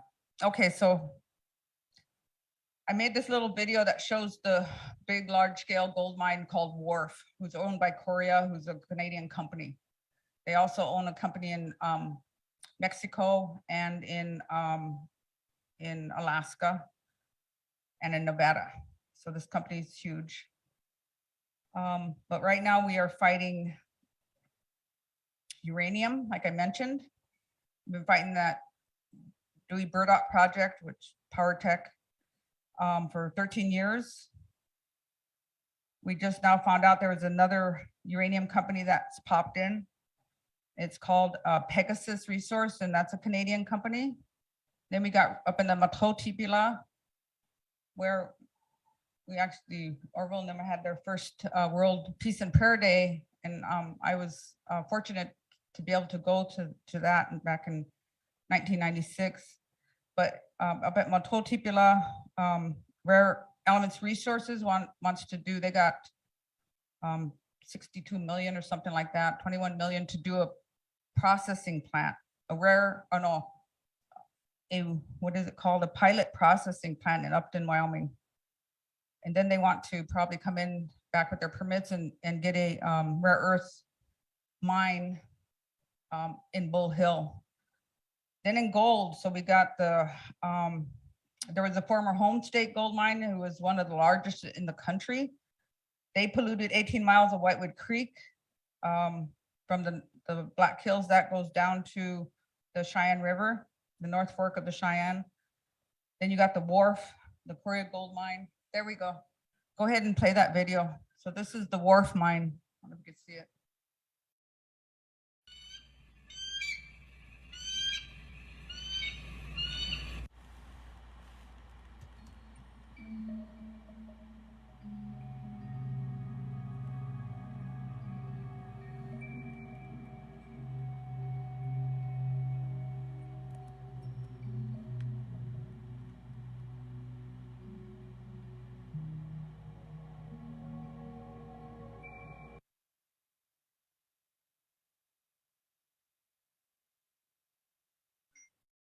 supposed to go a minute 45, but anyway, that's on our YouTube site. If you want to see it, we just got some footage, raw footage, and then put it together with some information. Now, Wharf, they do use cyanide, and they had do spills. And if they spill, they have to report it to the state of South Dakota. And the state of South Dakota has an interactive map that you can go on there and you can find all the toxic spills in the state of South Dakota.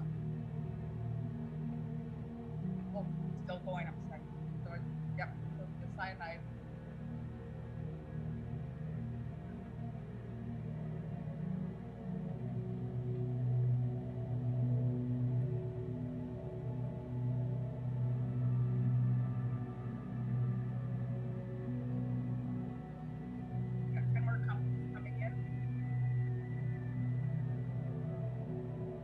And it's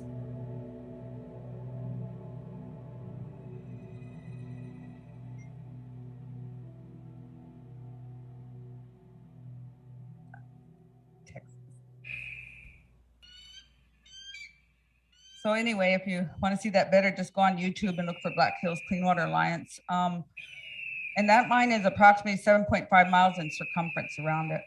And they are expanding. So the next mine is, well, we got the Gilt Edge, which is a Superfund site. Agonico Eagle has some interest in that Superfund site. There's Dakota Gold, there's Solitario Zinc, there's Mineral Mountain Resources, there's F3 Gold. So these are all gold companies that are coming into the Black Hills, mostly in the northern Black Hills. Then we got lithium. Just a couple months ago, my Google alert went off and I was like, oh, lithium is coming in now. And that's down in the Custer County area, Custer County, you know, down in the south central part of the Black Hills. United Lithium, which is a Canadian company, Iris Metals, which is an Australian company. Then there's a Lotus Metals, which is kind of a local company that's got some ties, I guess, with the Iris.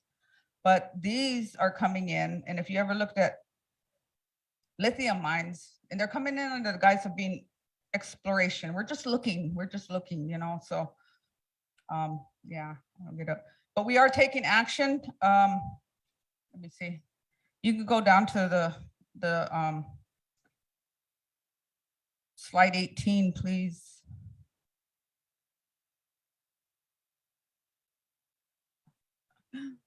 I had a heck of time with this, but so we are taking action right now.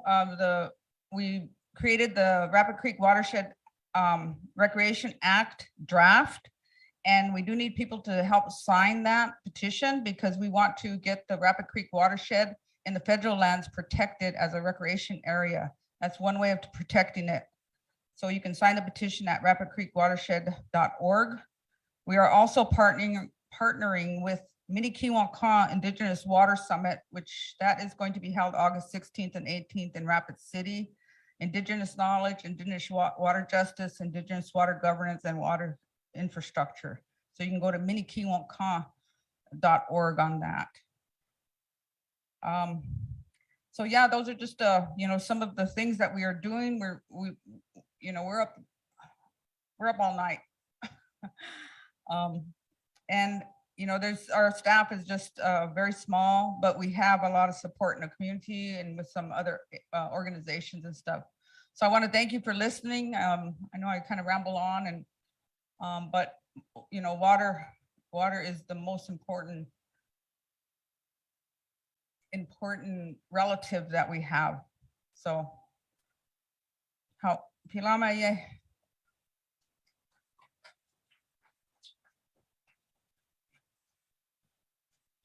Oh, this is Black Hills water I brought in.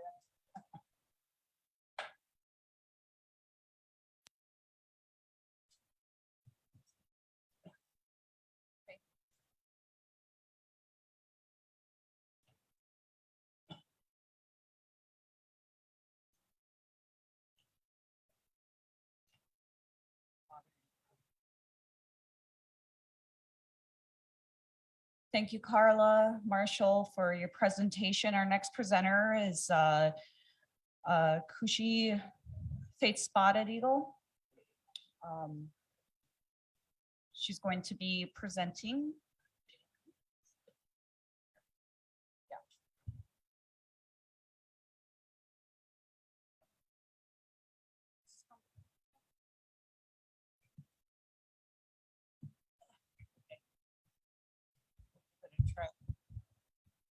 me go tumbling off.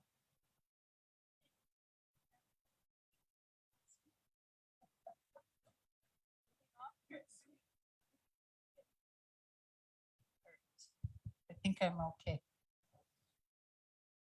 Oh, how many talk you pick it, okay? Dead, you pick it, yahipi, hecha, yohi, yushke, na bet yuzapi. Each one and every one of you, I touch my heart to your heart and your mission, your plan, and what has brought you here, not only in this space of our guests that we are to the hosts of this land, and those of you that are on Turtle Island on Zoom. Just want to put my hands up to Arvol and Paula and the technology world that they have brought to us by sharing this with many people. I know my people at home are texting, what's going on? When did you leave? Where are you at? I don't always tell them where I'm going. So the time we were in the Central Park on those horse riding things, my kids called me and they said, you know where you are? I said, oh, I'm in Central Park riding this horse buggy with Arvol and Paula. Mom, you didn't even tell us. So anyway, so where I'm gonna start, and I know I have to speed talk, so I'm gonna try to do that, but I represent, and I need to say this publicly, I represent primarily Okorakichia, a traditional society, Chanteo Hitika Okorakichia. So hopefully the grandmas are listening and will be my witnesses. Also the chair of the Ihangtuan Treaty Committee, and most of all, Kushi, a grandmother that I have to be abide with the responsibility of my family. So what I'm gonna do is go over 3 or 4 quick things that forms the philosophy of what we're doing. And this was guided, we were guided in this direction after 28 years by my daughter. It's like when your kids grow up, you always want them to be better than you. And so they've gotten better than us. And she put a framework together of, she said, when I was growing up, I resisted it. I didn't know I was living in a decolonized setting, but she said, it's a marvel. So I put some framework on. And she said, the first framework, obviously, that we're living in is that we stand by refusal. And it's in our tribal history. When the 1851 treaty was signed, we said, okay, that's done. We retain this. We have given you a little bit of land, but we keep this. So they came back, the coyote that they are in 1868, and they said, we got another better treaty. We want you to sign the 1868 treaty at Horse Creek. And we said, nuh-uh, no. We did 1851. We are not going to Horse Creek. So they, because of starvation and force of the nature of our people being in desperation, they coerced people into signing the 1868 treaty, which shrunk our treaty territory. That's an example of refusal. We said, no, and we stuck to it. The other one in 1934, when they came and they said, your governments are too pitiful, they're disorganized, they're too something. That's a tool of the oppressor, is to say that you're too something. And so they said, you have to have a better government. Your type of government doesn't work. So we want you to have constitutions and you'll have marvelous organizations. We said, no. We don't want your constitutions.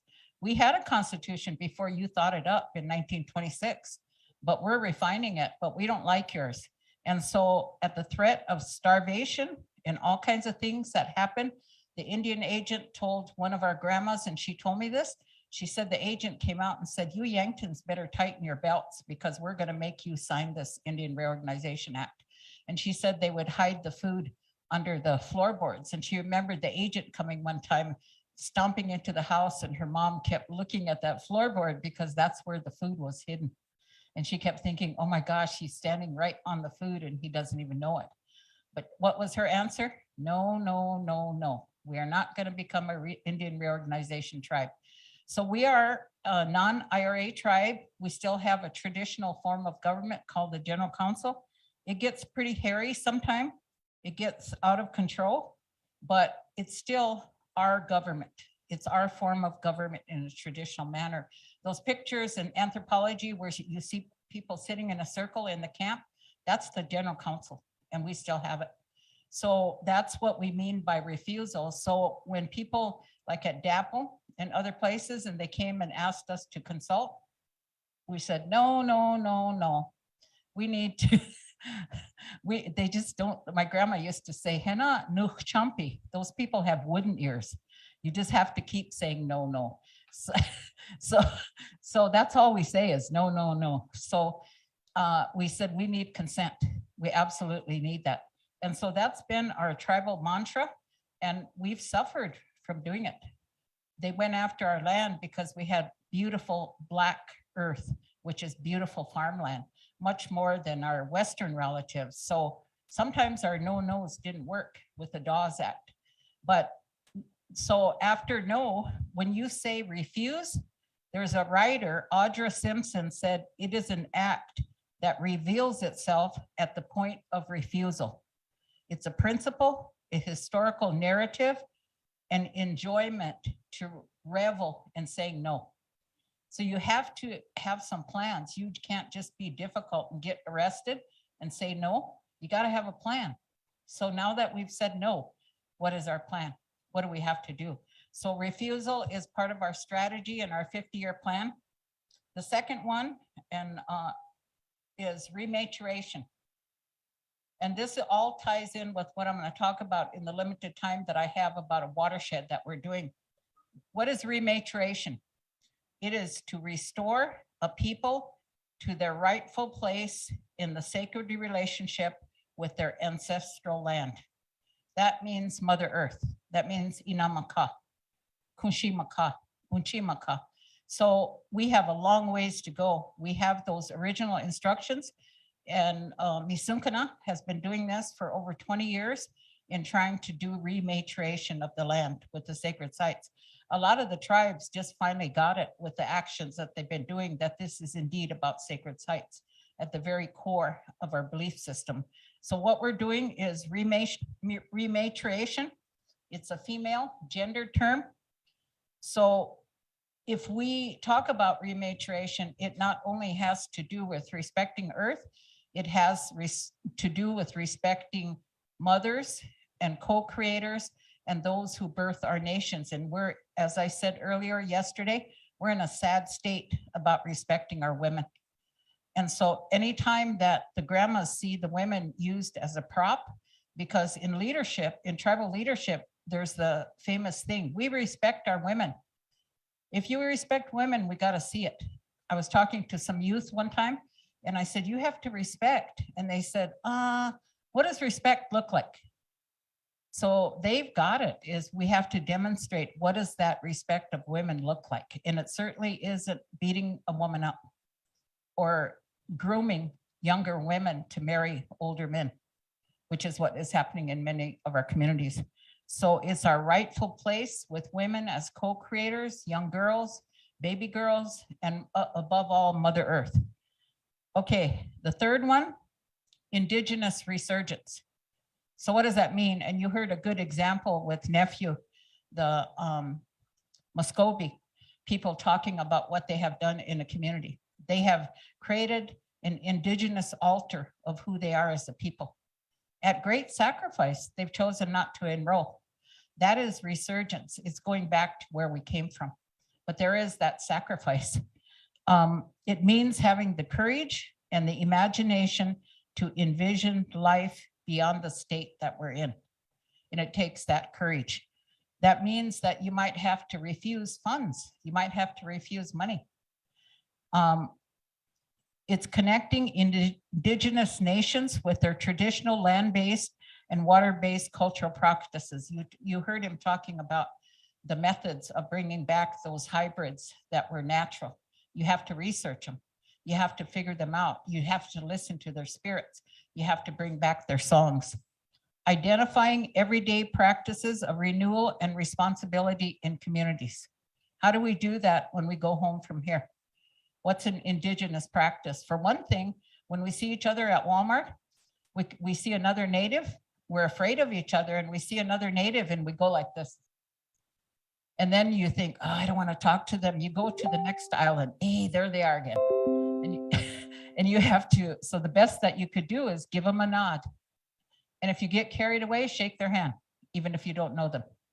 But that's a renewal, because my grandmas and aunties, oh my gosh, when I was little, I had to learn great patience because they see each other in 1 minute, 5 minutes later, they act like they didn't see each other for 20 years. And so that's what we have to do, is renew that relationship of joy that I'm glad to see you, even if I might not like you or you don't like me. Indigenous climate justice movements, we need to do that in communication, because we have a lot of isolated movements. When Carla Mushke talked about watersheds, that's what we're doing. Because if we just say, I am from the Yankton Sioux tribe, I am from Cheyenne River, I'm from Lower Brule, we're kind of isolating ourselves. We're proud to be of that band. We have to demonstrate the pride that we've been taught, but at the same time, we belong to a larger Wizipa, or a water bundle. And we're having a water war as we speak. So we're right in the midst of the war. And so language, we talked about that into the ground, which is good. And so there are codes in the language that are so clear, but we have to be able to cleanse the language teaching of shame. And that means our elders are carrying so much shame, and they're also afraid of being put on a pedestal because they didn't get it. They were in boarding school. And so when we put that in that position, we have to buffer them, we have to shelter them, we have to figure out how can we make them feel good. And land-based pedagogy of our own. How do you manage your land, not because the provincial government or the BIA said that? Figure out, how do I dismantle that? And I really learned this because when we were the founders of the first women's shelter in the nation over 40 years ago, we didn't change anything. We have certain procedures, we have funding, and the girls at White Buffalo Calf Woman, they work hard to save them from the abusers, but the systems have not changed. So that means we have to dismantle. We have to figure out what are Indigenous justice systems that we can bring in. Traditional men's societies, we have to redefine their role, restorative justice in whatever way we can. And then that goes down into resistance. But the important thing about resistance is we haven't always taken the time. At Standing Rock, it was a beautiful place to see the teach-ins. Wherever you went, the groups were organizing and saying, what are the protocols at this camp? And one of them is, you do not rape people. You do not go into a camp without asking. Really basic childlike things that we never had the opportunity to learn. Whether we got it or not remains to be seen when the movements went home. As I've done circles with people who went to Standing Rock, the thing that they said over and over again is, when I ask them, what did you learn about Standing Rock? They will say, I learned about me. So we don't have those me places all the time to be able to say, you know, who should I listen to? Who should I look to? When I was there one day, a group from the Northwest came, and they came in on that road where they'd go to the sacred fire. And I was sitting there, and one of the girls came up to me and she said, Grandma, can you give me direction? Who do I go talk to first? We want to do this respectfully. And then people over here were competing about who they had to talk to. And I thought, oh, next, we got to get a grip on this. We got to get this together. And then having combat on the ground about who was at the top of the hierarchy. We were struggling, and we came a long ways. We were struggling to dismantle a hierarchy that was taught to us to make it a circle. And so our purpose that we are doing at home is similar to what Nephew talked about with his community, but ours is, his is aimed to an altar, a specific focus, which every community needs. With ours, it's with sovereignty of the government, and it's combined with grassroots, which is really hard to achieve because grassroots are afraid of elected leaders are afraid of grassroots. It's historical. So we thought, we're going to come home and honor the dream of the survivors of White Swan, my community that was drowned by a dam. And we named it Mani Wizipa Wakan, Sacred Water Bundle. In Washichu language, it's a cultural landscape, just like the Black Hills is a cultural landscape.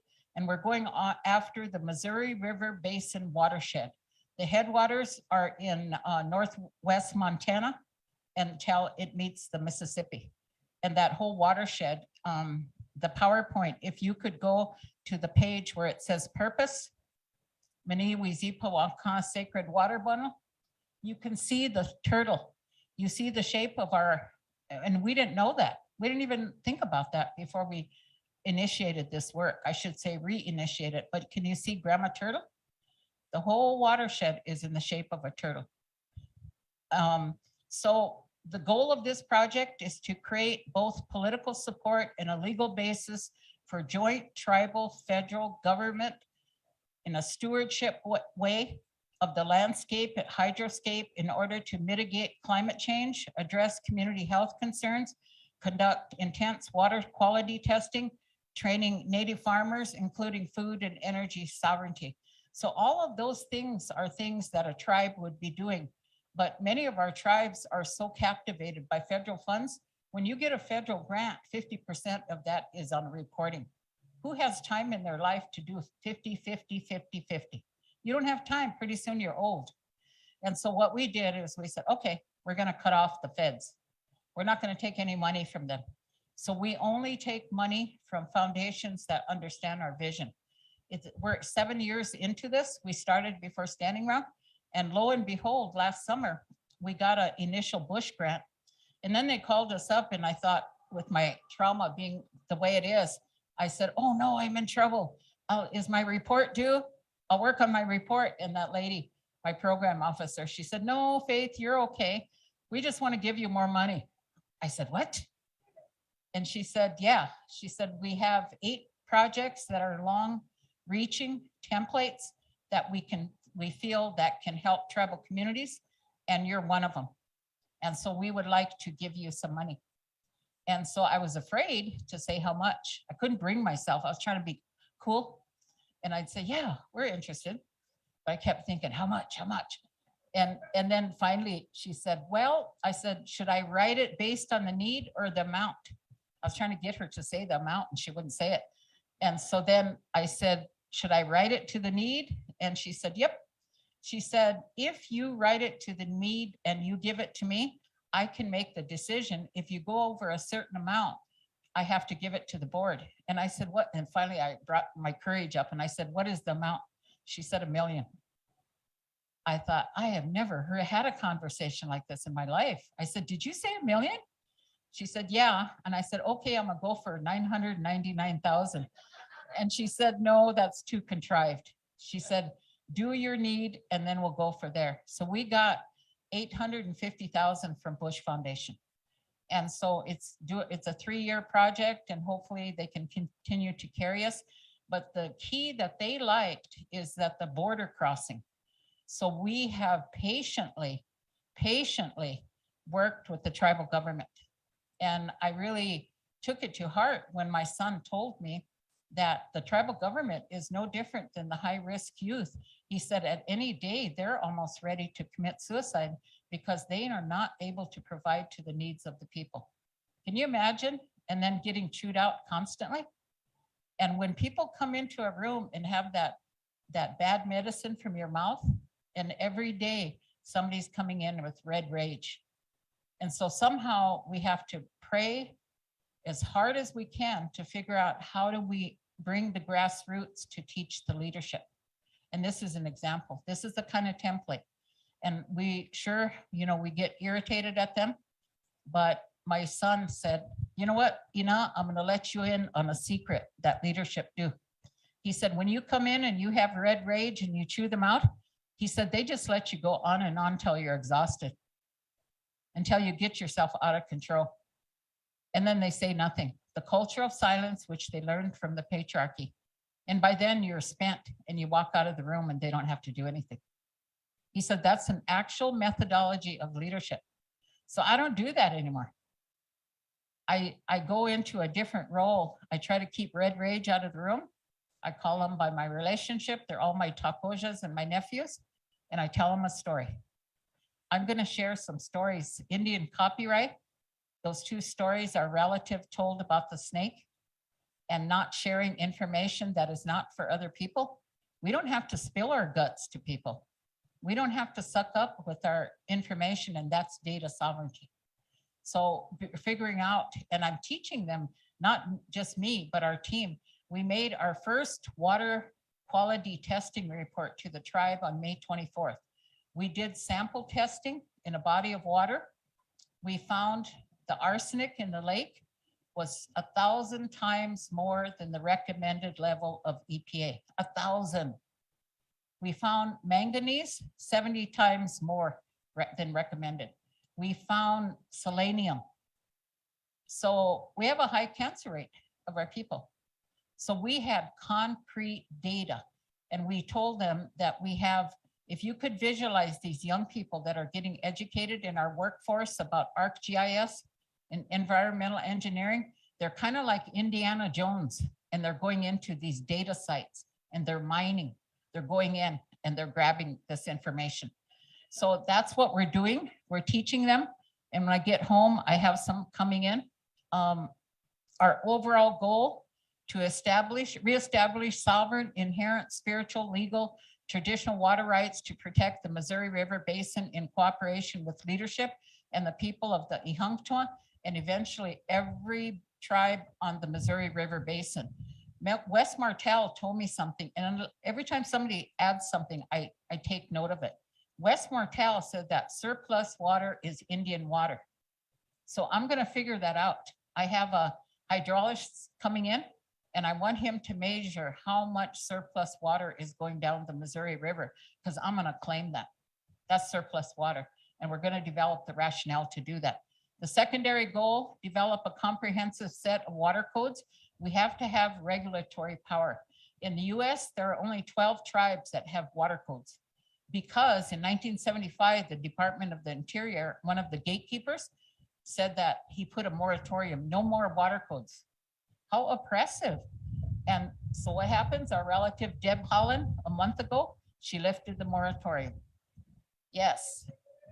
And in the meantime, we developed our water code, even though people would say, Faith, there's a moratorium. You're not going to be able to get it on. And I said, we're just going to keep working. They said the same thing at the KXL pipeline. Faith, I don't know why you're working so hard. It's not going to happen. It did happen. You just have to manifest these things. The tertiary goal, to strive for shared stewardship and management plan of the Missouri River all the way up the river. Now, the challenge of that, and I don't know, I only have 2 minutes left, is this is what the cultural bioregion looks like. All of those purple areas are different bands of the Oceti. Now, they kind of don't like each other. So seriously, how are we gonna relearn and lift up that scary feeling of distrusting each other as a Oceti and other tribes, the Arapaho, the Shoshone? So we need to model it in our community if we're gonna expect the tribes up and down the river to do the same thing. So we worked on the Big Five for the last 7 years. We work with the Elder Committee, we work with the Constitution Committee, because we gotta work with them if we want a water code, it has to be part of our Constitution. We work with the BNC, which is the elected leadership. We work with the Treaty Committee. And then this is a new old thing. We work with Braveheart Society, which is the one that goes out and gets the money for the tribe. So that's the Big Five. And so we've had some knockdown dragouts and still are doing some of that, but we need each other. We cannot work in isolation. It's gonna destroy us. So that the 7 years we have tried to bring that together so we can hopefully model it, and at any time it can fall apart. So that's where the water ceremonies come in. Everything we start, we do the ceremony. And I remember the first ceremony when we did it along the river, all the Wamakashka, I am holy moving, the birds, the animals came, swarms of seagulls, swallows, they literally came to the ceremony. It was just like the great mystery woke us up. They were swarming all along the river. Even the turtles came up. And so I told them, I said, we need to go to the water and tell Mani Wakam what we're doing. Tell her what our intentions are. So one of my granddaughters went down to the river and I saw her start crying, and she came up the bank. And I said, what's the matter, Takoja? She said, I told the river I needed her help. And she said, I can't help you anymore. You have to help me. And she said, it made me cry. She said she needs help. And so the other thing that we are mindful, one of the grandmas told us that there are water beings. There's Wamakashka that live in the water that we have forgotten about. We don't pray with them. We don't feed them. And during the Keystone or the Dapple fight, there were some people who came to me and asked me to take, and I took it to Arvol's Wiwangwachi, but they said the little people, the Cha'otina would help, and that they went into ceremony and they made a little bowl. That little bowl was about this big, and it had a spear, and it had little tiny arrows, and it had little tiny tunka. And they said they did ceremony with the Cha'otinas, and they said they would go underground and they would help us. And they said, you have to be patient because it might take 50 years. It might take 100 years, but we are going to work. So I took it to Misunkana Sundance, and they prayed with it. And we took the little bowl up to Dapple, and it's there. So who knows, we just have to continue to care, continue to pray, continue to unify, and continue to do what we're doing here in reaching out, because the best thing that we can combat trauma with is a sense of safety. We have to learn how to be safe with each other, which means learning how to not gossip. And if we do gossip and can't stop, figure out, why am I doing that? I want to be important. And the only way I can get noticed is gossiping about somebody, and I really need help. Why do I backstab? I want to be needed. So really, those are the boys and girls that are still within us that have not had the opportunity to heal. And so all of us have that little Indian girl or that little Indian boy in you. Every now and then they act up. And so we have to figure out, we gotta call their spirit back. We have to call them home. They wanna come home, but sometimes they've done so much bad, they don't know how to come home. So that's where every time that happens, not only in our activism, but the water ceremonies and calling your spirit, always remembering to call your spirit. So I think it's pumpkin time. So I will stop there. Ohamitakya.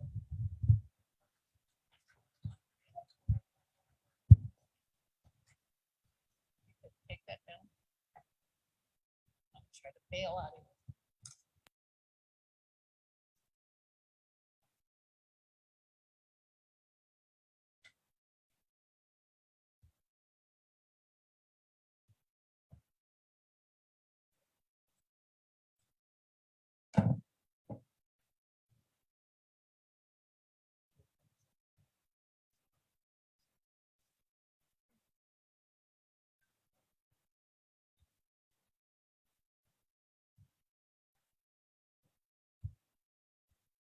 Thank you. Pidamayapi Faith Spotted Eagle for your words. Our next presenter is going to be Cedric and Sissy Goodhouse. They come from the Standing Rock Sioux Reservation.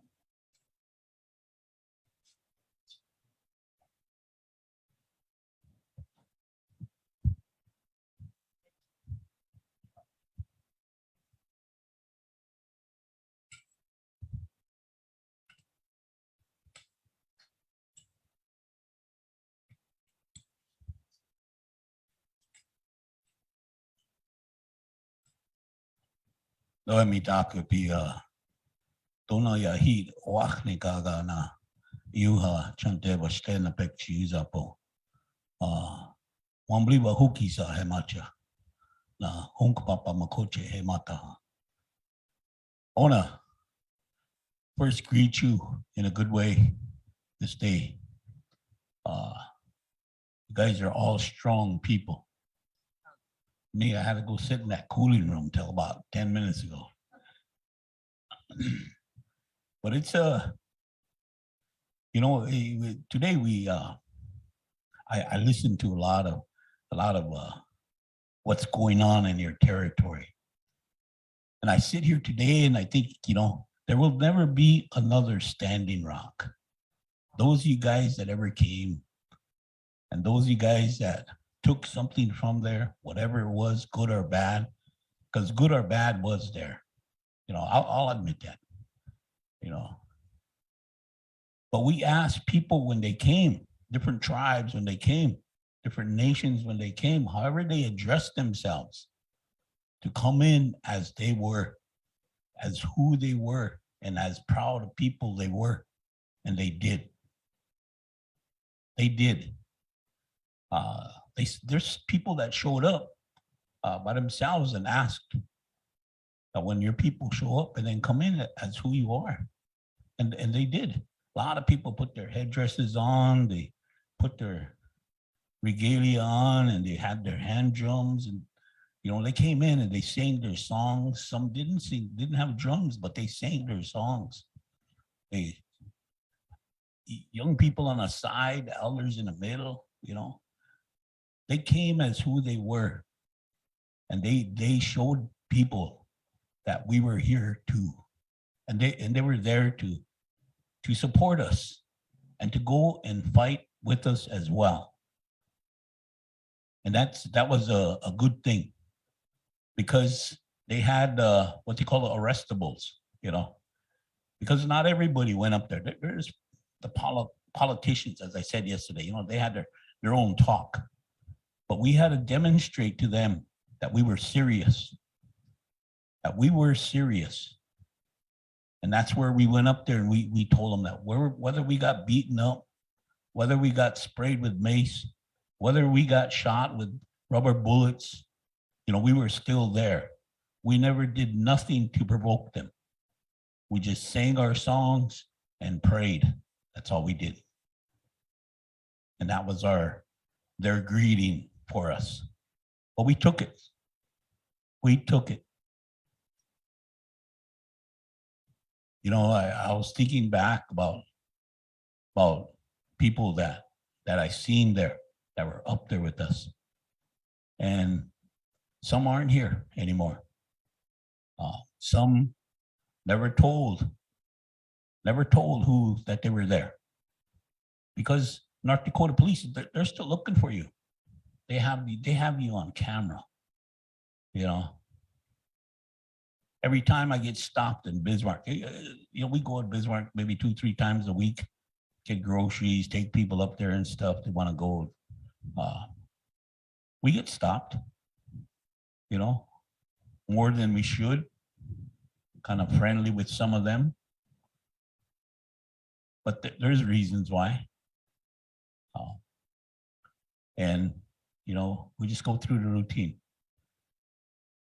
But we're treated like that everywhere we go. Everywhere. Not just here, not just there, you know, everywhere. And the things we talk about today, the environmental issues, disasters, confrontations, whatever we're doing, it's going on everywhere. That was what we talked about when we put that fire out. Because some of the stuff that they talked to, the negative behavior that was going on, I agreed with that. I asked one lady, you bring me those names of those people, I know who they are, she said. Well, you bring me those names, we'll have the FBI come here and arrest them if that's what they're doing. But then we're gonna make you write a statement. I'm still waiting for those names, because we called the FBI and we called the state police and they showed up.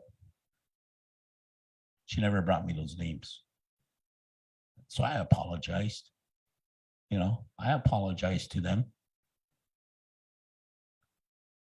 You know, but in these, and when we address these things, there's a lady up here that said, we're only telling the truth. And that's what we gotta do. We gotta continue to tell the truth, because we can do no better than to tell the truth, because we are telling the truth.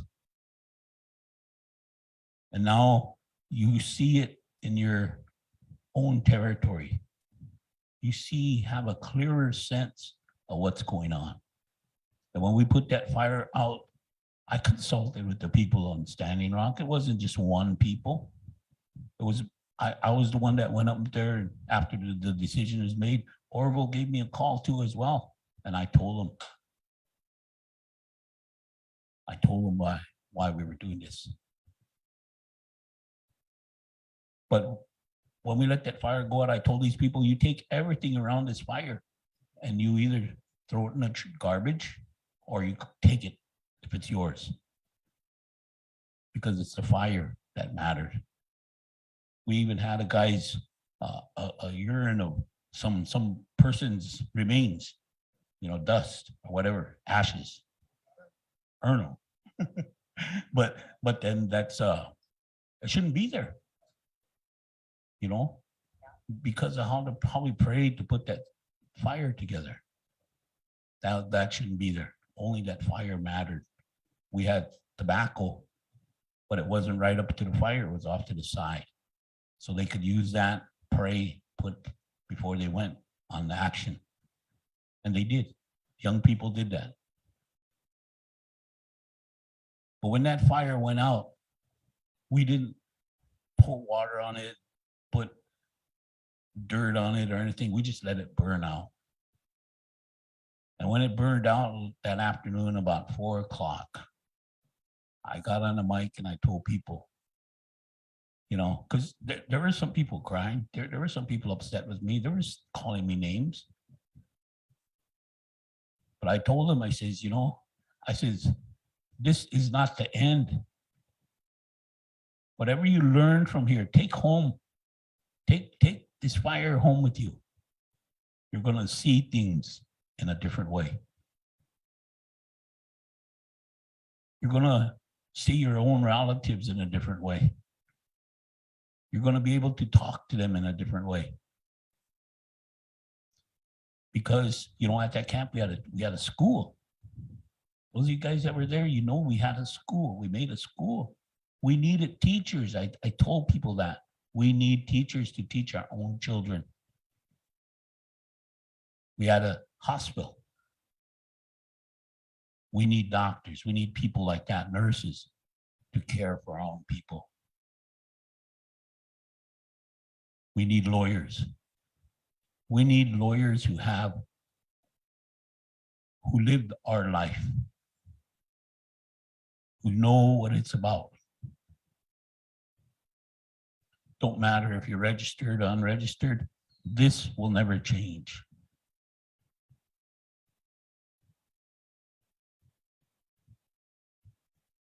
You know, today when I heard all the issues going on, and we talked about there'll never be another Standing Rock, and that's true. But we can gather, we can still gather, and we could gather and go to DC where these decisions are being made. Someday we're gonna have to think about that. We're gonna have to start talking that way, because these things are going on and on and on. And people, maybe it won't be in my lifetime, you know, but maybe it'll be in some of your guys' lifetime when you will have to gather and go in force to DC and stay there, maybe as long as you stayed at the camp. Disrupt the place. If we have to. If I'm alive and as old as I am, I'll do it. I'll start it if I have to. Because we cannot let this go on. We cannot. And we have, that's the reason why we gather. I respect and I honor Arvol and his prayer for world peace, to address the environmental calamities that are happening, and to address it first through prayer. Glacial will give us that energy to do what we need to do. And I firmly believe that. You know, we had people go to war for this country.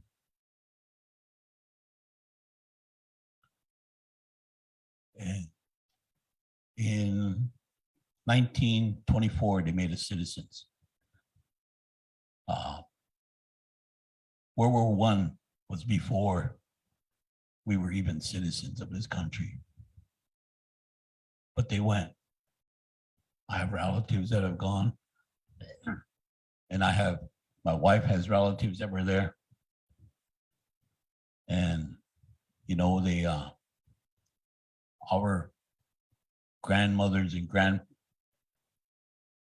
at that time, when those young people went to war at that time, you know, there was only one thing that they could do for them, and that was to pray. And that's what they did. They didn't know where they were going, what they were going to do, but they went anyway. And I'm going to ask my wife, she wants to say some words. This morning, yesterday, I shared what my wife said to me. And she said, well, tomorrow, Wichasha, it's going to be Father's Day. What you going to get me for Father's Day? After all, if it wasn't for me, you wouldn't be a father, she says. But you know, that's a relationship. I love her, but I also respect her. You know, so I want her to say some words, and then there's a song that we're gonna sing. Ami dakupi, ampetuki de you ha chante washte na big Jews upi. That's the secret house of machiapi. Na ampetuki de dina washte. Wakiyo oyate king upi chayomak pi. Heyokha hemachashni cash okasni wa unkte. You know, my relatives, I'm from Cannonball, where all my relatives live. They did their best to be hosts and hostesses. I have a grandpa. We never questioned how he was my grandpa. He was my grandma's cousin.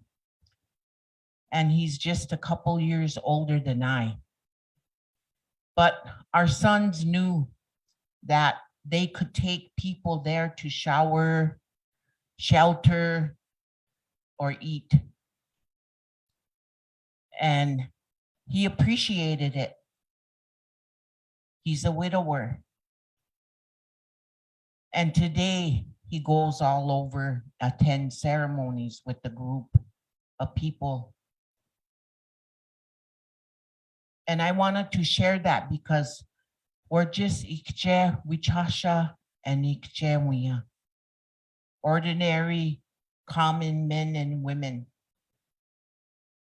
My grandfather, who helped me and encouraged me and taught me about singing wichagdatas, women singers.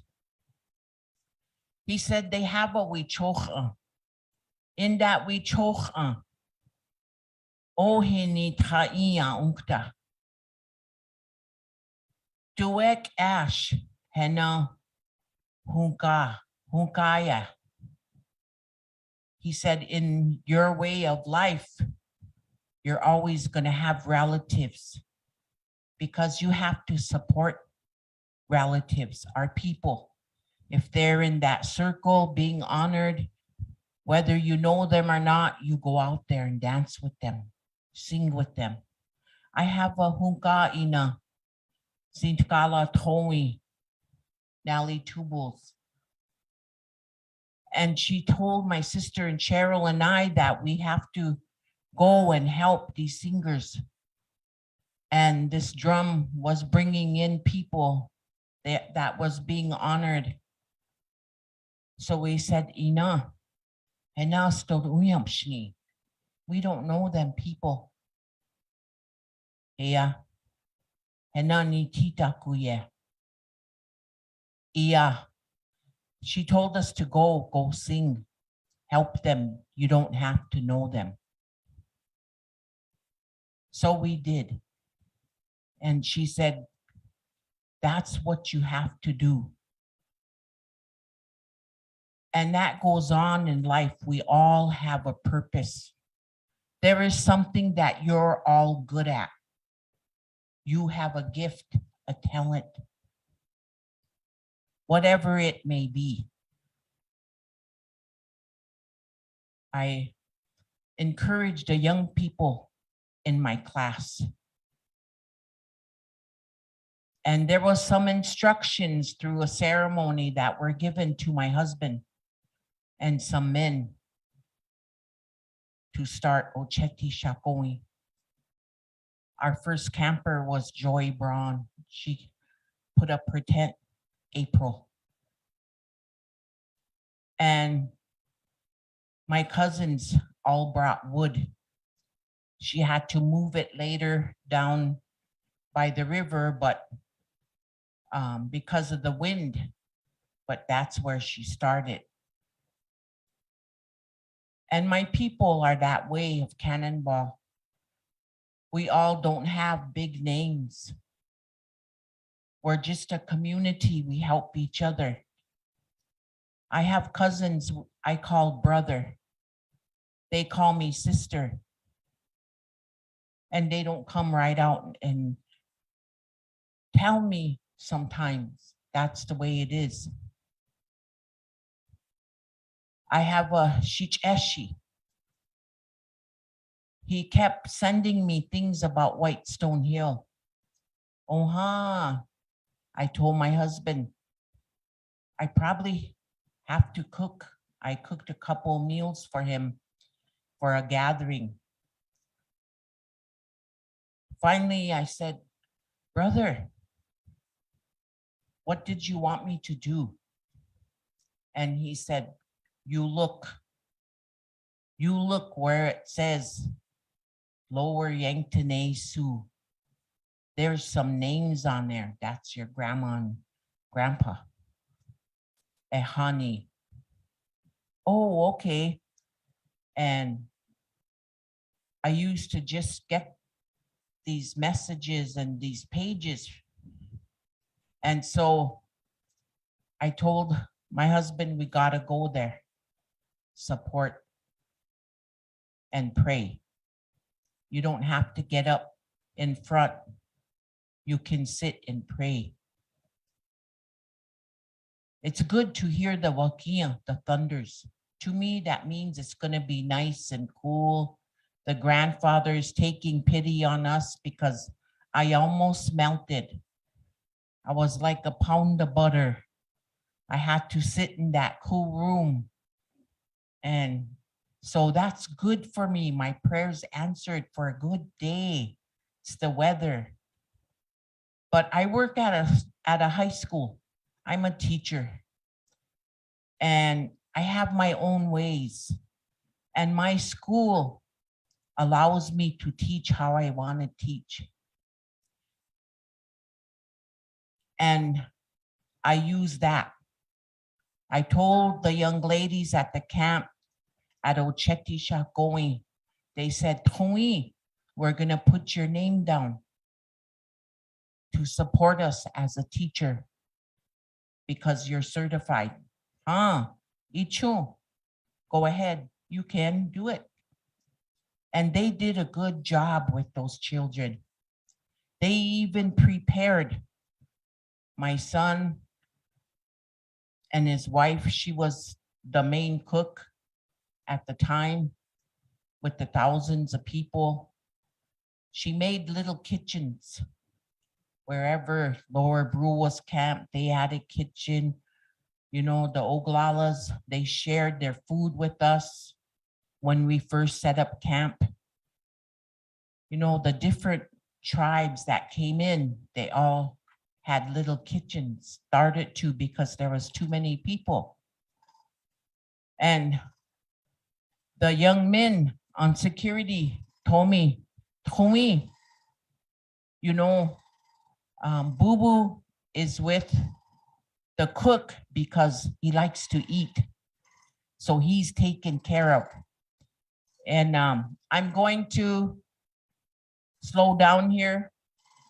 I'll share with you that I tell the high school students in my classroom, you're the bow and arrows. You're gonna get that law degree. You're gonna be a nurse. We're gonna use their education against them. You're just as smart as the non-Indian. I said it in more blunt terms, but they agreed. And we have a couple minutes left to share. So I'm gonna turn it over to this man that I made a father, and we're gonna share a song. You know, we made a song one time, and it has to deal with some people that were going through a hard time. They were physically challenged by cancer, and you know, you wouldn't, by when we seen them, they gave us a list of names who they were gonna bring forth, and you know, you wouldn't know them. Some of them were good mothers, good sisters. They took care of their children and sent them to school every day. They cooked for them when they came back, met them at the bus. You know, they were strong. And we thought that, you know, cancer was gonna take them. And yet the list of names that they gave us, you know, they were honorable people. They were strong, honorable people. You'd never know that they were facing this. My father and mother both died of cancer. And I know what that does, you know, but today medicine is remarkable. So, you know, I had a transplant, kidney transplant recently. So I'm coming out of it. I told my wife, I'm throwing my cane away pretty soon. I had me in a wheelchair, a walker, and I got a cane. That's gonna go too. It sticks out on this side. Looks like I used to have a 6-pack. Now I think it's a couple gallons now. So, but that song, it says that, you know, to Glacial, this day, you made me strong. You give me strength. And regardless of what it is, you know, I'm gonna do my best and meet those challenges. You know, so those are basically the words to the song. And when we were going back down through the camp, when the camp is all gone, we took our time going down that hill. And we were thinking about this song because they came to the house, gave us tobacco, and asked if we could do this. And I said, yeah, I could make a song. So when we were going down through there, there was a bald eagle come flying right alongside the car. And then it crossed the bridge and went towards the river. And we got a song from there. We started singing it, got to just north of there, about 10 miles, and she put it on, recorded it before we went to Bismarck to take care of our business. And this is the way that song goes.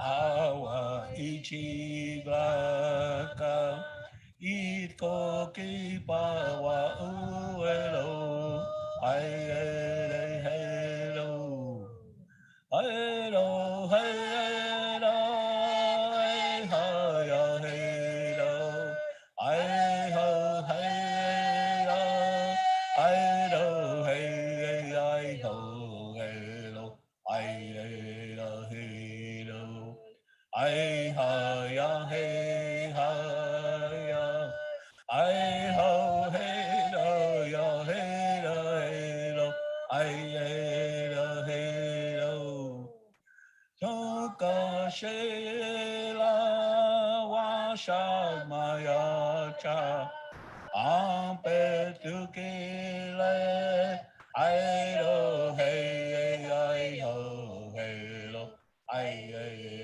hello awa ichi glaka Iko ki pawa uelo. Hello. Oh, Mikakosi.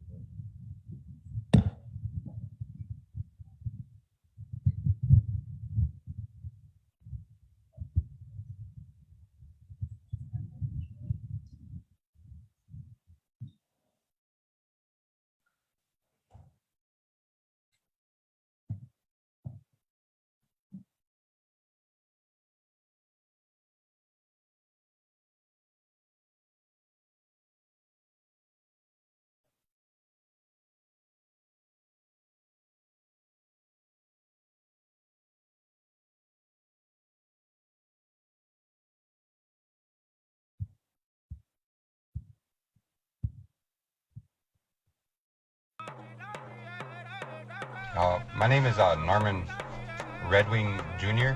I'm from the Sistan Wapan Sioux tribe. My dad's name is Norman Redwing Sr. We are a people. We come from 3 different Oshpaye, Sisituan, Wakbetuan, Wakbekute, Oshpaye. Together we make the tribe. We say Dakota Oyate, but the Oyate is one people. That includes the other bands of the Sioux Nation. The aquifer that's underneath it is not renewable. It doesn't replenish itself other than through runoff. The amount of water that's being used there is estimated around 1 million gallons of water per day. Approximately 835,000 acres of water that's underneath in the Veblen aquifer. And it's not a continuous aquifer. The amount of waste and manure coming from the amount of cattle there, anywhere from 2 to 2.5 million pounds of manure per day. The living, breathing thing, our water and our land, and we don't connect with it as much as we used to and as much as we should. The amount of E. coli in a freshwater source that's there, what we call a coliform unit, averages around 235 CFUs. When it was tested, it was 43,520. The Shortfoot Creek runs about 200 feet behind Veblen Flats. That's a direct water source that's always been there.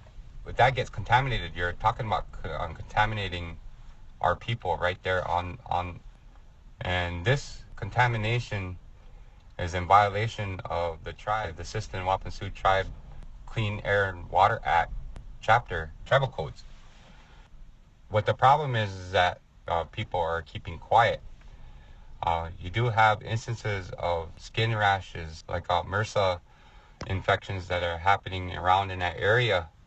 I can't say is a direct result of that, but if the cattle farm wasn't there, these kinds of things won't be happening within that community, especially to the elderly and the children. And the land that we live on here, I think, is super important to our people, and it's pretty much like the basis of who we are. It's everything we have is like located on this land. We have all of our medicines here. We have everything we need here. We have like the animals who live here. They're like essential to who we are as Dakota people. And the same thing with the water. Like, I believe that our water is super important. If we don't have water, we don't have life. So our water is like the top of the list for things that we need and the things that we should be protecting. The Little Minnesota River is being directly affected by the cattle farm itself, by the Veblen Dairy Farm.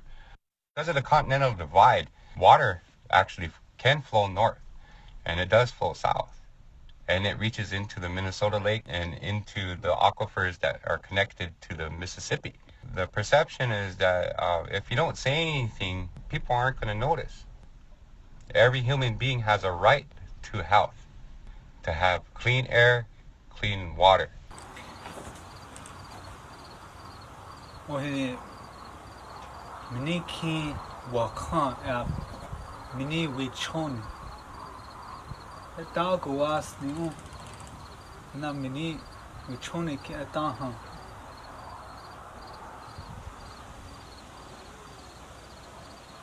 Hector Hana Ian Hookshina King Web of Shun Hatchet was new Oki Hippie. Miniki had with Choni Hetchado. Mona.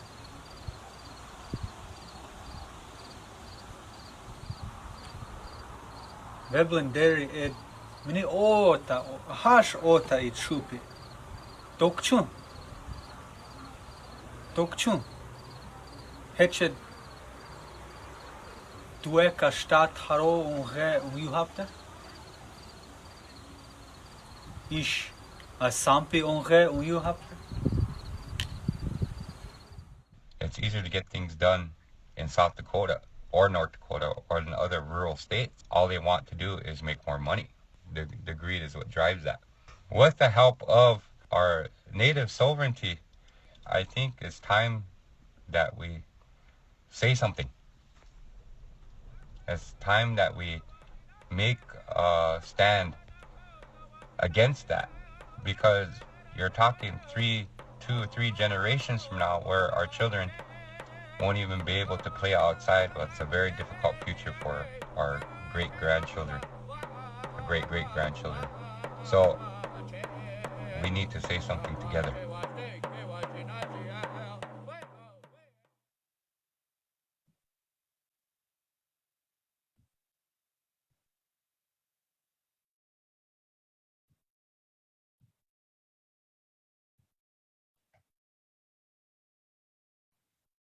Hello, everybody. Well, this is a welcome, Mini Wichoni. Everybody's cooling off. So this is my reservation, the Sisito Anwakbeta Hamacha, Tashina Sawia Makiapi, Aku Pala Horn, Pala Looking Horse. So we started this on a kind of an accident. My oldest son is brain injured, and I had to hurriedly get him out of the brain injury unit out of Iowa, and I had to move back to the reservation so I could get support. And the only place I could get a house, because when you sign up for a house, it could take years, and nobody wanted to live in Veblen. And since I was living in Greengrass for a couple decades, I didn't really know what was going on. So I ended up getting a home there. And my son has a bad habit of taking off. He's brain injured, he's TBI. And so one day he decided to go down the road and I couldn't stop him. So I just walked with him, and there was just this putrid smell coming from nowhere. And you don't smell it every day. It's probably about 2 months a year, but it's really bad. And the kids play in it. And it's from this dairy farm. And that was probably around 12 years ago. And so I followed him, and I started asking the neighborhood, I said, what's that smell? And they said, well, what do you think that is over there? And it was a huge 19,300 biggest dairy farm in the world. And most of our people are lactose intolerant. And here it is in the middle of our reservation. So I start sounding the bell, and we created a Facebook called Maniwi Choni, which later Standing Rock kind of took over on that about a few years later. But I was trying to bring attention, and these young people that helped bring attention and made this video, I so appreciate them wherever they are. And I hope some of them were watching, and they did it on a grassroots level, just young people. And I approached them and I said, can you young people sound your voice? And since that time, we worked really hard to try to bring attention, because I called the area of our reservation, our POW camp, as the vertebrae, because the water runs south into the Mississippi, down the Little Minnesota River, and then north into Red River Valley. I call that the vertebrae of Unchimaka, because it's of the Continental Divide. And so when this happened, I started asking questions, and There were high cases of MRSA, and there was even a man that was a doctor with the Indian Health Service that we approached, and I asked him to get some kind of data of how many people are getting sick, and he delivered like a whole thick paperwork of all the people that are getting sick on my reservation. And it's, to me, it's the water, whether it's the dairy farm or, you know, everything that the chemtrails that come over, but everything is about water. And I was raised by my Kushi. And one of the things that she said to me, she said, everything is for sale. Water will be too someday, because we grew up without electricity and we hauled our water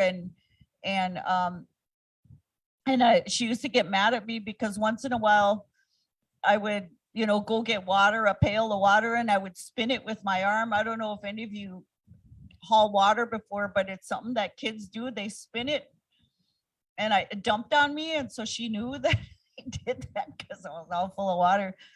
And she got after me and she said, don't be playing with water. She said, and that's when she said, everything's for sale. You know, water will be too someday. And I was, in my mind, I was laughing because there was so much water coming out of that pump and it was so pure. But here we are today buying water. And now they're saying that, you know, the bottle that it's in is deteriorating in there and it's getting in our systems. And, you know, I worry, every single one of you that have grandchildren, you mentioned, you know, you're worried about your grandchildren and future generations. And it worries me because I grew up with turtles. I was in an era where we had to eat the turtle's heart. And apparently nobody does that anymore. And I was fortunate, you know, my Kushi couldn't speak English and she had me do that when I was 7 years old. And she told me, you know, now you have to speak up for the water. And so I tried to understand what that meant, but it wasn't until way later, until smelling that dairy farm and finding out how much water, you know, they take 1.5 million gallons a day from the aquifer. And so just recently I got on the Roberts County Commission and I got into this Zoom, and they okayed to double the dairy farm. And then when I did more research, I found out that the church owns that dairy farm and they don't even pay taxes. And so last night I was talking to the Uchis and I said, we need to do something. I said, not just with the dairy farm. I said, but you go to the Black Hills, and I'm sure around here, it's like, it's time for land back. It's like you go into Black Hills and there's all these camps, you know, and they take all our kids and they take them and they justify having this camp in the Black Hills. And it's like, come on, land back. It's like, these guys don't even pay for, you know, any taxes. And it's like, it doesn't even matter what kind of church you make. They don't even pay taxes. And yet we barely get, you know, something to support us. And we have to, you know, as far as getting an umbrella so we can do our work, you know, we have to be accountable for every penny, but they really don't. They can go buy land in Africa and give everybody Kool-Aid, you know? I mean, it's not fair and something's wrong there. And so when I found out that this dairy farm was not paying taxes, and they're in another state where the dairy farm owner that used to be owner had a dairy farm in Minnesota in Thief River Falls, and the guy was 3 miles away from the dairy farm, and he sued that man. His name is Rick Milner, and he wiped out all his money. And I don't know, sometimes our tribal councils, but apparently we sold our tribal land with a congressional stamp of 40 acres. And he went to our council knowing that he was getting sued. And he said, look, you get this $40,000, $1,000 an acre of that pristine land that you just seen. And why don't you invest in the dairy? And the council was, yeah, let's do that. Not telling anybody, and turned around and saved that check and got sued and turned around and took the cattle from the female cows, and now he's got another cattle farm north.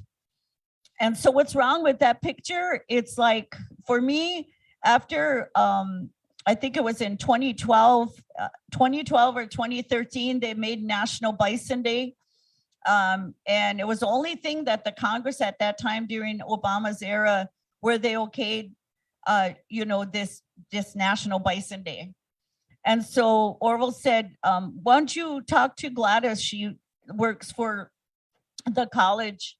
And so we did an honoring and we wanted to honor the buffalo. So we had all these people come in to talk about the story of the buffalo. And one of them was Rosalie Little Thunder. Rosalie walked from the Black Hills to Yellowstone to stop the slaughter, which is still going on today.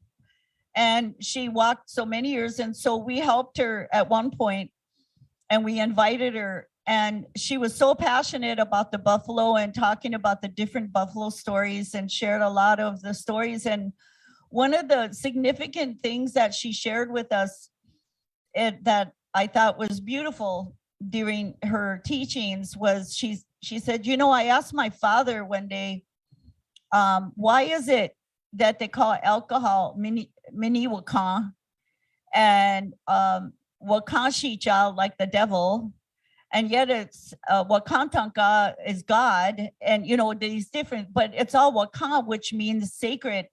Why is it? And she said it took him 3 days to answer. And he said, because and also Mazawakan is gun. And she said, I couldn't understand that. And he said, because it affects life, and it could take a life and it could give life. And I always think about, her teachings to this day. And I don't know if you've seen that Yellowstone, all of a sudden the thunders came and it wiped out all the roads around Yellowstone last week. It was a day after her honoring. And I thought that was Rosalie. And so, but Rosalie, we thought a lot of her. And I start thinking about it after we did that honoring for the buffalo. And then we just watched a film of this man that was trying to bring attention to all the buffalo that used to be here, the millions and millions that were killed, and the skulls. Most of you have seen that just big mountain of skulls. And during that time, we learned about the buffalo, and these cattle, they're flat-footed, and they destroy the land, and then they rip out the grass, and that it won't grow anymore. Where the buffalo have pointy hooves, and the buffalo and the coyote and the wolf are the main ones that doctor the earth with, their manure and their urine and their saliva. They're like little mowers. They don't pull up the grass. They were our teachers, and they taught us to respect the land, and they reflected, what the water, bringing the spirit of water back to the earth so it could stay plentiful.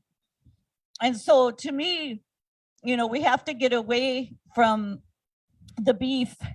We have to start sounding the alarm. And to me, that we need to let the buffalo run free and the horses run free. And so even last night I said, why don't we create a mother church? So, we can, I don't know how many years I helped Arvol. We go to all these meetings to save the Mustang, and it feels like, they have nowhere to go. And so I'm so happy to be a part of even being here at Rosebud Continuum that offers a place, a sanctuary for animals. And even our reservations, in bringing back the horse and the buffalo, and there's a lot of non-natives that are getting it too. And they're trying to create something, but it's gonna it's going to take a lot of more awareness, you know, with the work that we're doing to change things around. And so this is our 27th year of World Peace and Prayer Day, and it's been a hard 27 years of being ridiculed and, you know, thinking we're doing it to attract attention to ourselves when our sacred hoop is it.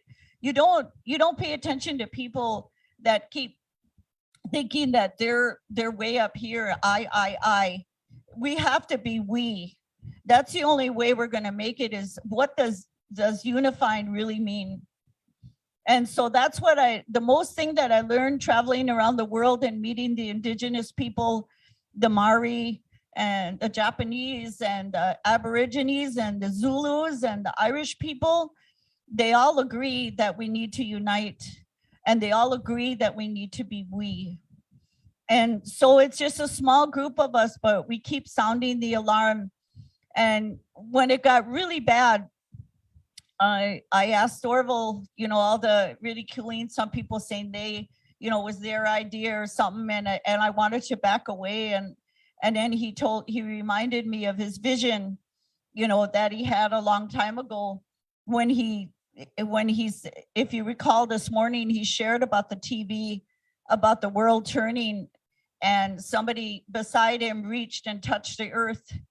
And it opened up and there was a fire in the middle, and he didn't know what that meant. He never seen those people, and it would turn again and somebody would touch it again. I said, Arvol, I think you've seen, maybe computers did exist back then, but I think you've seen the first computer, because now we're touching a computer.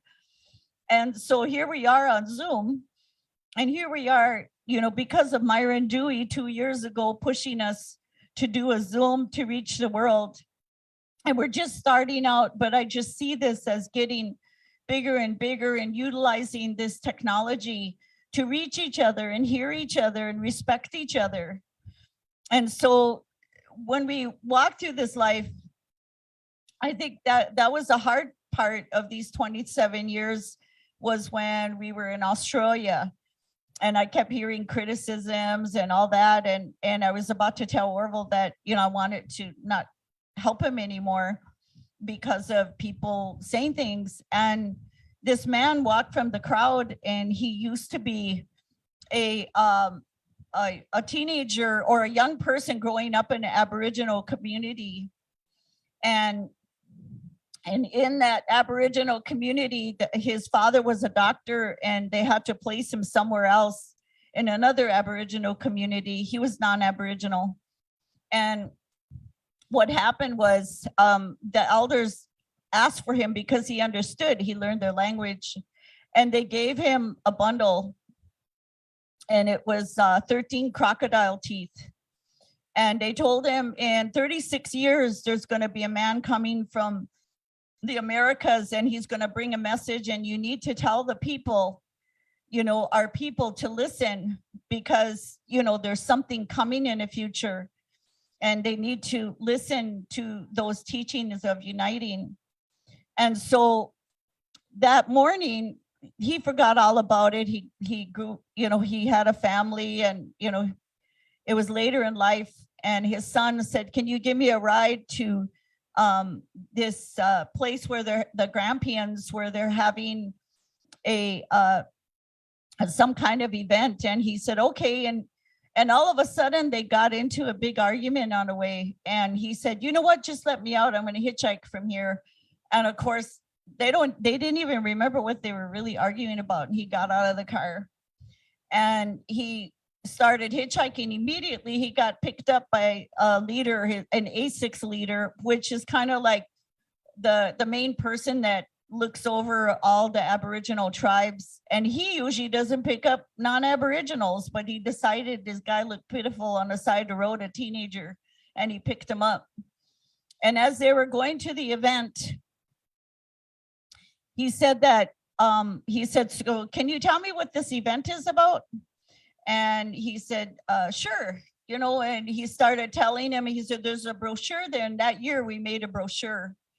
And so he started reading it, you know, all nations, all faiths, one prayer.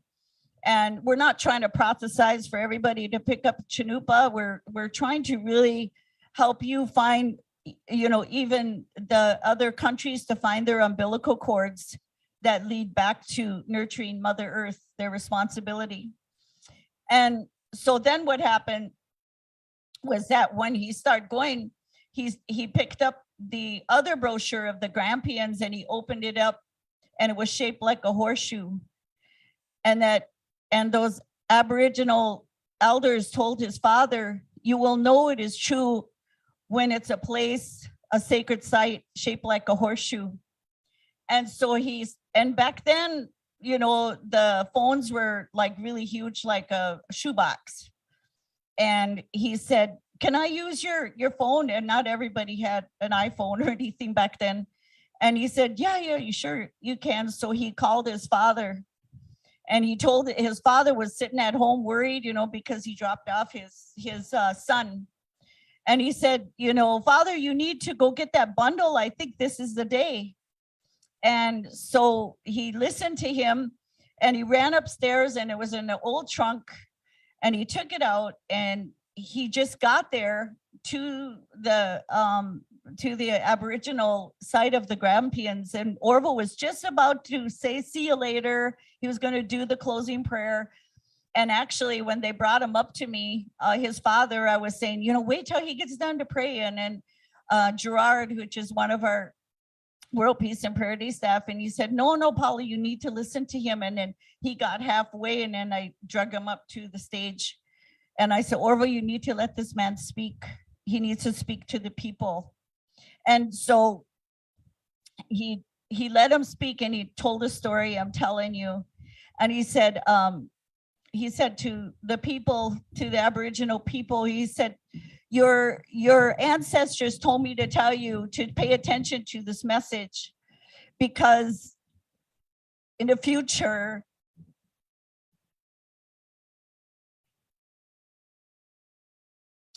it's going to get bad. And you need to wake up now. And that was a long time ago. And I at that time, I was waiting to tell Arvol I didn't want to do the event anymore because of the criticism. And I didn't want to listen to people saying, oh, when you do something good, you're going to always get criticized. And I had elders tell me not to say anything back. You know how hard that is? No matter how much criticism you get, you don't say anything. And so when that happened, he said to me, he said, on the way here, he said, I was thinking about everything, those elders that are long gone. And he said, and I counted the days and the years. And he looked at Arvol and he said, Chief, he said, this belongs to you, but they told me to tell you that there's going to be 13 people that are going to help you. And there's 13 crocodile teeth here. And he said, it's 36 years to the day. I counted. And that was the thing that made me turn around because I had enough, but it made me wake up.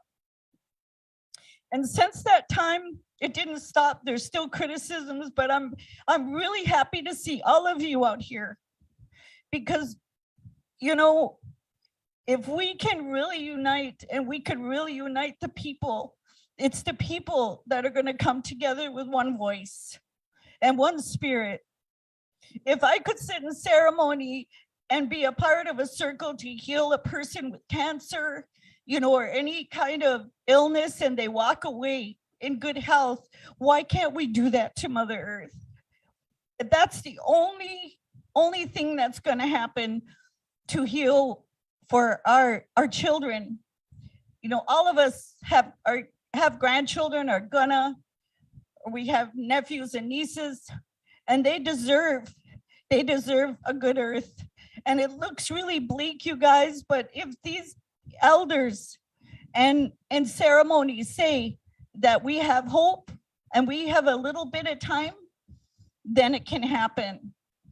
So I want to thank you and I wanted to explain to you, and if you could help me to stop this dairy farm on my reservation, you know, then please do. And I thank you for your time. Mitakiasi.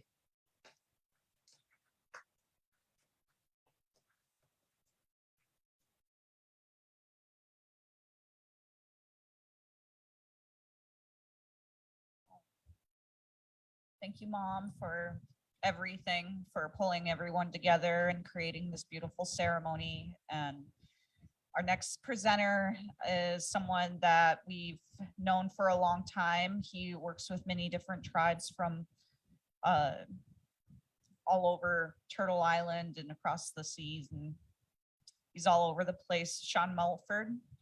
He's comes from the Dene people. Could you please step up?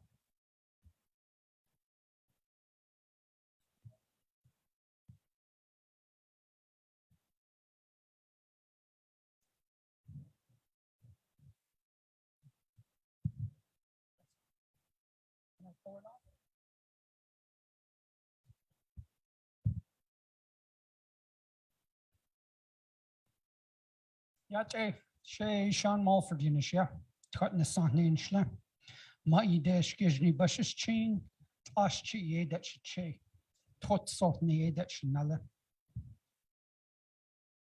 Hello, my relatives. Thank you for all the good words today. You know, it's I traveled last night. I had to I drove all day yesterday, and then I had to jump on a midnight flight and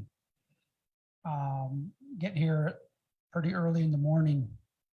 We had someone on the plane that had an emergency. I thought I was going to sleep, but there was somebody that needed some medical attention. So I think no one slept on the plane, but thank you for all the words and the stories. You know, every time we come to this point, I always say, you know, it's like preaching to the choir, you know, just to hear what everybody's doing. The challenges are all there. They're the same, but you know, they're unique. But there is a theme about it. And one of them is water, you know, and we just heard Paula talk about the pollution of water with the cattle farming, and we have our sacred areas too. Dokoaslid, which is our sacred mountain to the west in near Flagstaff, Arizona, and that there is kind of where we're all headed now with the water shortage. They're getting to the point where they want to go toilet to tap, meaning you flush your toilet, goes to a treatment facility, and then comes back to return back where you supposedly are able to drink it. And so that's where we're at. That's the thing that we're really dealing with in our area. You know, the state of Arizona has just legislated that you can do that. They've created a permit where you can go toilet to tap. No one has picked up that permit yet, but it's there. And so, you know, when we look at that reclaimed wastewater, that treated sewage water, we know there's things in there that are not regulated. You know, they're not tested for. You know, they test for E. coli, salmonella, all those things, but they don't really test for the antibiotic resistant bacteria, the genes that are in there, the compounds of emerging concern is what they call, basically pharmaceuticals, chemicals. And I'm sure you all know this, you know, all those things are in there. One of the things that we look at as Native people is the environment. So we're also seeing how that water is impacting our ecosystem on our sacred area. And we're seeing that the high nitrogen levels in this water and phosphates in this water are altering the whole soil. And when you begin to alter the soil, you change the plants and the insects and so forth and so on, as this previous speaker talked about the grizzly bear. You know, the grizzly bear, where the grizzly bear is, tells you that the ecosystem below that apex species is pretty healthy. The land is healthy. In order for a grizzly bear to survive, the land has to be pretty intact. And so what we're seeing is that they're changing the soil, and then the vegetation's going to change, the insects are going to change. And then after that, the invasive species are going to come in and take over the native species. And then of course, the native species is our medicine. That's what we use. So, and it's the same theme of that story that I kept hearing throughout this, with the mining and the invasive species, the water contamination, all these things.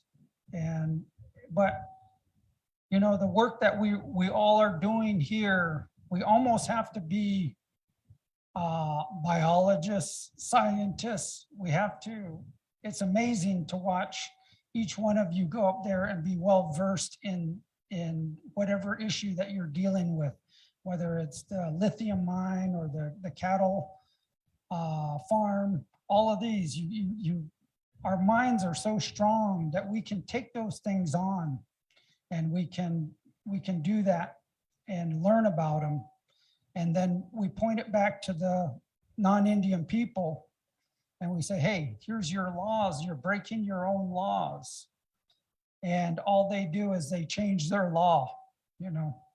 So I heard that the young people here too, they said, go out there and learn that. But, you know, I think what our elders always told us was, learn their ways to overcome them, not to become them. And I think that's what we really have to teach our young people, is they have to be well versed in all of these things. But we have to use it to protect our way of life. And so that's kind of where we're at. That's in our sacred mountain. That's kind of where we're at. We pushed them to their limit, scientifically, legally, everything. You're breaking this law, this statute. Here are all the results of all the chemicals, all the analysis of the water, everything. And they're just stuck. And then they just get quiet. And then they begin to slowly change the law. But I think I heard a number of areas where other people are right there too, you know. And so we have to begin to move into that spiritual place, you know, like I said, with the contamination of the soil. Our young people are spiritual people. I notice I've been hearing that, you know, I think the Dalai Lama said that I may be the last one, you know. And then I remember Arvol saying that as the spiritual leader of his people, you know. His grandmother said, you may be the last keeper if the people don't straighten up. And talking to the Hopi, they said, we used to have a really sacred society here, but they're no longer here, because just like the plant, the environment, socially, culturally, everything has become so polluted. We can't cultivate spiritual people, holy people like we used to. And so as we begin to do our work, we have to begin to understand that that's what we're trying to do, is we're trying to keep our areas clean, our homelands clean, our homes clean, our minds clean, so the holy people can still come and guide us through their own discipline, their own ways. We all have a responsibility to them to keep them that way. And I remember one of the elders said, even the holy people, you can't really touch them, you know, because you can contaminate them. And so they're supposed to be kind of separate and live in a really sacred way, in a way that takes a lot of discipline. And so we have to begin to realize the work that we're all collectively doing here is to continue on that human connection to the Creator. And so, you know, doing this work, we had the gentleman from here, Bobby C. Billy, come up to our down to our area. And I remember we brought the forestry out, and they said, we're going to spend the day with you. So I said, okay, we're going to come on out. We're going to show you some things. And so I asked Bobby to do the prayer. And I remember right when he started the prayer, all the coyotes all over started screaming out. And they just kept howling all collectively. And this was during the day, not you know, they'll do that early morning, but this is kind of during the day. And then after that, when he finished, they stopped. And I asked one of the gentlemen that was there, I said, man, was that, did I hear it correctly? And he said, man, that was a special moment, you know. And I'll always remember how he could come into these areas and really bring that sense of spirituality, sacredness, and connection into these discussions. So I was lucky for 20 plus years to be able to pick up the phone and ask him questions, you know. And we did a lot of work together. And man, just a amazing person. And we talked about the fire, you know, we talked about the sacred fire. And I almost got Arvol arrested in Arizona. We were at our sacred mountain at Decolonizing. And we started our sacred fire, and the forestry came and told us to put it out. And we held strong and into day 3. And I remember every morning the forestry guy would come over, and the elders would always ask him, hey, how is your fires going? Because they had wildfires going on. And the forestry guy goes, well, they're coming down a little bit. We're getting more containment. And they did that every morning. And on the 3rd morning, those guys came to put out the fire. The forestry came to put out the sacred fire. And I remember one of the elders was telling them, we ask you every morning how your fires are going over there. And he said, we've been helping you from here because we have a special relationship with the fire. We don't have what you have, firefighters. We don't fight fires. We cook with it, it warms us. It's a part of us, our daily existence. So we've been helping you from here. And he said, let us finish the fire. Let us do our 4 days. And then after that, the rain will come, just like today. And the forest guy said, I can't do that. So then the guy said, you guys put out the fire. And then, you know, we said, no way, we're not putting out the fire. And he said, then we're going to put out the fire. And we said, well, that's up to you. That's on you. And so, but they said, come on in to the main forest guy. They said, come on in, grab some tobacco and put it in the fire. Pray for your people. Pray for your firefighters out there. And he did, which surprised me. And then the elders sat him down and they said, we're going to take you all the way back to the beginning of creation. And when we bring you back, he said, we'll say Mado, and you tell us what you brought back with you. And so that fire chief, forest ranger, I think he's a district ranger, came over, no, forest supervisor came over and And the elders did the ceremony. And then all of a sudden they said, Mado. And then right away they said, what'd you bring back with you? And the guy kind of came up like this and looked around and he said two things. He said, sorrow and shame. He said, those are the two things I brought back with me. And then after that, he ordered his people to come in and put the fire out. And so, you know, that was a sad time. And I remember hearing your story about all the police and all the surveillance and all those things. And it's amazing the amount of infrastructure, internet-wise and otherwise, that they have when they think that something might get out of control. They had bloggers, they had everybody out there trying to put disinformation, misinformation out. When we drove through town that next day to go up to the sacred mountain and to put our prayers down, you know, they had cars, unmarked vehicles, and police follow us through the whole town. You know, we drive through town and we pick up another one. By the time we got to the mountain, we had a whole string of the military people there. But we did our thing, you know, because we have a right to do that. And just like when Bobby had prayed and the coyotes came and sang out with him.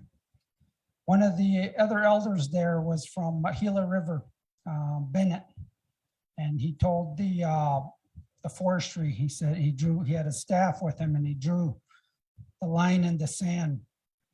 And he said, you've pushed us back this far. He said, we're not going back anymore. He said, from here, we're just going to stand on our way of life. And I think that's what it's going to take for us to continue to be who we are, is we just need to stand on our way of life. And I think I heard that as a theme through all the different stories, is, you know, understanding that the strength and our power is standing on our way of life. And if we're going to rely on their way of life, it's always changing. Just like I said, we get them cornered. Hey, you violating our mountain, you've breaking this statute, you know, do something about it. And then all of a sudden, oh, we'll change it. So it's not a violation because it was thought about here, there, you know, they come up with the most elaborate, you know, things. And so we can't stand on their way of life because that's just for them and their money and maintaining their power base. But when we stand on our way of life, then we have that hope for the future generation of people.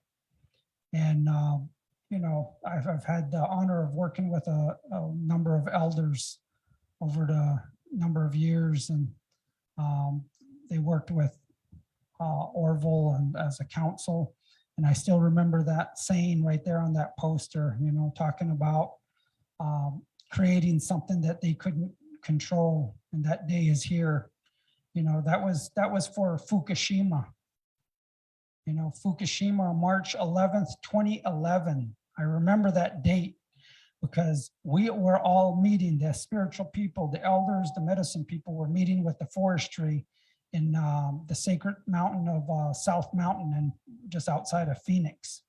And we went up there and we had our meeting. When we came back to the hotel, it was on the news that Fukushima, the TEPCO, had the nuclear disaster.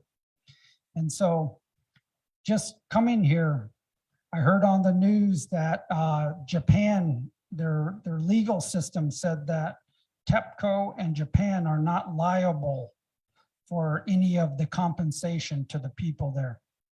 So they have no accountability for their own problems that they create. And so that was the work that Bobby C. Billy came to come and wake up the people and to begin to organize and unite as we are today. And he would always say, we need to unite under the Creator's natural law. That's, as Indigenous people, we have to reunite under that. And someone, I think I heard Leroy said, he'll have his court here, you know. He said, I'll be the, you can have a court here. We'll bring them here and we'll have our court as Indigenous people. And I still remember the spiritual people from South America and North America came together late 90s to begin that prophecy of the eagle and the condor coming together like the fingers of the hand. And I think when I'm thinking about that happening in the 90s and I'm seeing the work that we're all doing, I'm thinking that we're not really coming together with our brothers and sisters and grandpas and grandmas from the South like we should be. And that has been prophesied that we have to come together in that way. You know, the elders put that there in the 90s, they initiated that. But one of the rules there was you can't record at that meeting. And I remember the warriors there,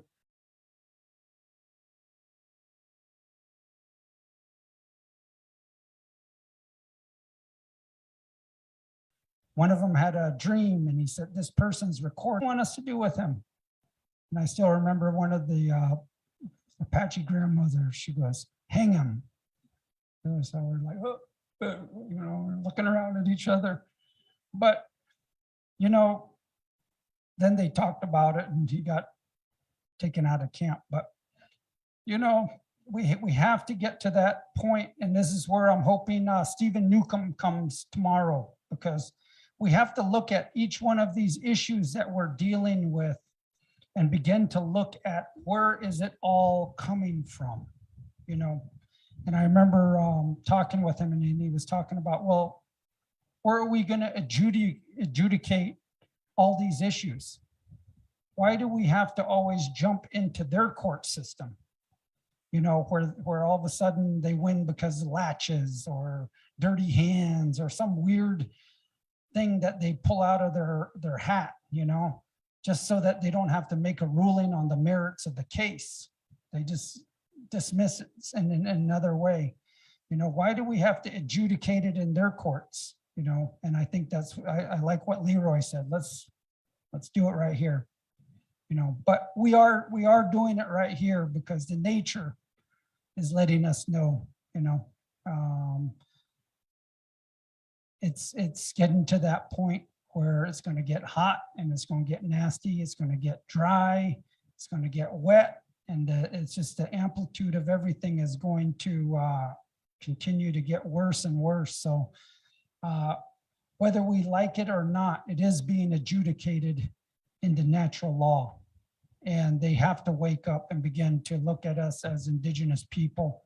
They're trying to save face right now because they're saying we'll allow traditional ecological knowledge in federal decision-making processes. But like the elders have said, their system is so polluted and corrupt.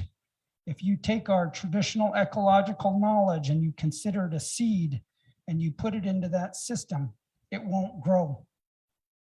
So why are we giving them the traditional ecological knowledge? It's their system, their corruption, and the way that they're making money.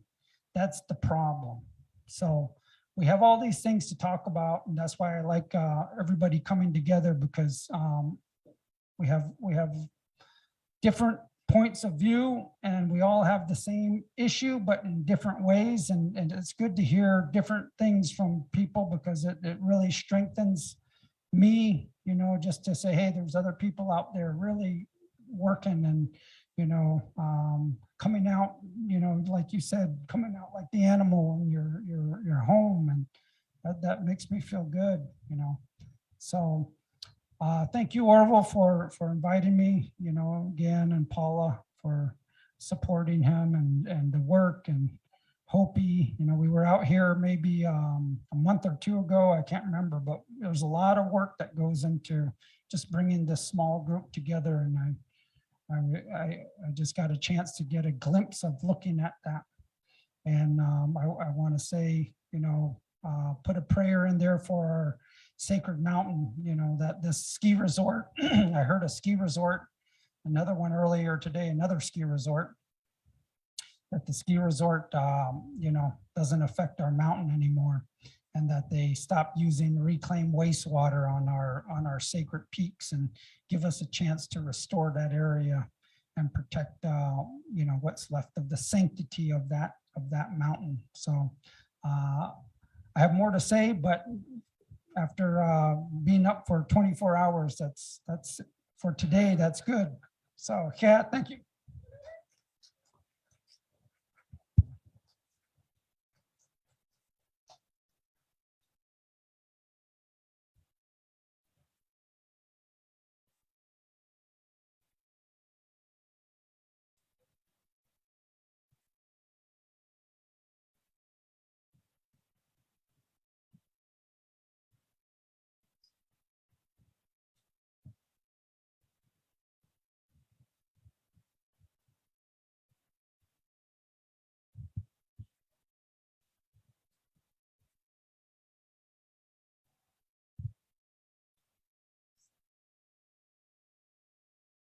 Thank you, Sean. Our next guest speakers.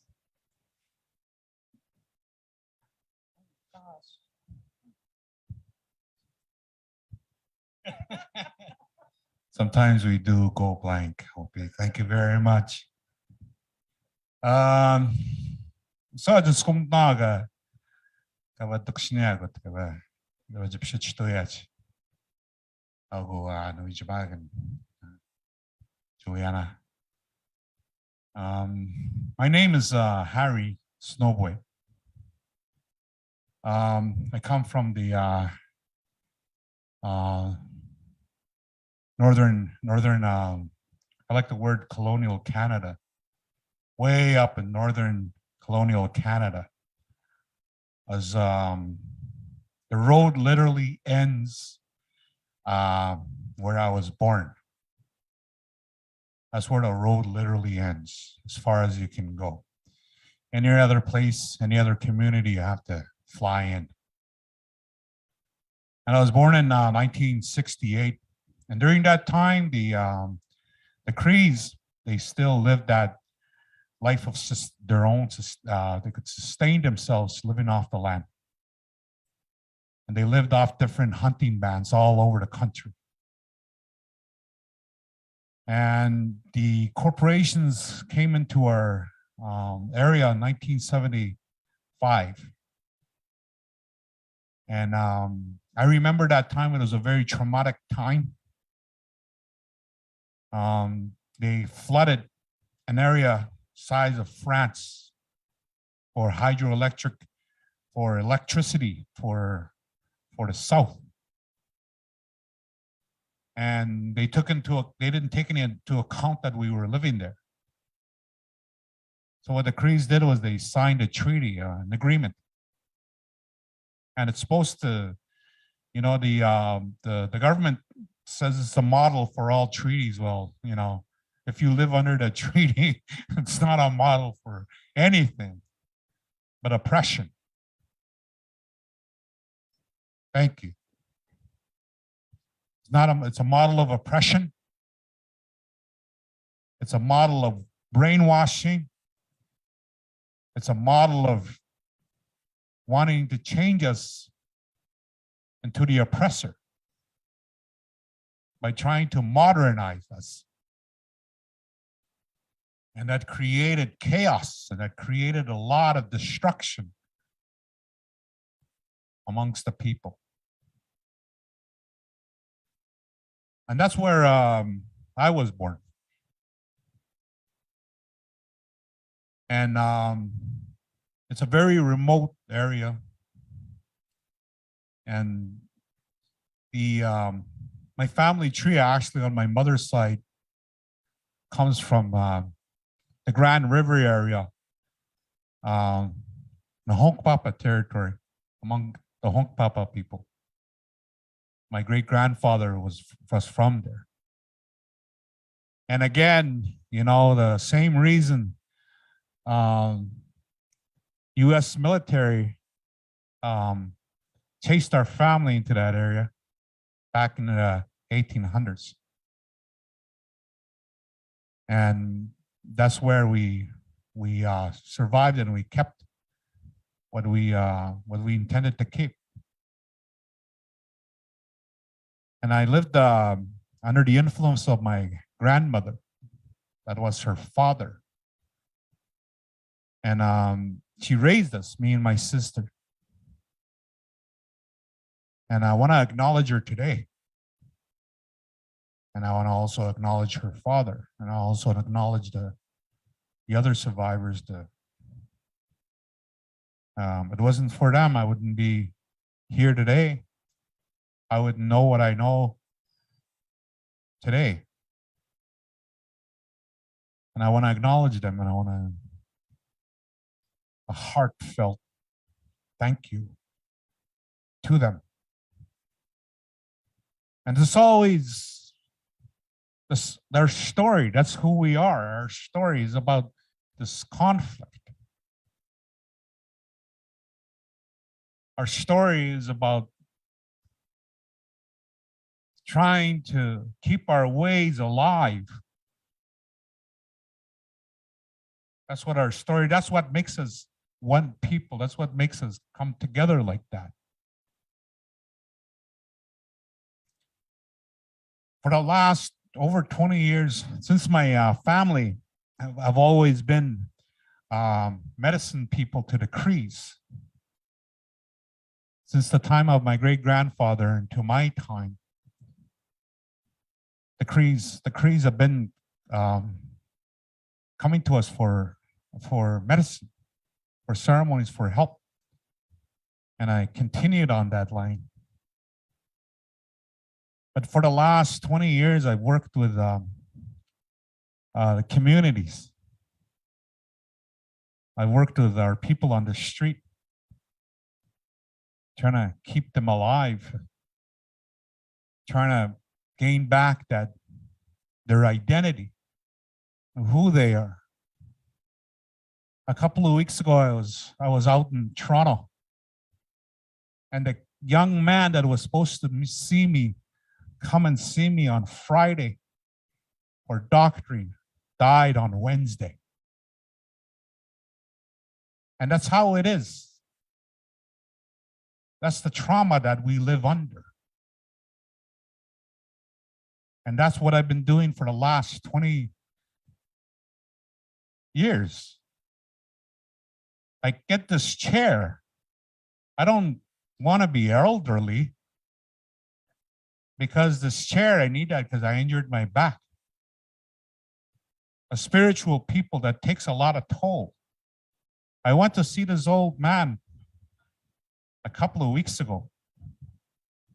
And I told him, I said, Isaac, why am I getting old? And he says, because of the work that you do. All of you. You grow old fast. But I do want to thank the people that really take good care of us. Give us water. You know, sometimes I need help getting up because of the injury in my back. And I used to run like 3 miles, 4 miles a day. Every day I get up. That was my younger youth. I do, there's something that I wanted to talk about. The Crees have this prophecy that they call the prophecy of the orphan. Now, the orphan was taken away and placed in another land, in another place, and he became orphan. And he fought to come back to his mother, to come back to the place where he was born. And he had challenges along the way. Now that orphan, that's us. We were made orphan by the systems. We were made orphan by the boarding schools, even though our parents were still alive.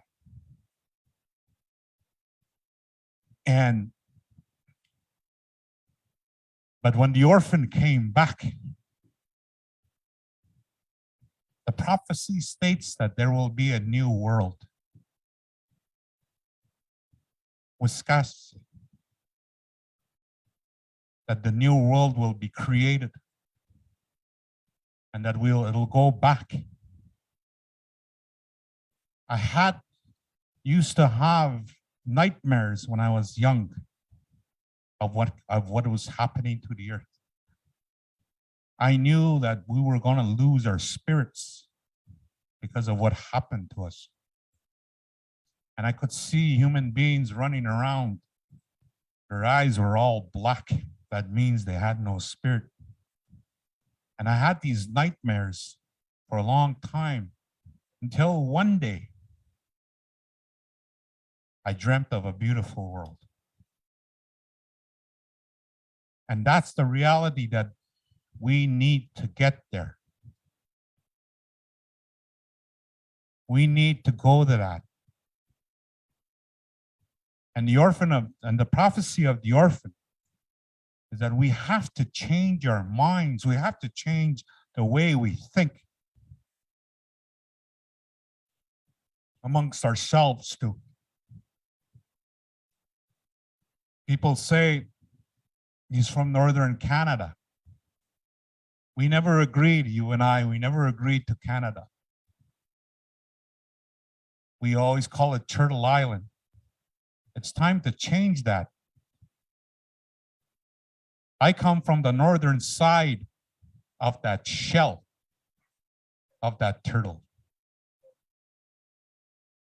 This, where we are now, is the southern shell of that turtle. On the east side, the eastern side of that turtle. We have to change the way we say things, because that's very powerful. When I was about 12 years old, my mother's brother said to me, he says, I want you to do something for yourself. I want you to take the words I know out of your vocabulary. No matter what. Now, if anybody talks to you, even if you know something, don't say, I know. If you can do that, you will learn a lot. So I tried that. Even when my wife and I argue, I don't say, I know. I try and listen as much as I can.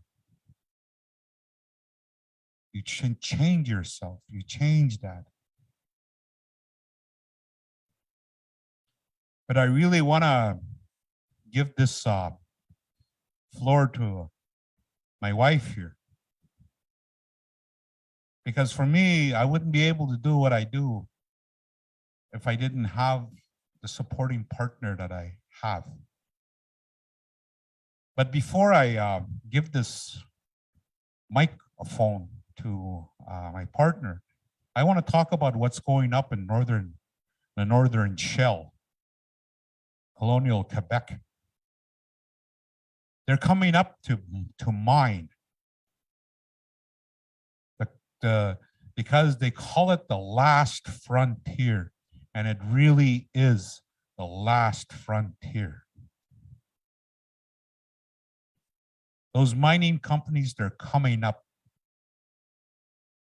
And because we wear the mind of the oppressor, we are agreeing to these mines. We are agreeing to what they're offering. We think that we're negotiating with them. We're not negotiating with them. They already know what we're thinking because in those schools, they taught us how to think.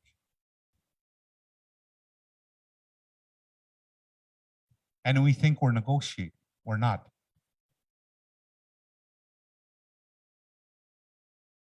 We don't have the councils that we had when I was young. We have a man that comes in with a tie and a briefcase, and we call him the lawyer. He was taught by their system.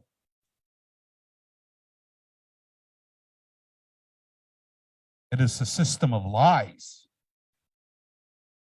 because they will change their laws to suit their needs.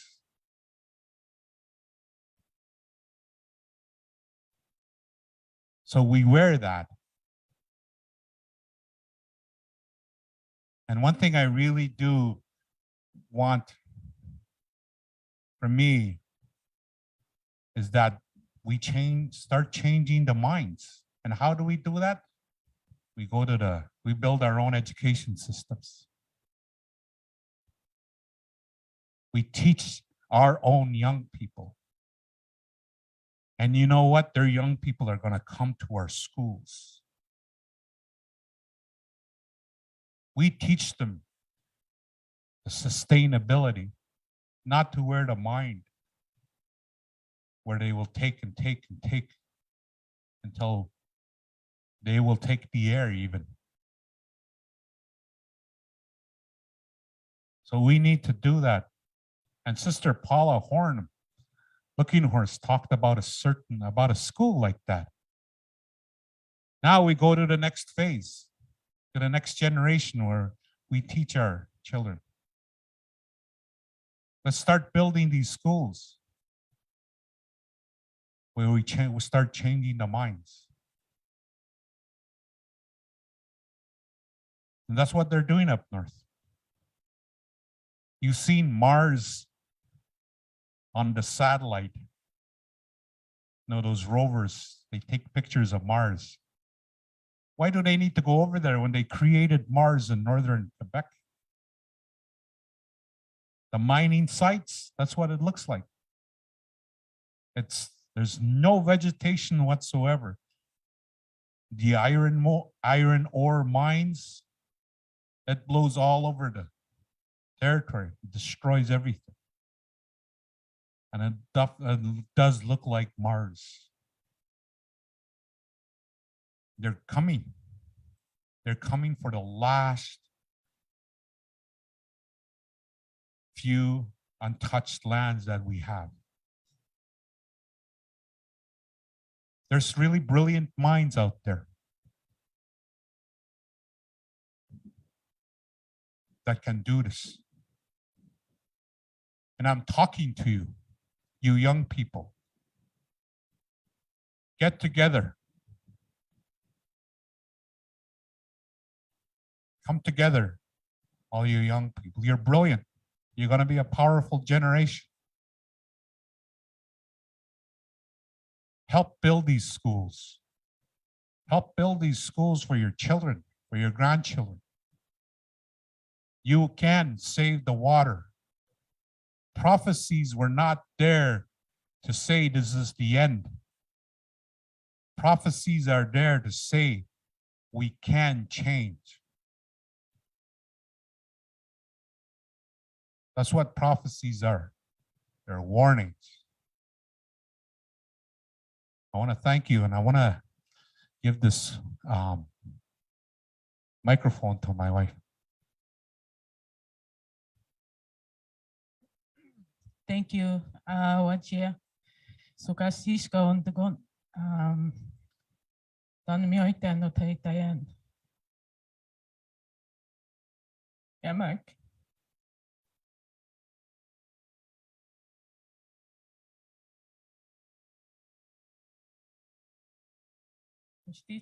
Chicago.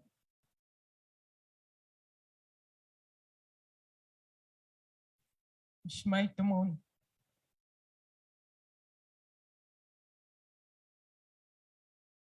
Magmagstini nas kumya bach. Nachalitayan.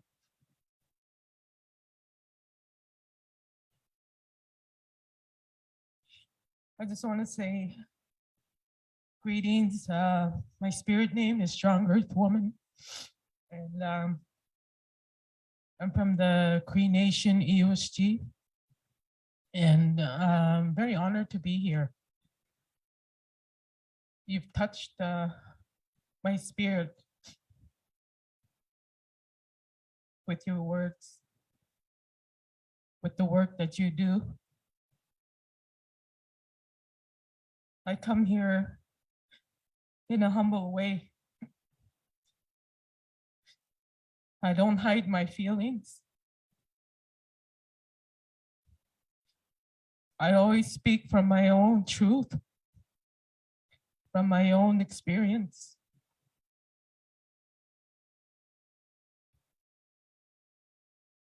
I've learned a lot today.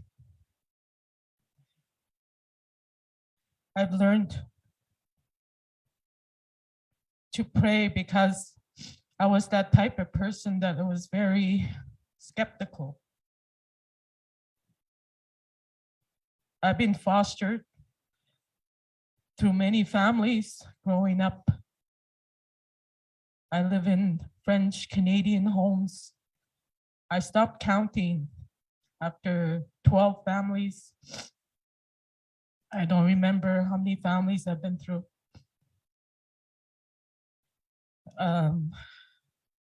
People say I'm fortunate to be trilingual. But sometimes, thank you, it feels like such a big sacrifice.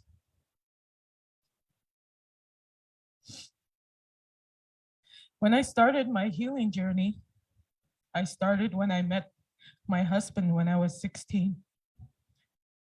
I'm 50 now. We grew up together.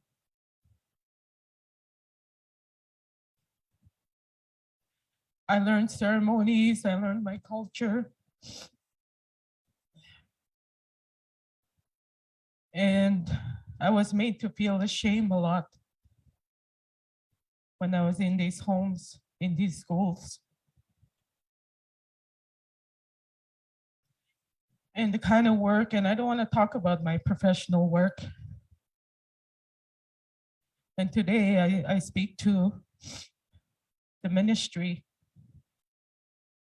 about cultural safety, about creating those safe spaces, and to fight anti-racism in our healthcare systems.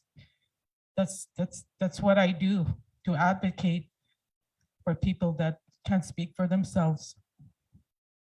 That's the kind of work I guess I was meant to do. When I sundanced a couple of years ago, I was in mid-2000s, 2008. My 4th year of Sundance, there was this thing that kept popping in my head during my Sundance. And it was my spirituality, spiritual sovereignty. You know how we have food sovereignty? Because I lacked it as a young person. That's what ceremony did to me. It saved my life.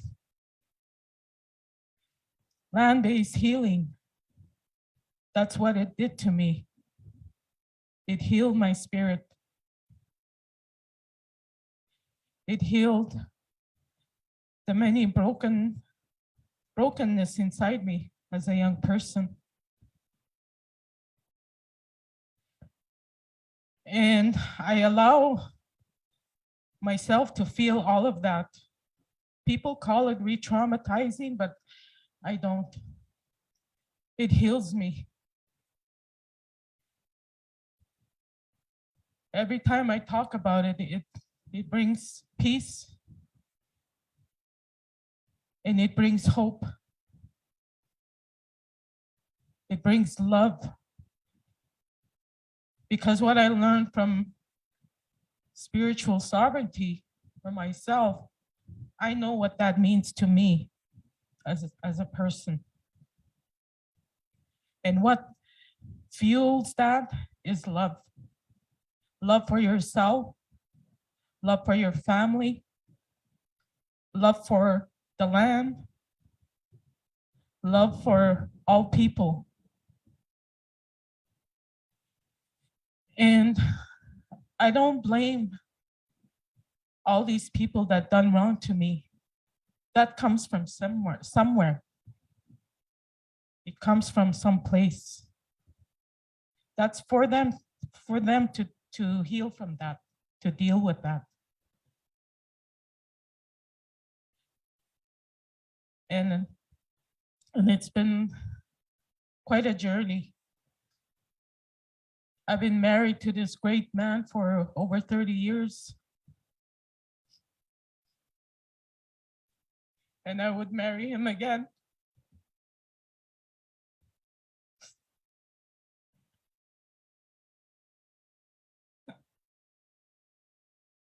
And we have 5 beautiful children, 7 grandchildren.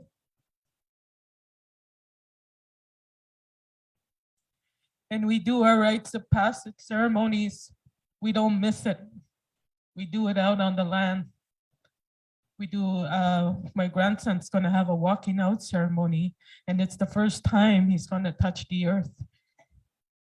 And we're gonna introduce him to that world, to that hunting world, to those medicines. When my daughter had her walking out ceremony 30 years ago, I don't know if I ever had mine, so I did it at the same time. I did it with her. Every time a ceremony comes up, because my husband follows all the rites of passage, I would go through them myself as well. Even if you're 30 or 50 years old, you can still do them. That's what I tell people. A lot of our people didn't have those because they were taken away. I fall under that category somewhat. So it's unlearning many things that weren't good for me, but also relearning the things that are good for me as a woman, as a grandma, as a wife. And our elders tell us, and I really honor the people around me at home. We do a lot of ceremonies back home. They bring a lot of peace and healing to my heart. And I'm really thankful for this opportunity to advocate for the land, because it does heal. It healed me, it healed my spirit, and I continue to heal today from it. So I want to say miigwech to Paula and Arvol and family for having us and just to share this little bit of time together. And I hope we get to network, and I hope to gather more and more like this, because I'm not a speaker. I don't, I'm not used to speaking in front of people like this. But I sure want to be a part of a movement, and if it's a movement for change, and if it's a movement to heal, Pukutsko is what we call it in our language, Mother Earth, Pukutsko.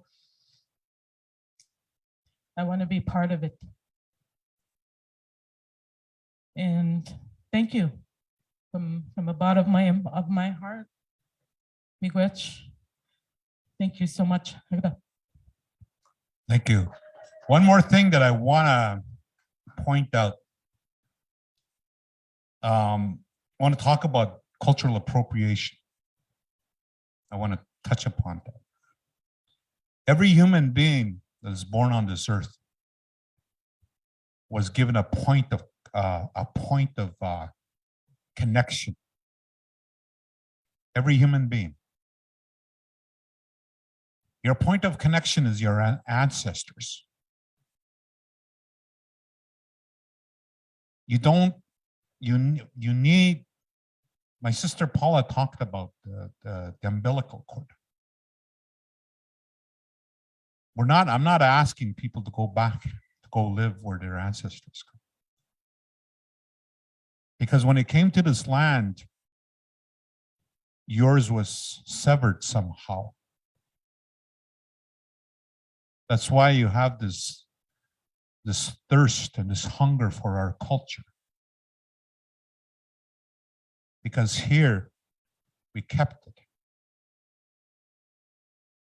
Now, today, I encourage you to find that connection, to go back to your ancestry, and to go visit the land of your ancestors. If you are a spiritual person, it will touch you where your ancestors roamed.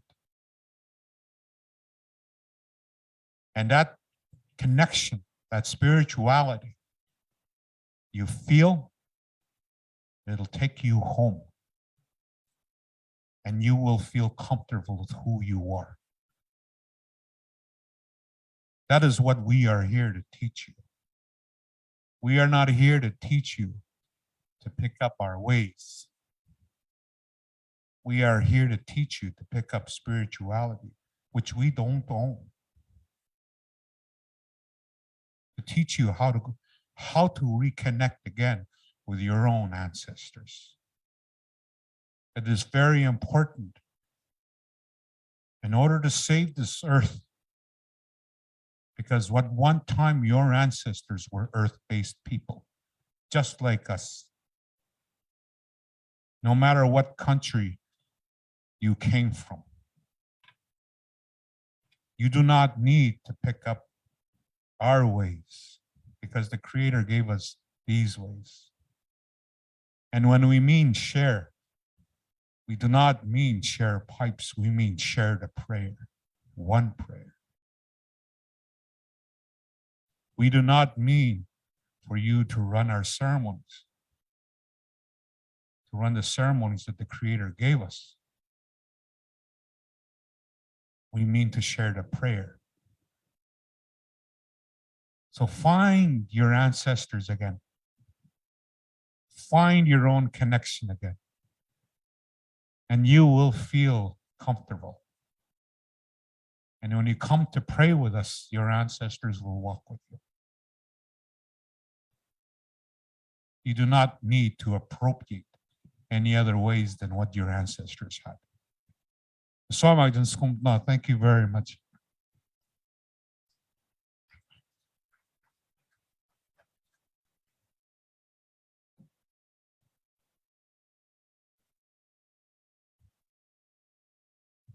Just want to apologize for forgetting my uncle and auntie's name. I've known them for so long. That's all I know them by is uncle and auntie. But that was Harry and Juliana Snowboy from colonized BC, Canada.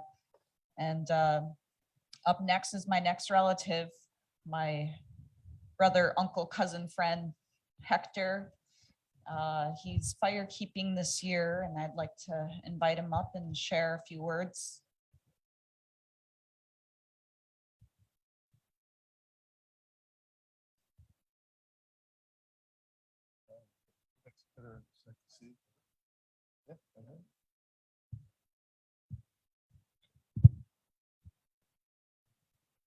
Let's see. Brian. Ariancho Compascatli, Noka Hector, Tawantisuyu, Supaiki, Chief Overlooking Horse, Supaiki, Opi, Supaiki, Misakuki,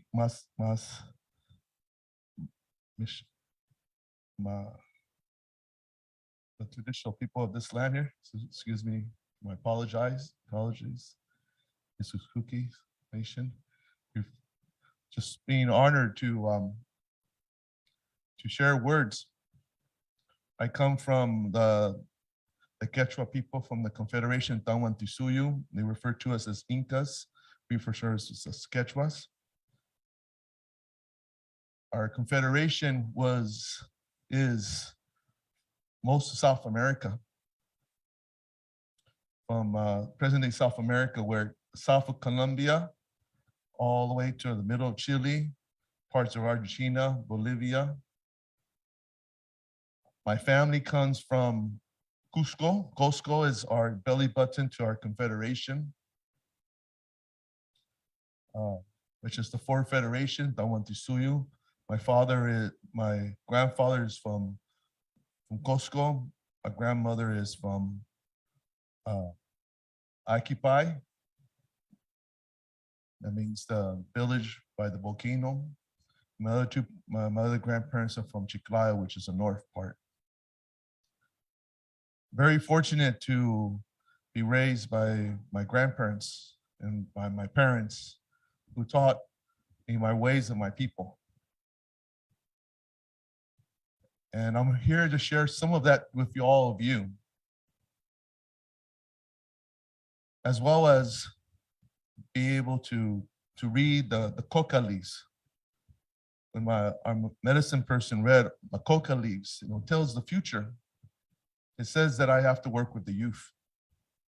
And the medicine people told me that I need to work with the young people and show them something that we have. Our traditional warrior societies were underground within the Quechua people. We had over 1 million warriors in our confederacy when we made first contact. Just like many of your nations and your tribes, it's our way to live with love, with heart. But our ancestors were fearless. We have plenty of courage, but we respect life. We respect the ancestors, the elders, all. We respect our words. So I have here my brother here. He's also from my nation, my tribe, my people. And it's something that share, and this is, you don't see this, and it's passed on from generation to generation. And this is from the sign here. Hope you can see it. These are our laws of the Quechua people. And we learned this when we were first born. We would hear it all the time. Most importantly, we will see the example. Amasua, Amayua, Amakewa, Amasuka. Our first law is, Amasua, is to be a person of your word, to keep your word, to understand your responsibility as a person. And so when someone would break that law within our culture, they were cut our tongue. So our responsibility was made who we are. We are a representation of our family, of all our people, of all the civilizations of our people. So it's really important that when we take on a task, that we represent who we are. Our second law, Amayua. Amayua means to give of ourselves, to give of our energy. It's the opposite of to take. If we would take, they would cut off our hands. Most importantly, it was to give of ourselves. So when we're asked to do something, we will put in 150% in doing what we need to do. Amakewa.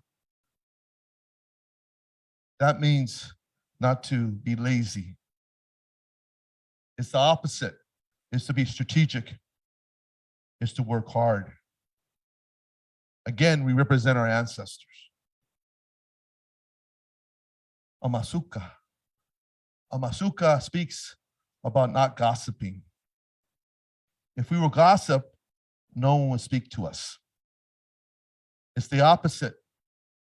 It's to find good in everyone. So you can see why, being that this is our laws, what they did to our people, what they continue to do to our people. In the Andes, it's continually being mined.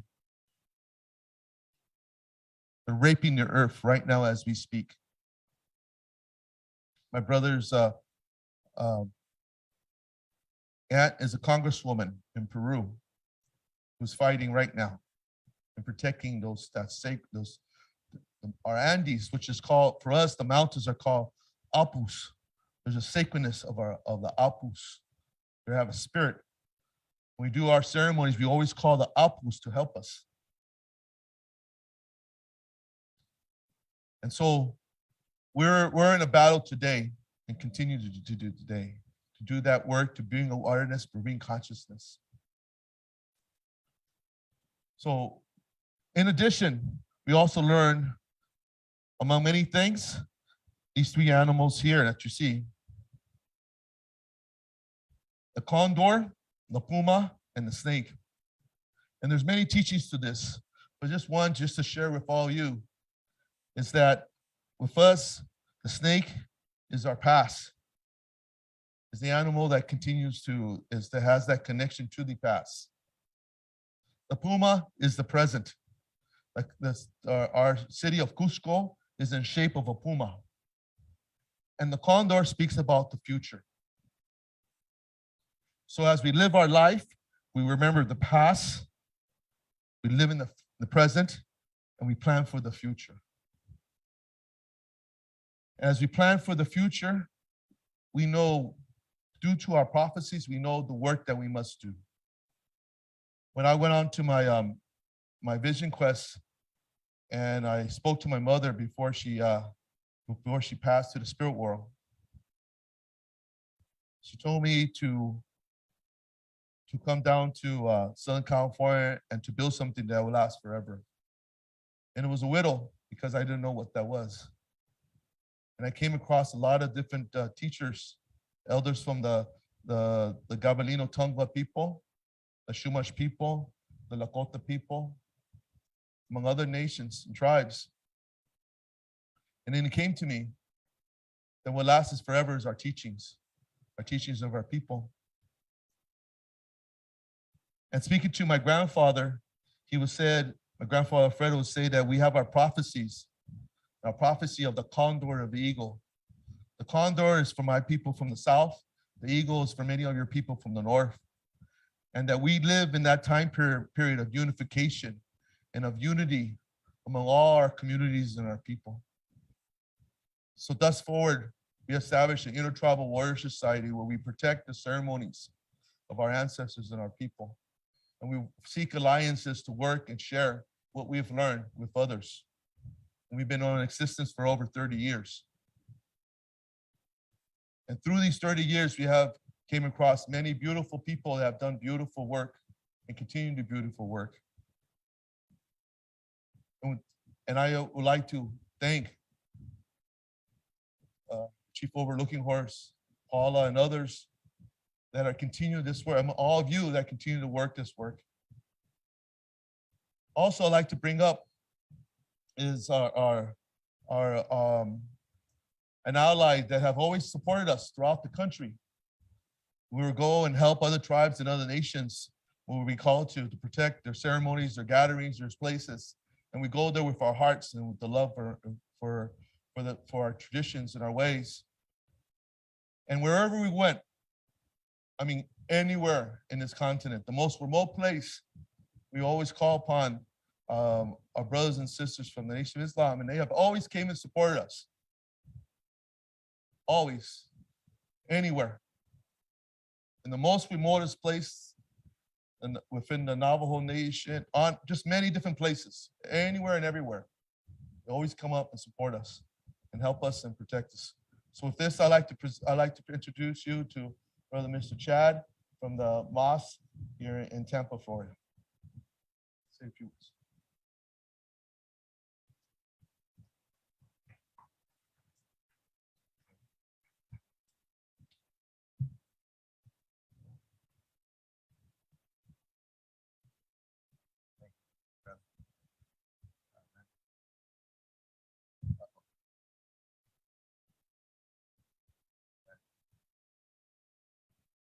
All righty.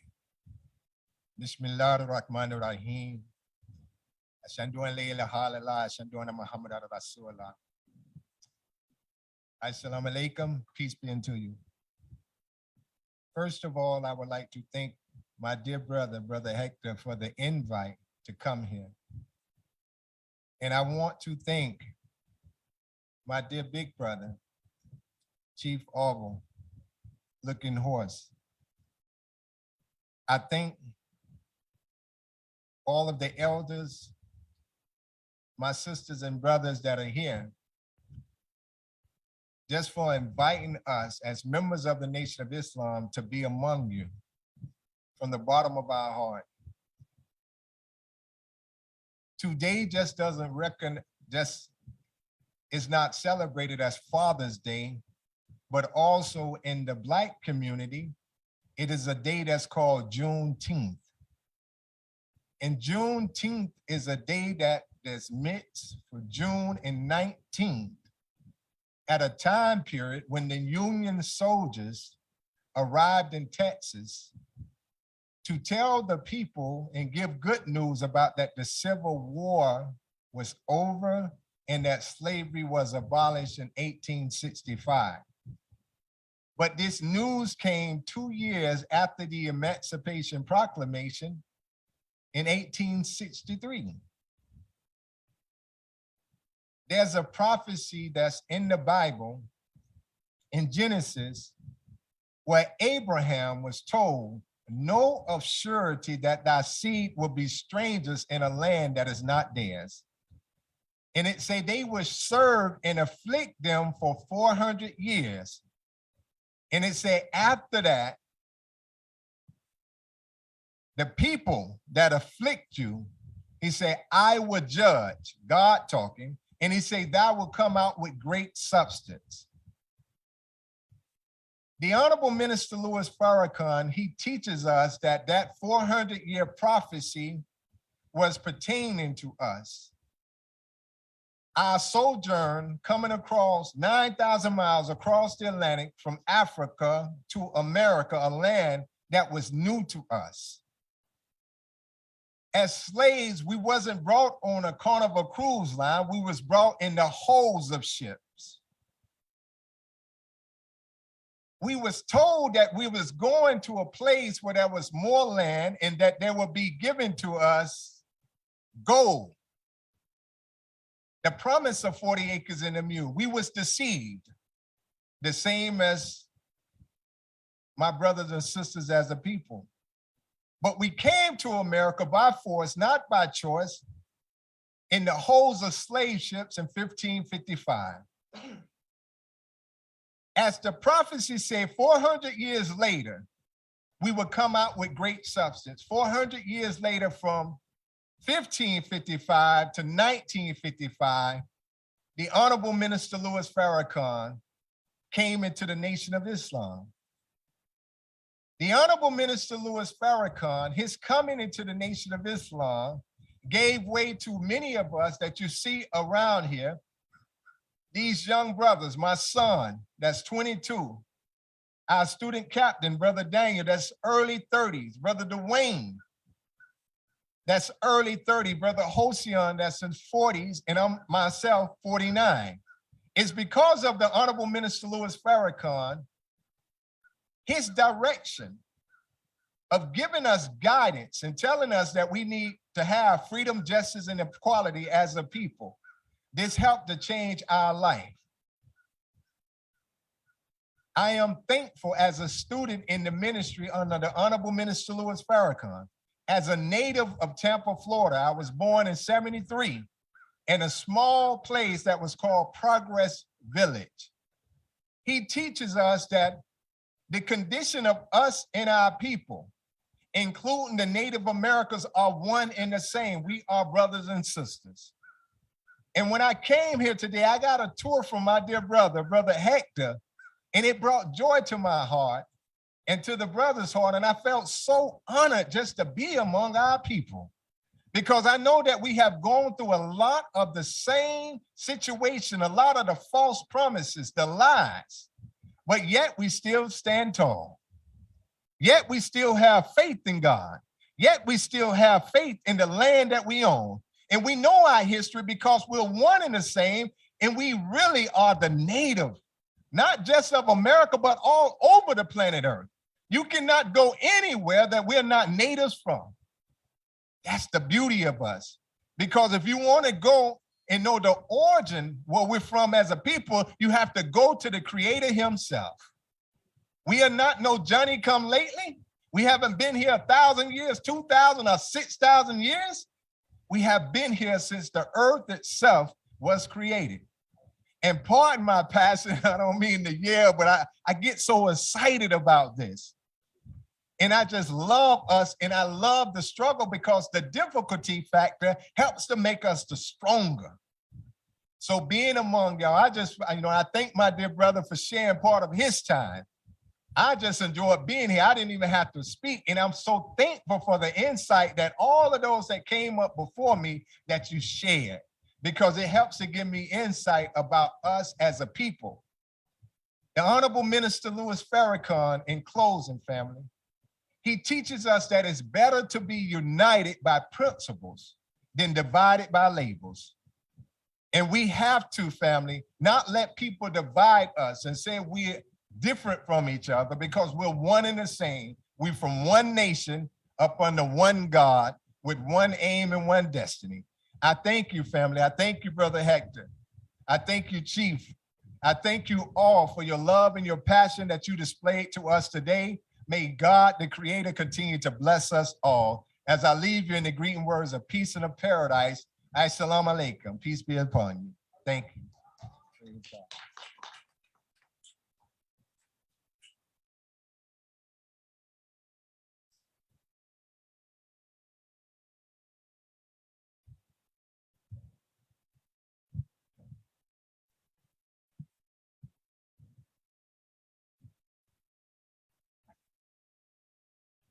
So Dr.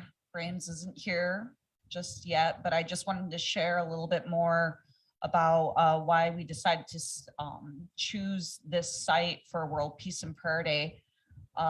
We are located at a place called Rosebud Continuum, and it's an eco-science science learning center for children. And I had the opportunity to actually live on property and learn about the different sustainable practices that they want to, brought kids in to teach. And one of the things that I admire about this property is that they're trying to revitalize Indigenous plant knowledge here by replanting Indigenous plants and trees. And I'd like to invite Dr. Brames up to introduce himself and share his knowledge and his expertise.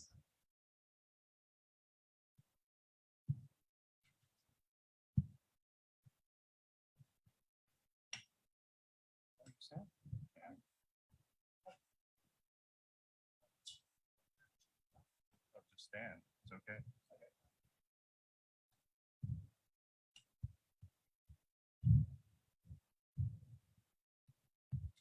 Excellent.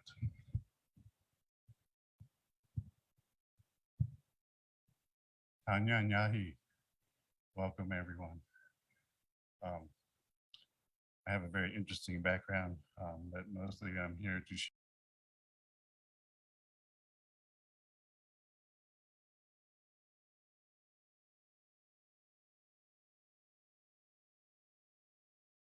share for you the value of every people that have been taken advantage of.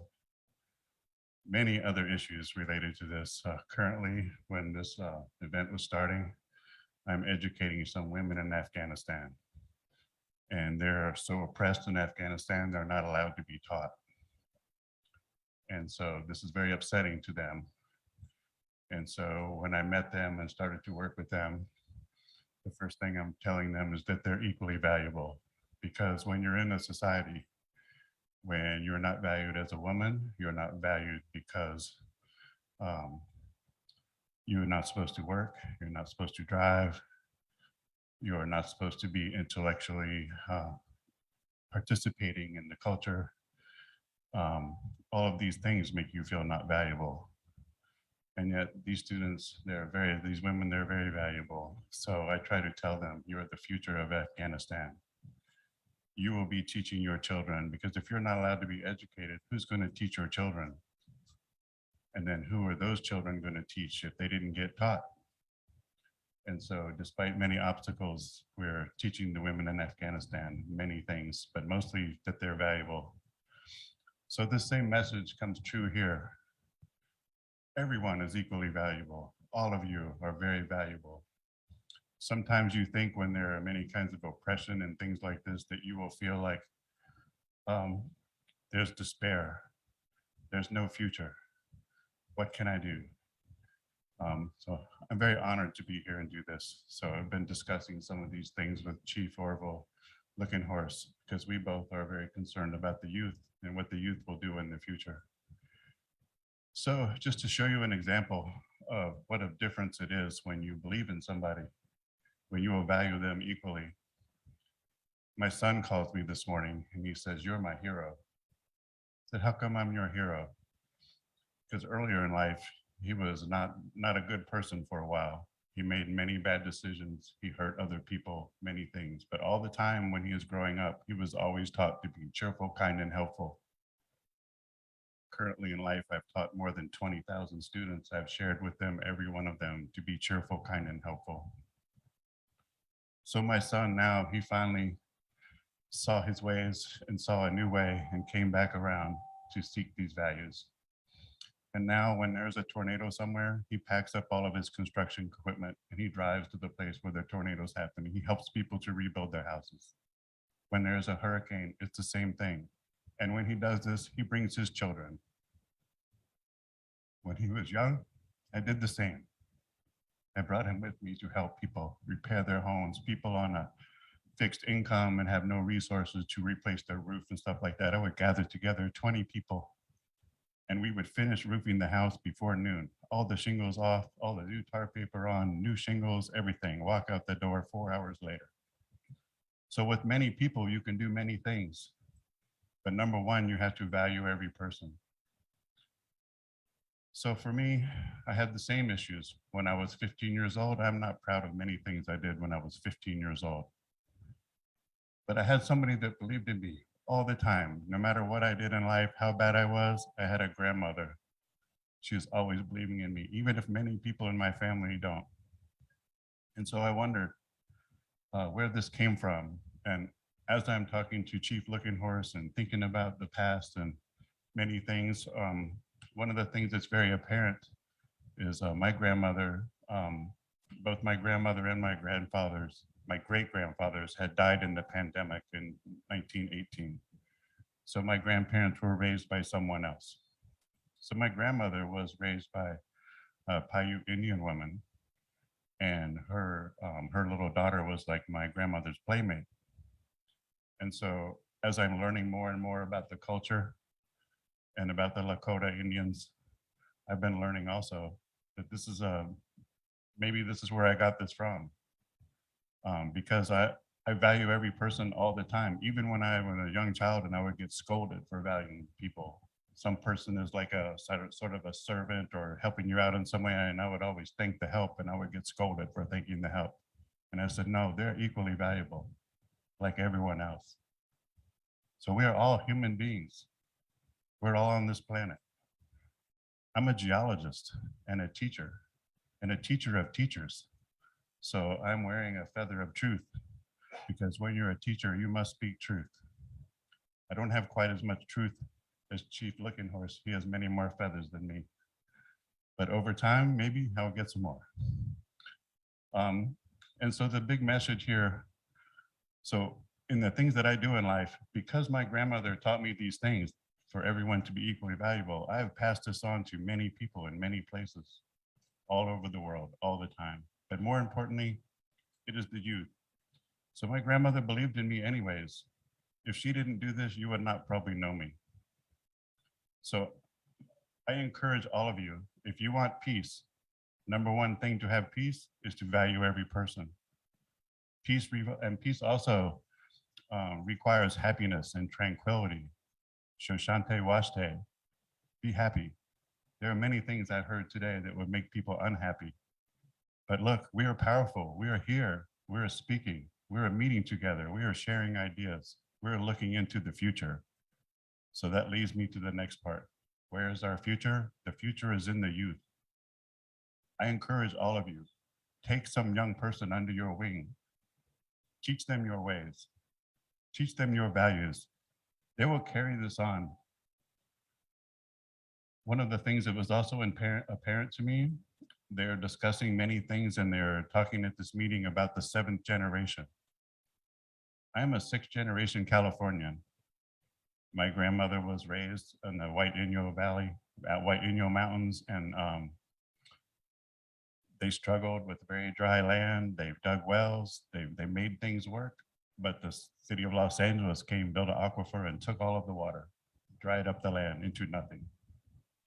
Absolute nothingness. Did this stop my grandmother? Did it stop my grandmother for teaching me these values? And so in some ways, you think, you know, how did I end up at this place now? Maybe it's because of this. If I track back my generations, I go back 6 generations and then it gets quiet. I don't understand this thing about the 7th generation. You need to teach me, because I'm hoping for my future that my children and my grandchildren, they will know their 7th generation. They will know where they're headed. Because I'm a geologist, I understand the earth, many things about the earth. I know about the earth before there is any people. This fossil on my arm, this starfish. Oops, you can see sometimes there's a starfish on my arm. This is one of the oldest starfish ever discovered. This starfish is 330 million years old. They want to study it in museums, and because they're only one. It's the first one and the only one like it. So this would only happen if I am curious, if I'm willing to go out and learn science and explore the world and learn about nature. When we're here, we are making a new sort of small tribe here at Rosebud with graduate students, and many people come here to visit this place. Many of the students, they have not been to a place like this. They have not worked with nature.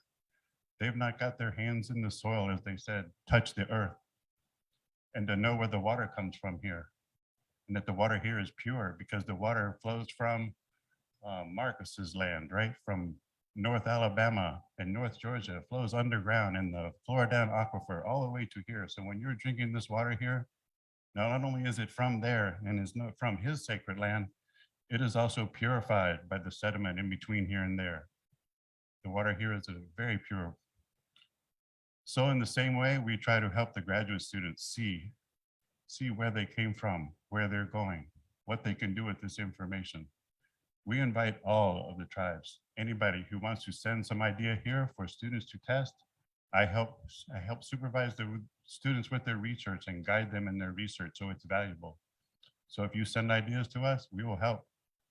We will try to research and learn and see what we can do to help make things more sustainable. So to have peace, once again, you must value every person. If you value every person, you will not have war. Peace means not to have war.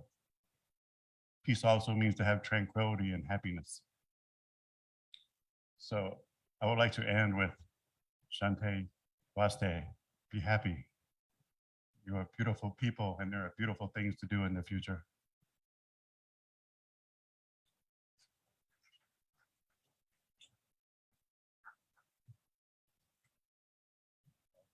Someone said before, maybe they're suffering from cancer. So am I, it's okay. You get what you get in life, you deal with it the best you can. There's no other choice.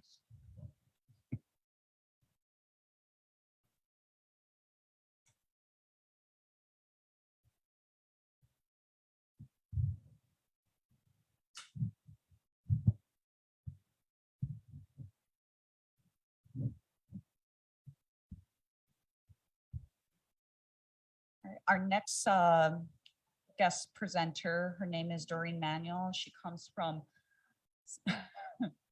not gonna butcher it. She'll introduce herself. Doreen Manuel. I come from two nations, a Secwepemc. I'm Kanahus is auntie. I come from the Secwepemc and the Tunaha.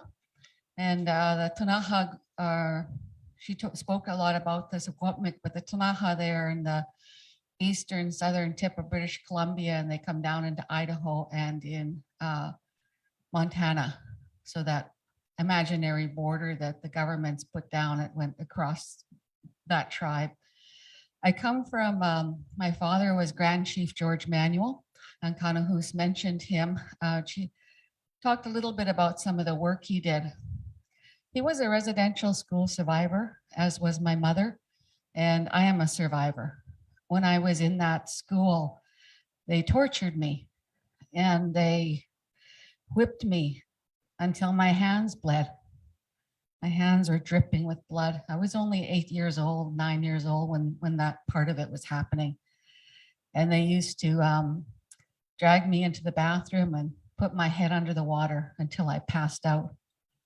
And then they pull me out and then they throw me down and they do it again. And they used to do that because I wet my bed.